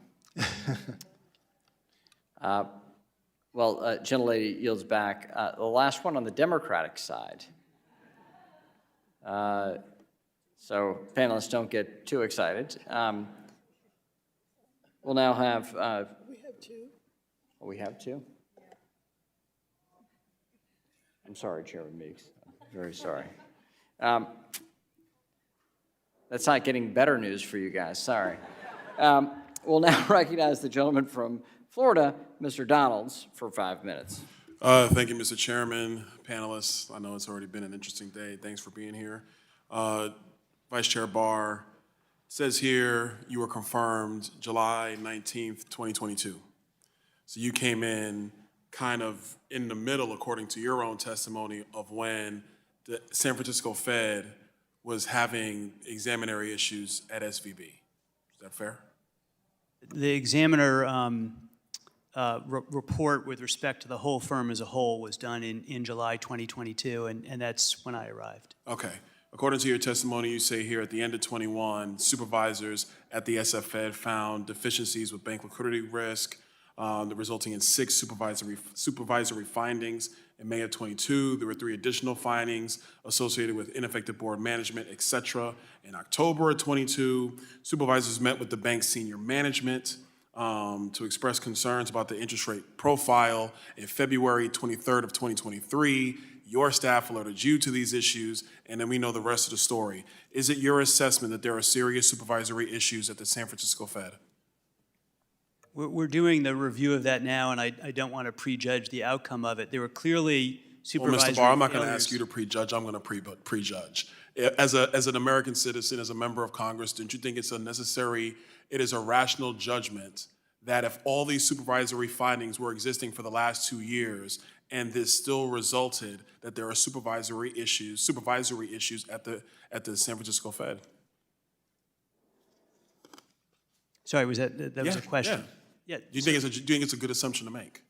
I don't want to assume. I want to go look at the facts. We're going to go look at the facts in this review. I think that overall, at the Federal Reserve, without pointing any fingers in any direction, that there were significant supervisory failings. I said that at the outset of the hearing, that if you have a bank like this that's failing, there are serious management issues, there are supervisory failings, there are regulatory failings, and we're committed to looking at all of those. And that's fair. Let me throw this out to you. Mr. Chairman, for the record, I want to put into the record, Wall Street Journal article dated November 11th, 2022, rising interest rate hikes, hit bank bond holdings. In this article, it is actually a comment in here by Thomas Honig, former president of the Federal Reserve Bank of Kansas City, former vice chairman of the FDIC, and he says if they go high enough, you can actually be losing money on those assets. He was generally speaking about banks, but not specific banks. This is highlighting that his concern, somebody who was in your shoes and Mr. Grunberg's shoes, was concerned about rising interest rates on bank portfolios writ large. Do you agree with that statement? Yes, I think interest rate risk, again, is a core risk. We look at it across the system, and banks are supervised for that. It is absolutely essential they manage that risk. Mr. Barr, let me ask you a question. Do you think that this committee should be talking to SF Fed President Mary Daly? Do you think that she would have some color on these issues that happened at Silicon Valley Bank? I think, the committee's decisions about witnesses is far outside my expertise. Let me ask you this question, because actually we've been talking a lot about concerns from a supervisory perspective. You have a speech dated March 9th, 2023 at the Peterson Institute for International Economics here in DC. March 9th is an interesting day. That's the day that SVB blew up. In your speech, you say, the banks we regulate in contrast to stable coins and crypto markets, are well protected from bank runs through a robust array of supervisory requirements. You still stand by that statement? As I said earlier in the hearing, I think that it demonstrates the need for humility about our ability to understand the causes and consequences of financial difficulties. So Of course, that statement in this context is turned out to be incorrect. Okay, that's fair. Let me ask you this, one last thing. And Mr. Chairman, for the record, I also have another article I want to submit. The U.S. needs a new bank supervisory system, written by Peter Whalison, who is at the American Enterprise Institute. And in part, it talks about some of the shortcomings of the current supervisory system. In short, I will say this in the final 22 seconds of my testimony. It's been for the last 14 years in Congress, we view Dodd-Frank as the holy grail for safe and sound banking. And if we're going to be honest with ourselves, what has been the holy grail for quote unquote safe and sound banking is cheap or free money for balance sheets to look good. But when rates rise, not all balance sheets look good. And that's not just banking, that's in a lot of places. So maybe we should take a look at our supervisory system overall. I yield back. Gentleman's time has expired. The gentleman from Nevada, Mr. Horsford, is now recognized for 5 minutes. Thank you to the chairman and ranking member and to the regulators for appearing before the committee. I want to start by saying the work that was done to address the Silicon Valley and Signature Bank collapse and ensure the health and resiliency of the U.S. banking system is vital. And I want to commend those that were involved in the swift action and the decisive steps that were taken to protect businesses' payroll, particularly small businesses and their employees who we heard from at that time. Now, while depositors were protected, shareholders and bondholders need to bear the cost for any potential mismanagement. And I'm eagerly awaiting the full examination of these bank reviews and the upcoming reports that you will be providing. Now, while the collapse of the Silicon Valley and Signature Bank may have occurred due to unique and isolated factors, the panic that their failures caused quickly became a private or a sector-wide issue. And I'm glad to say that the original crisis of confidence was subsided and cooler heads did prevail. I fear that the consequences will continue to materialize as we go on. For example, consolidation of deposits within the largest systemically important banks will only continue if the sense of risk within the financial system persists. Uninsured depositors are leaving our mid-sized banks because they feel that their money is safer elsewhere, even as these banks showed continued strength and sound financial footing. Deposit insurance is crucial for many of my constituents to get a sense of peace of mind, and we cannot have the perception of a two-tiered banking system in this country where only the largest banks are protected. So, Chairman Grunberg, as we look to increase confidence in the banking system, with a particular focus on small and medium banks, how would an increase in the FDIC insurance limit prevent further consolidation of deposits at the largest banks? Well, I think, Congressman, I think that question is raised by this episode.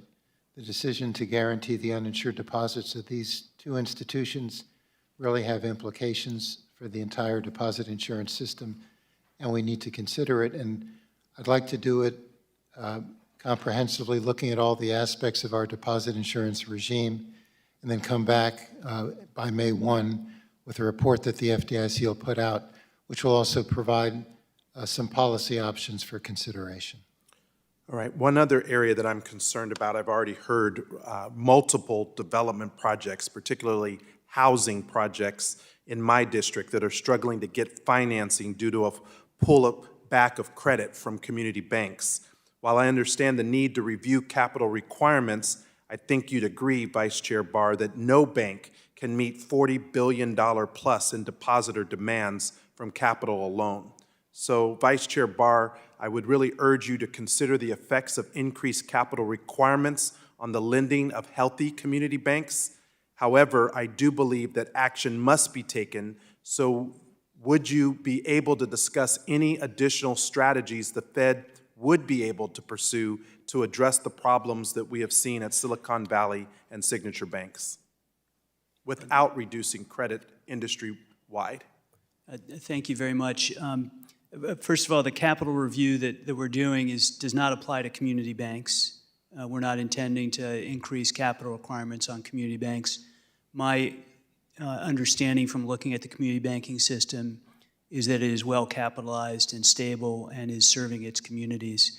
We are looking at larger institutions. If we do that, we're going to do it through a notice and comment rulemaking process. That takes a good bit of time, and there are transition rules. So we're not talking about capital rules that in any way that would apply now. We're talking about how to make sure that the capital and liquidity rules in the future are appropriate. Okay. And then finally, there were reports that after Silicon Valley went into receivership, they literally advertised that their FDIC guarantee as a way to attract depositors. Is that true? And if so, what's being done? They cannot now benefit from the policy after we helped save them. That's a fair question, Congressman. We placed Silicon Valley into a bridge institution. There may have been some communications of the kind you described. When we heard about it, we put an end to it. Thank you. Thank you, Mr. Chairman. I yield back. Gentleman from Nebraska, Mr. Flood, is now recognized for 5 minutes. Thank you, Mr. Chairman. Vice Chair Barr, you've disclosed that Silicon Valley Bank's composite CAMELS rating was a 3 out of 5. In response to Ranking Member Waters' question earlier, you disclosed that their liquidity rating was a much stronger 2 out of 5. Furthermore, you testified that the Federal Reserve examiners cited Silicon Valley Bank 7 separate times, and you testified that examiners were aware of Silicon Valley Bank's interest rate risk last year. Why wasn't that risk reflected in Silicon Valley Bank's liquidity rating? I think it's an excellent point. One of the things we're looking at the review is, given the extent of difficulties, the problems the firm was having, how did the regulators come up with the supervisors come up with this particular approach? Its composite rating was not well managed, and its holding company rating was deficient, that is also not well managed. But it has a 2 for liquidity and it conditionally meets expectations for liquidity. And so we're trying to understand how that is consistent with the other material. I mentioned earlier, too, that I'm highlighting the liquidity and governance and interest rate risk findings, but there were many other findings at the firm that had not been addressed at the time they failed. And so the question is, why wasn't that escalated and why wasn't further action taken? I think it's a legitimate and fair question. Was that composite score, that composite CAMELS rating, ever downgraded in 2021 following the examiner's citations? I don't know the answer to what happened in 2021. The 2022 rating was the first time the firm had a composite rating for all of its activities as it entered the large and foreign banking organization group. Vice Chair Barr, was Silicon Valley Bank's liquidity rating ever downgraded following the examiner's citations in 2022, or is that the same issue as you just described with the large bank status, their liquidity rating? The overall rating for the firm, of which this would be a part, was done that summer. There was a process after that of looking at both liquidity risk and interest rate risk. And my understanding is part of the horizontal review that was being conducted at the beginning of 2023, the examiners were looking at, what was the appropriate level. Okay, every quarter the FDIC releases its quarterly banking profile. This profile includes a public disclosure of the total assets of FDIC-insured institutions that are deemed, quote-unquote, problem banks.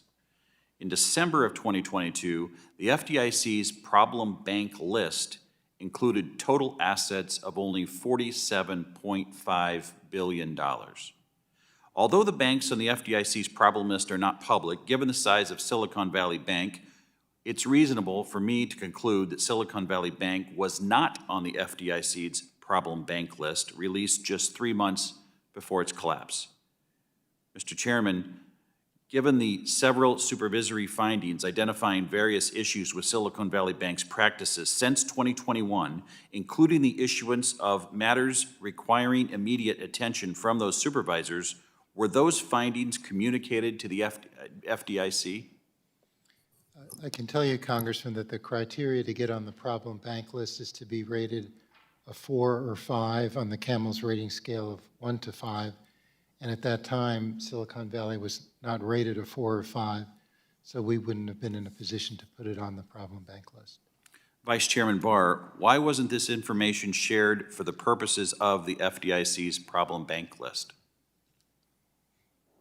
As Chairman Grumman just indicated, the FDIC makes an independent judgment with respect to its list based on the ratings of the firm, and the firm was not rated lower than a 3.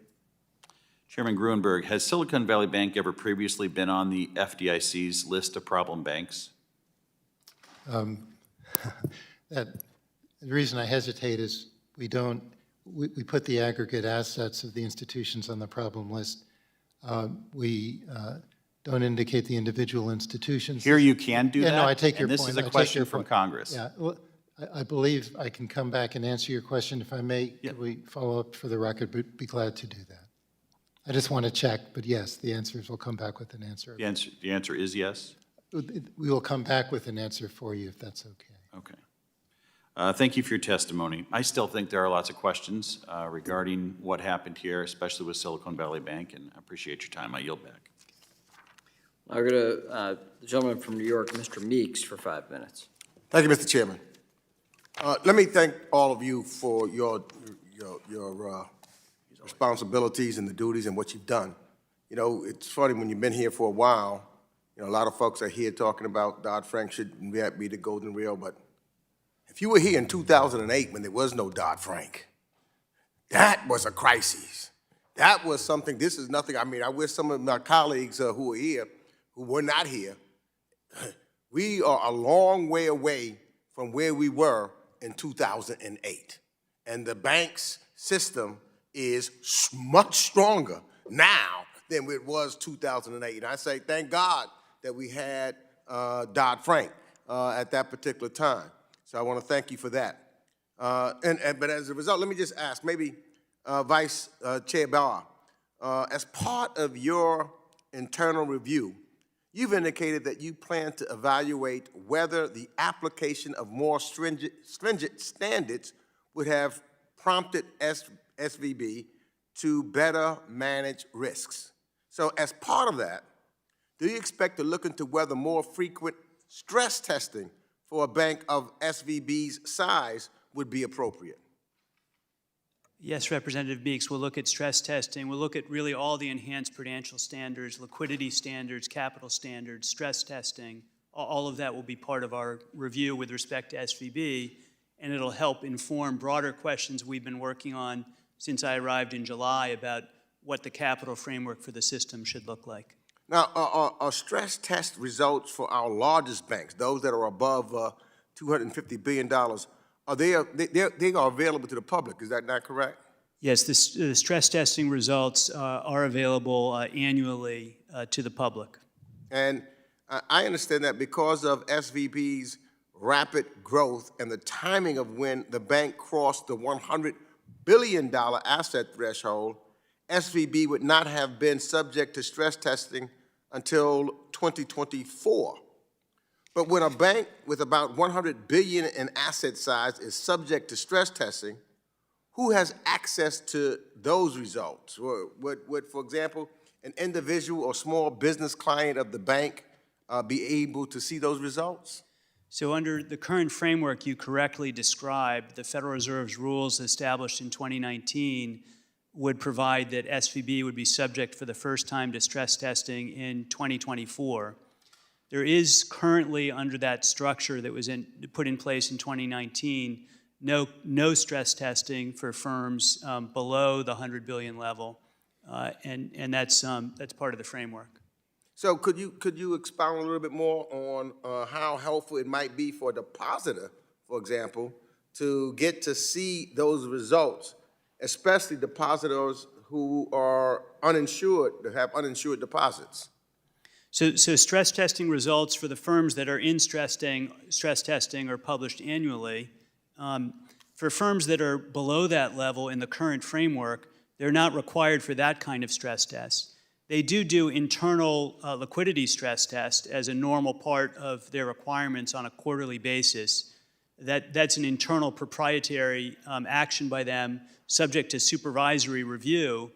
In the case of SBB, they conducted their liquidity stress test, but the supervisors found that those stress tests essentially were not stressful enough. They were not realistic.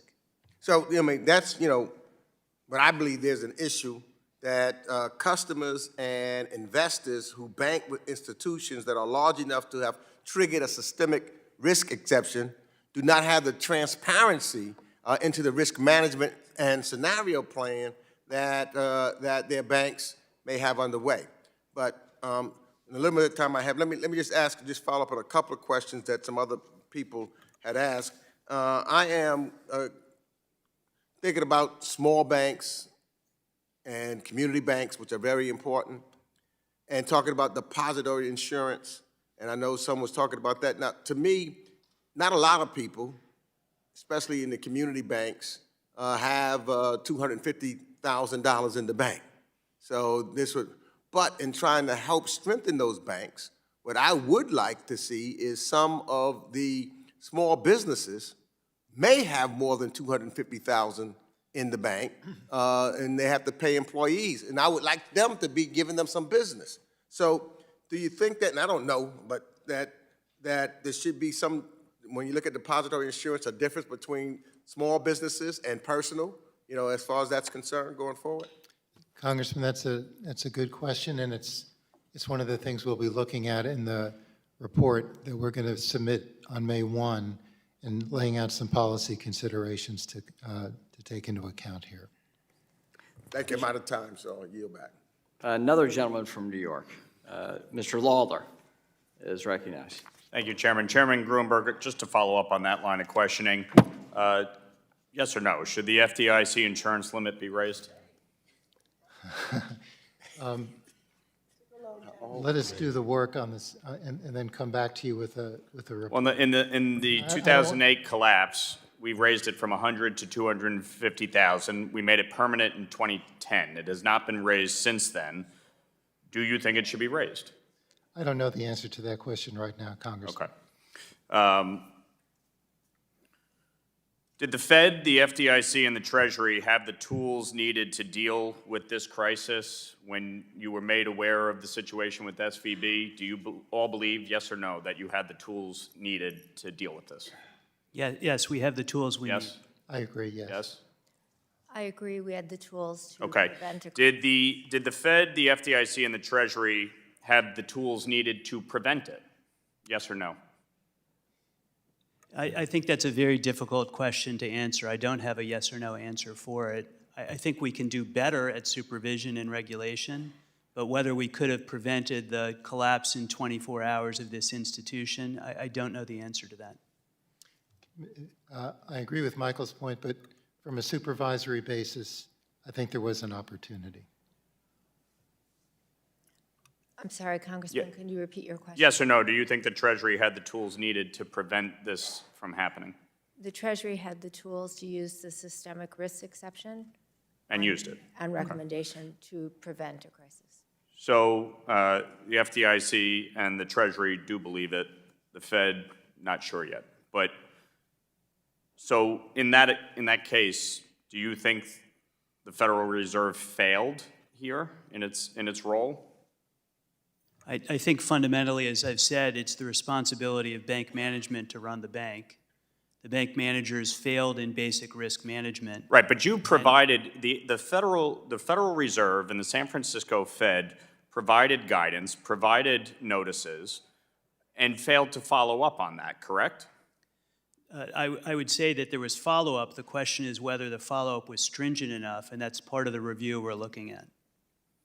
But stringent enough really means that the individual people may or may not have done the job that they were supposed to do, correct? Because if you give the notice and you reach out, isn't it incumbent on the individual supervisors to actually follow up and make sure that the bank is doing what it needs to do? It's incumbent on the bank to take the actions that the supervisors are directing them to take, and it's incumbent on the supervisors to check on that. Did the supervisors fail to check on that? No, I didn't say that. What I said is that it's incumbent on the supervisors to do that. I think it's a legitimate... Did they do that? I think it's a legitimate and fair question to ask whether they were stringent enough whether they used enough tools to force the bank managers to do That what was obviously right. with respect, that is semantics. Did they do the job they were supposed to do? Did they follow up? The reason I'm having difficulty answering the question is I believe they did follow up, but the bank managers did not perform on the job, and that's why we're looking. Were California and New York regulators equipped with the appropriate tools to handle this? Or should these banks, specifically SVB, given their size, been federally chartered instead of state chartered?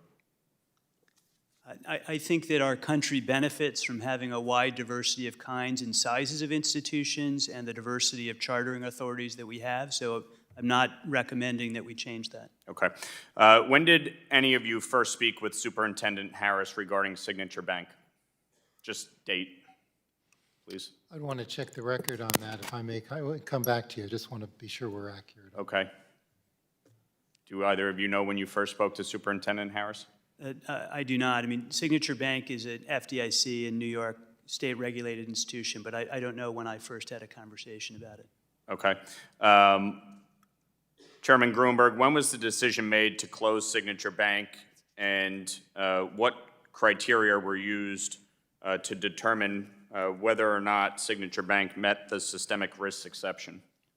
Those are two questions, Congressman. The decision to close the bank is the authority for the state, and the state made that decision on Sunday. And what was the question in regard to the systemic risk exception? What criteria was used to determine that?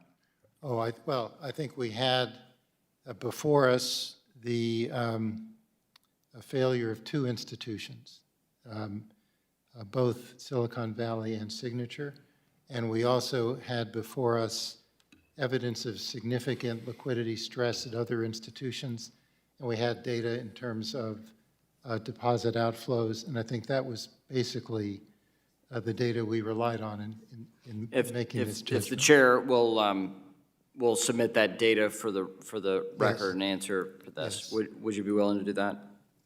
The data. Yes, of course. Related to systemic risk designation. Yes. Okay. Thank you, Or Mr. systemic risk event. We'll now go to the gentleman from Iowa, Mr. Nunn, for 5 minutes. Thank you, Mr. Chair. Thank you for being here today.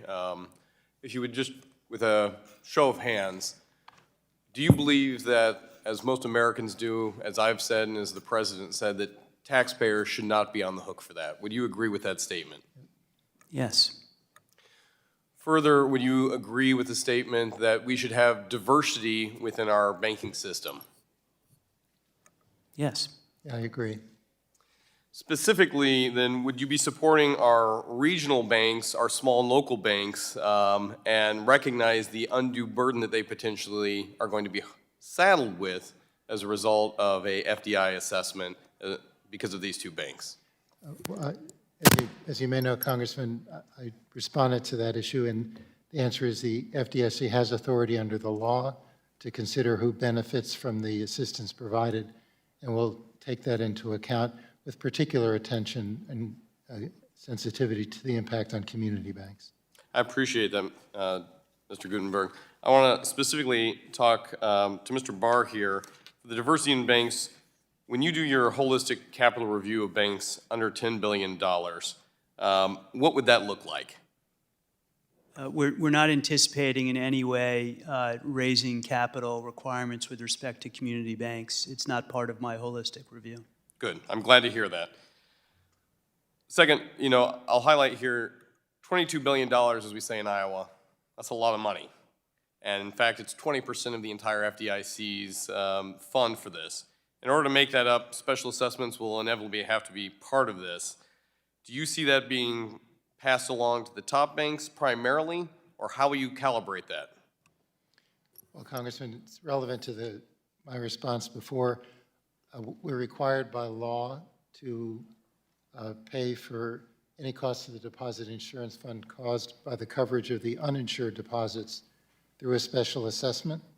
We have to do that by notice and public notice and rulemaking, and we have authority under the law to consider the types of entities that benefit from any action taken or assistance provided. So I understand that, but I just want to highlight the difference here. We had two banks that had 90% of their depositors uninsured at any level, and most banks across America are at 47%. My state of Iowa, in Des Moines alone, it's 70%.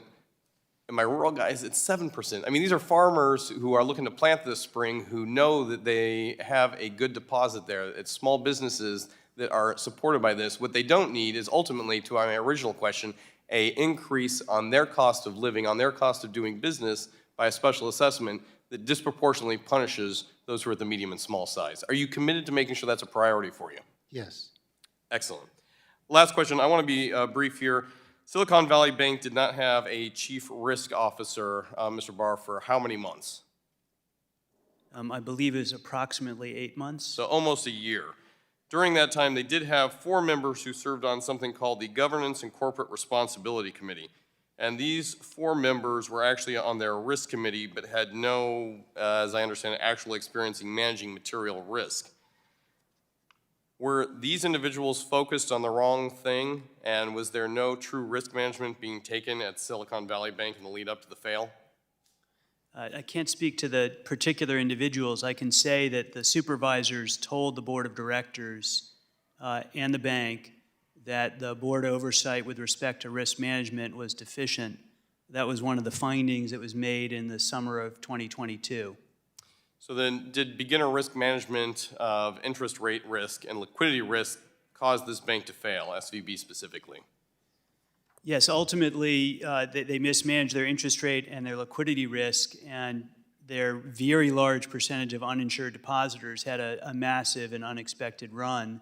As I said, $42 billion on a Thursday, and expected another $100 billion on Friday, and that was just a devastating run for the institution.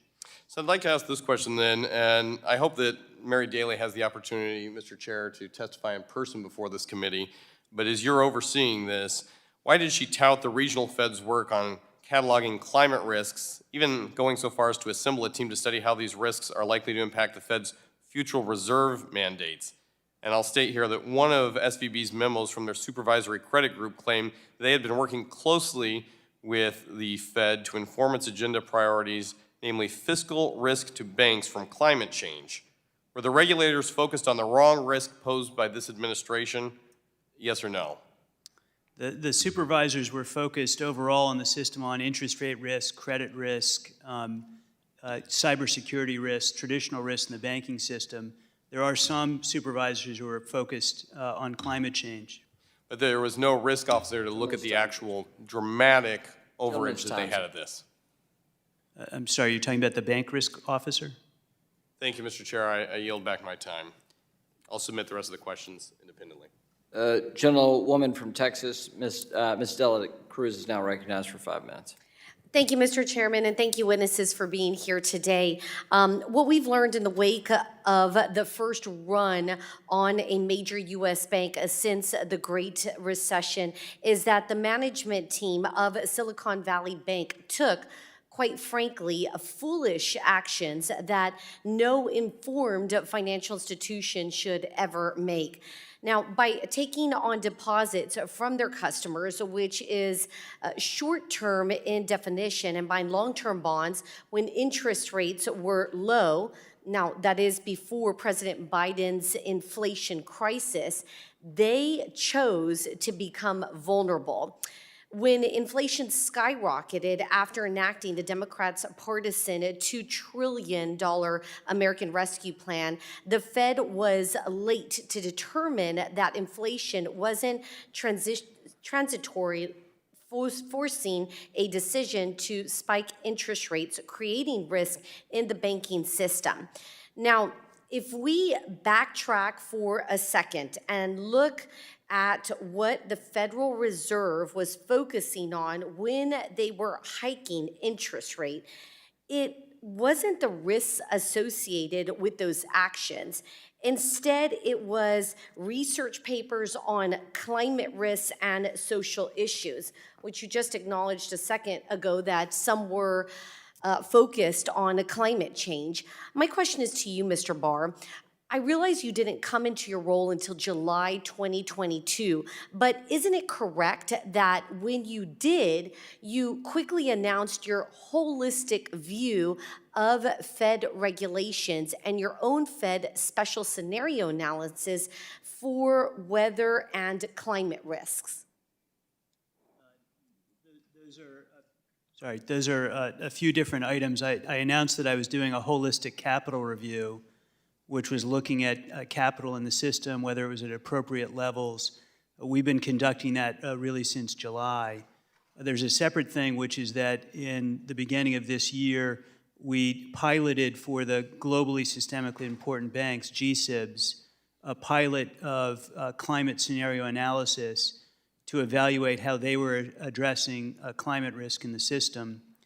That's separate from basically what most supervisors are doing most of the time, which is highlighted in our November 2022 supervision report, which is looking at interest rate risk, credit risk, liquidity risk in the system. Which we could both agree that interest rate risk, liquidity risks are within your job scope, but is climate risk really something that you should be focused on? When we saw all of the red flags on this bank. Now, correct me if I'm wrong, but isn't the role of the vice chair for supervision to focus on bank supervision and regulation? Yes or no?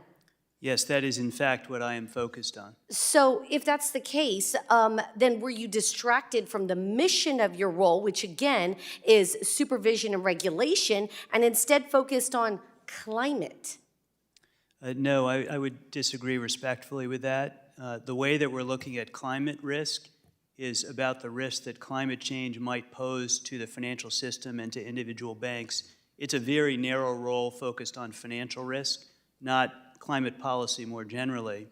And I think, as I was saying before, we need to be humble about regulators' ability or banks' ability to understand all the risks in front of us. It's prudent to look at long-term risks as well as really obvious and central risks right in front of us, like interest rate risk and liquidity risk. Well, I would say that what we saw with Silicon Valley was obvious risk. It looks like the mismanagement, it was flagged. There were fair warning signs.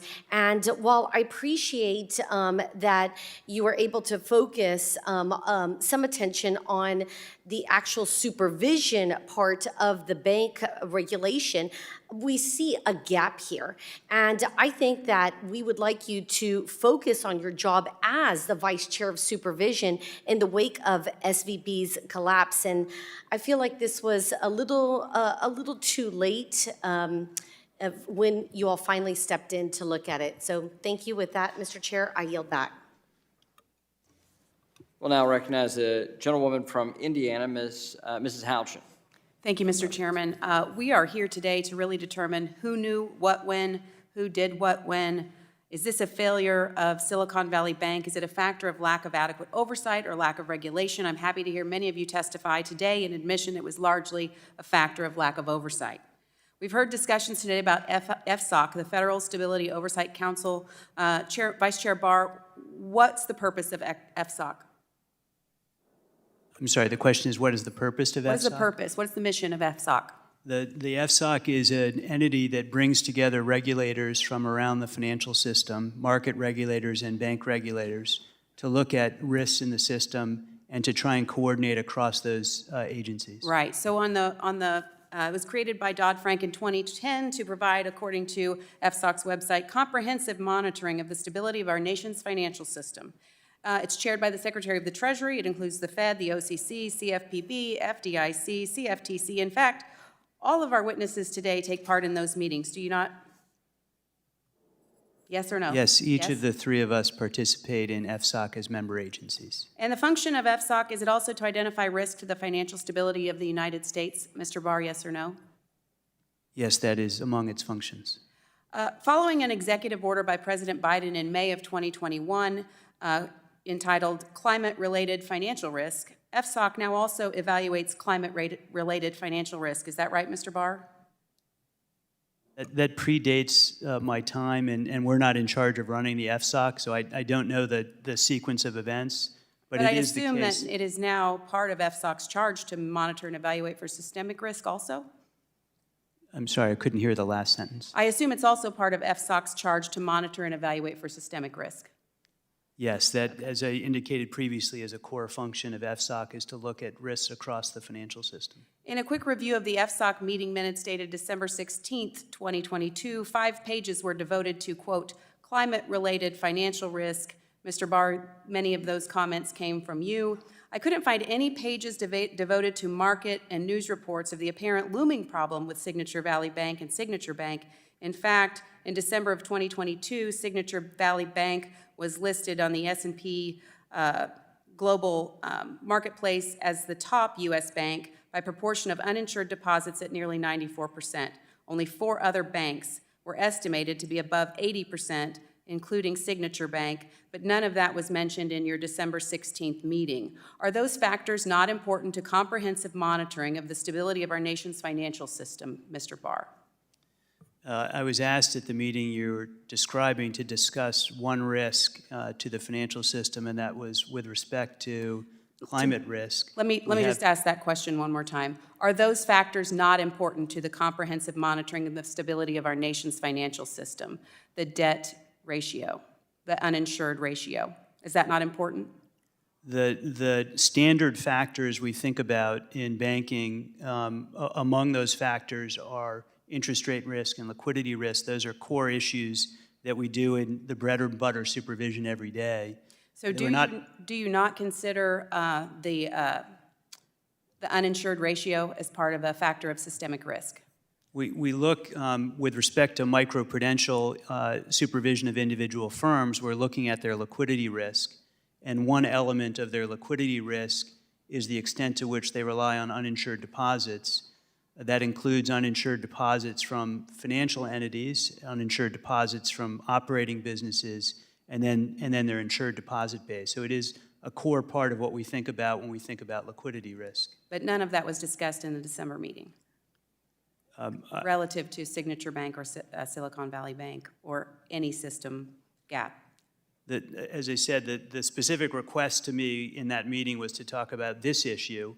We obviously talk about broader issues all the time. Yeah, I get that. Secretary Lang, earlier Chairman Huizenga was asking about the minutes taken at the meetings for FSOC. You said the meeting minutes are published after the next meeting. However, it seems there's more detailed information than what is shared publicly, and that the closed executive session meeting minutes are not shared at all.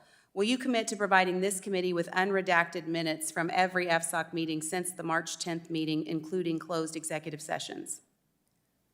Congresswoman, I'm aware of 2 FSOC meetings since these events, March 12th. Will you commit to March providing the 24th. meeting minutes for the executive sessions? They were executive sessions, and we do produce minutes, and we will release them. Thank you.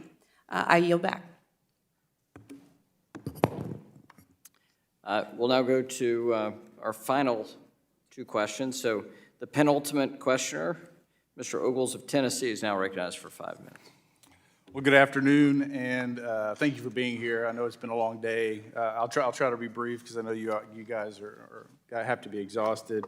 You know, Mr. Barr, when you look at increasing interest rates, especially in a rapid environment, you know, is that going to create risks when it comes to deposit structure for these, well, really any bank, but certainly as it pertains to small and mid-sized banks? As interest rates change, whether they go up or down, they create risks for banks, and the expectation is that banks manage those risks, and most banks in the country do manage those risks quite effectively. Now, the regulatory regime that's in place, do they give specific guidance as it pertains to those risks in a rapidly changing environment? We do have standard guidelines that are issued to banks about how they conduct their internal liquidity stress tests. Those tests are supposed to be designed to stress stressful environments with significant increases and decreases in interest rates. So they're not directionally guided. They're supposed to test up and down. Well, as far as some of the guidance that was given specifically to SVB, and I think my colleague from across the aisle said they blew you guys off, what types of guidance or alerts were given to SVB? So Silicon Valley Bank was required to conduct internal liquidity stress tests on a quarterly basis once it reached a certain size. It conducted those tests, and the guidance back from the supervisors was that the tests were inadequate. Now, so understanding that you have a bank that grew rapidly in a very short period of time, there was even a Wall Street Journal article dating back to November 11th of 2022, singling out SVB as a potential risk to the banking system. So clearly it was on people's radar. At any point, I think you stated earlier that, you need further regulatory action from this body to further give you teeth, if you will, as you move forward. Did you ever request a hearing on SVB of this committee of jurisdiction, understanding that there was potential risk in the market? Representative, I haven't asked this body for additional authority. I said we were conducting a review of our existing authority to see where we could have done better on supervision and regulation. Well, when I think about this situation, and I think about my district, which is although it has part of Nashville, it's predominantly suburban and rural. What's going to end up happening is my small banks, my community banks, are going to end up bailing out a couple of banks that are too large to fail. And so I'm curious, Mr. Grunberg, if my banks receive an assessment from the FDIC and they decide to blow you guys off, is there going to be some sort of regulatory action? Are you going to send them a bill? Are you going to enforce that assessment? Well, Congressman, and this has come up previously, we're required by law to the extent there's losses to the Deposit Insurance Fund as a result of the coverage of uninsured deposits, to impose a special assessment on the banking industry. And we're required to do that through a notice and comment rulemaking process. Right. And as I indicated, we also have authority. So I guess to the heart of the question, though, is would you go to the bank and say, we want our money? Yes or no? The answer is, if they were subject to the assessment, the answer would be yes. We do have authority to consider the types of entities that benefit from any action taken or assistance provided. Well, see, the thing that's important here, though, is I've got to go back to my district and tell my banks they're not going to get screwed over in this process. And what I've heard today is a bunch of tap dancing and no assurances to my district and my banks that they're not going to have to bail out basically the failures of the regulatory bodies that were empowered to do a job. And if you found yourself unable to do that job, you could have come to the committee jurisdiction and asked for support. But I find no evidence that you did so. Mr. Chairman, I yield back my time. Gentleman yields back time. We'll now go to the ultimate questioner, the gentleman from Wisconsin, Mr. Fitzgerald, for 5 minutes. Thank you, Mr. Chair. Yeah, I've heard that the same question asked 100 different ways over 2 days. The thing that I'm concerned about is it seems like a bank, shutting down a bank is messy. And I'm not sure if we're nimble enough or if the Fed or the FDIC is nimble enough that if we have multiple institutions that are all failing at the same time as to whether or not we could address this, because there seems like a 3-day period in which everybody was kind of making arbitrary, I'll say arbitrary decisions, not necessarily guided by any specifics. And if there is a table of specifics on what is the red flare that says this bank is in trouble, we need to act quickly, I'm not convinced after 2 days of testimony that actually happened that way. So I would ask either one of you to first comment on, can you instill more confidence that in fact we do know what we're doing and we can react quickly, and if it is multiple banks, that we're going to be in a good place. And then I have one more question after that. Well, I can say in regard to Signature that they basically ran out of money to meet their obligations, and that was the reason the bank failed.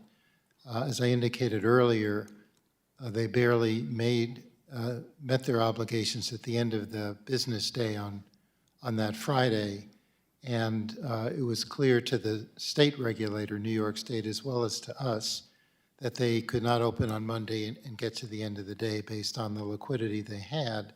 And that was the reason the bank was closed by the state. And I'll let Vice Chairman Barr speak to Silicon Valley, but it was a pretty straightforward decision and a traditional one. Similarly, Silicon Valley Bank basically was unable to meet its obligations in the ordinary course of business.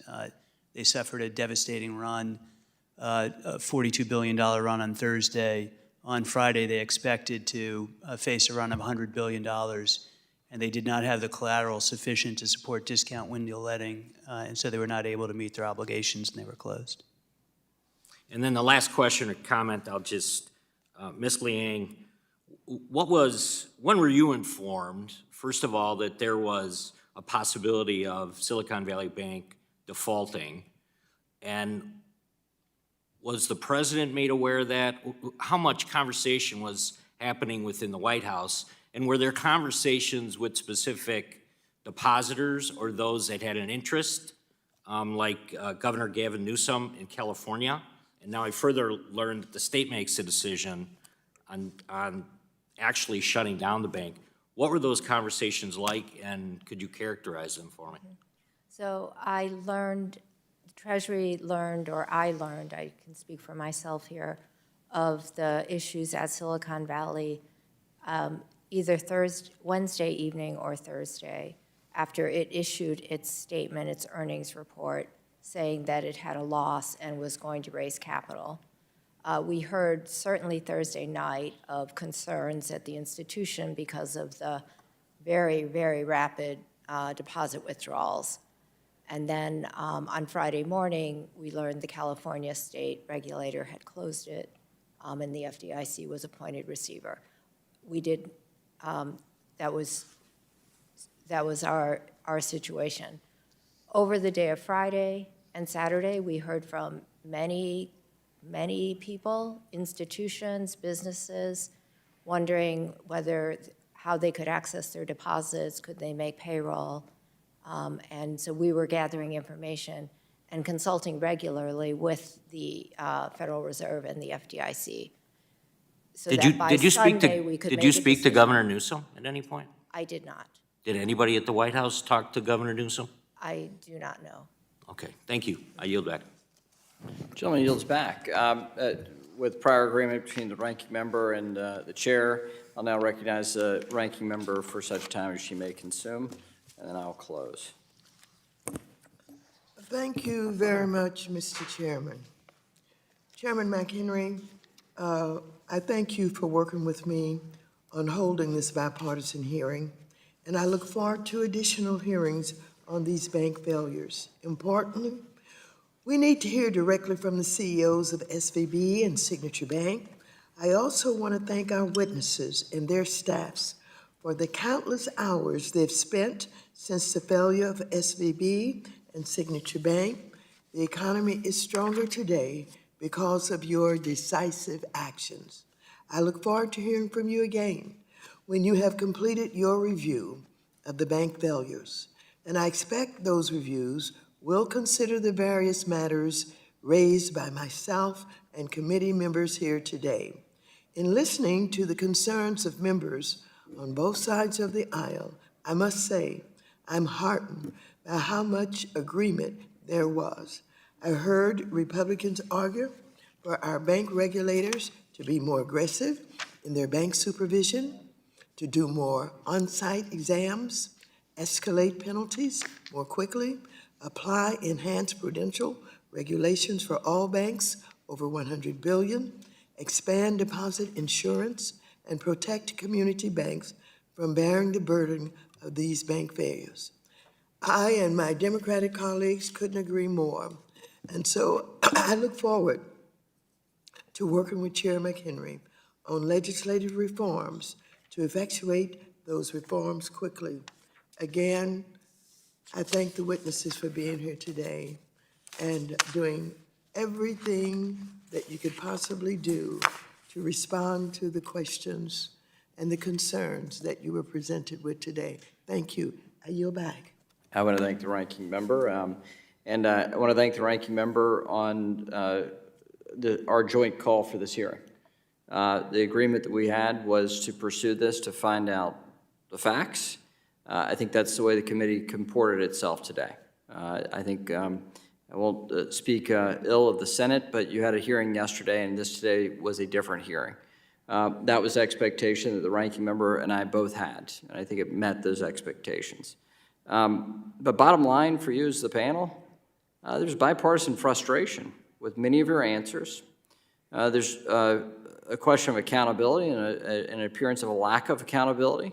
I hope you hear this clearly, not as a partisan act, but as a sincere concern. I think furthermore, there's a lack of transparency. Transparency in the decision-making by you sitting on this panel to answer for your decisions in that week and that first weekend.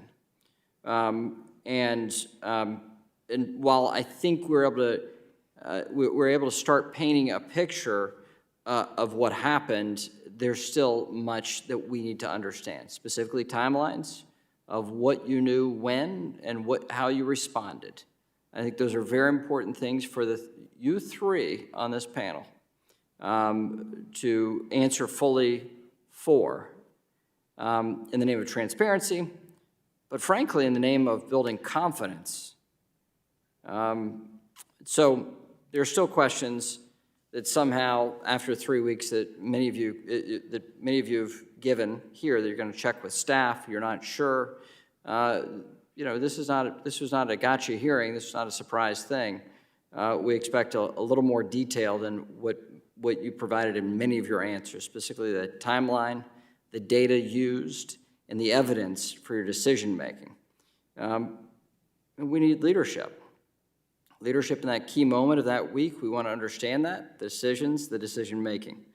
And we've put you in these positions, all Senate confirmed, in very powerful positions in our government. We want you to be capable of achieving good outcomes for the American people and the American economy. We want you to be competent in carrying that out, and that's why we have oversight. And over 5 hours in, you've certainly submitted yourselves to oversight. We will have written questions. For the record, we ask that you respond in a timely manner.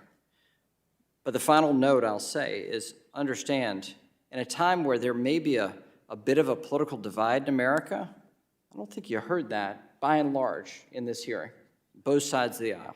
There's sincere concern. And so we ask you to submit in writing these questions.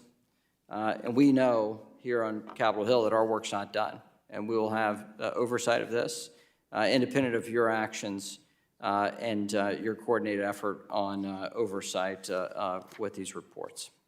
So I'd like to thank Vice Chair Barr, Chairman Grunberg, Undersecretary Lang. Thank you for being here today. Without objection, all members will have 5 legislative days within which to submit additional written questions for the witnesses to the chair. The questions will be forwarded to them for a response. I would ask the witnesses and their team behind them to respond no later than April 28th, 2023, as you certainly work to your self-imposed deadline of May 1st. We are also working to conduct our review together with a Government Accountability Office. We ask for your full participation in data and evidence in particular to support that investigation and oversight. The hearing is adjourned.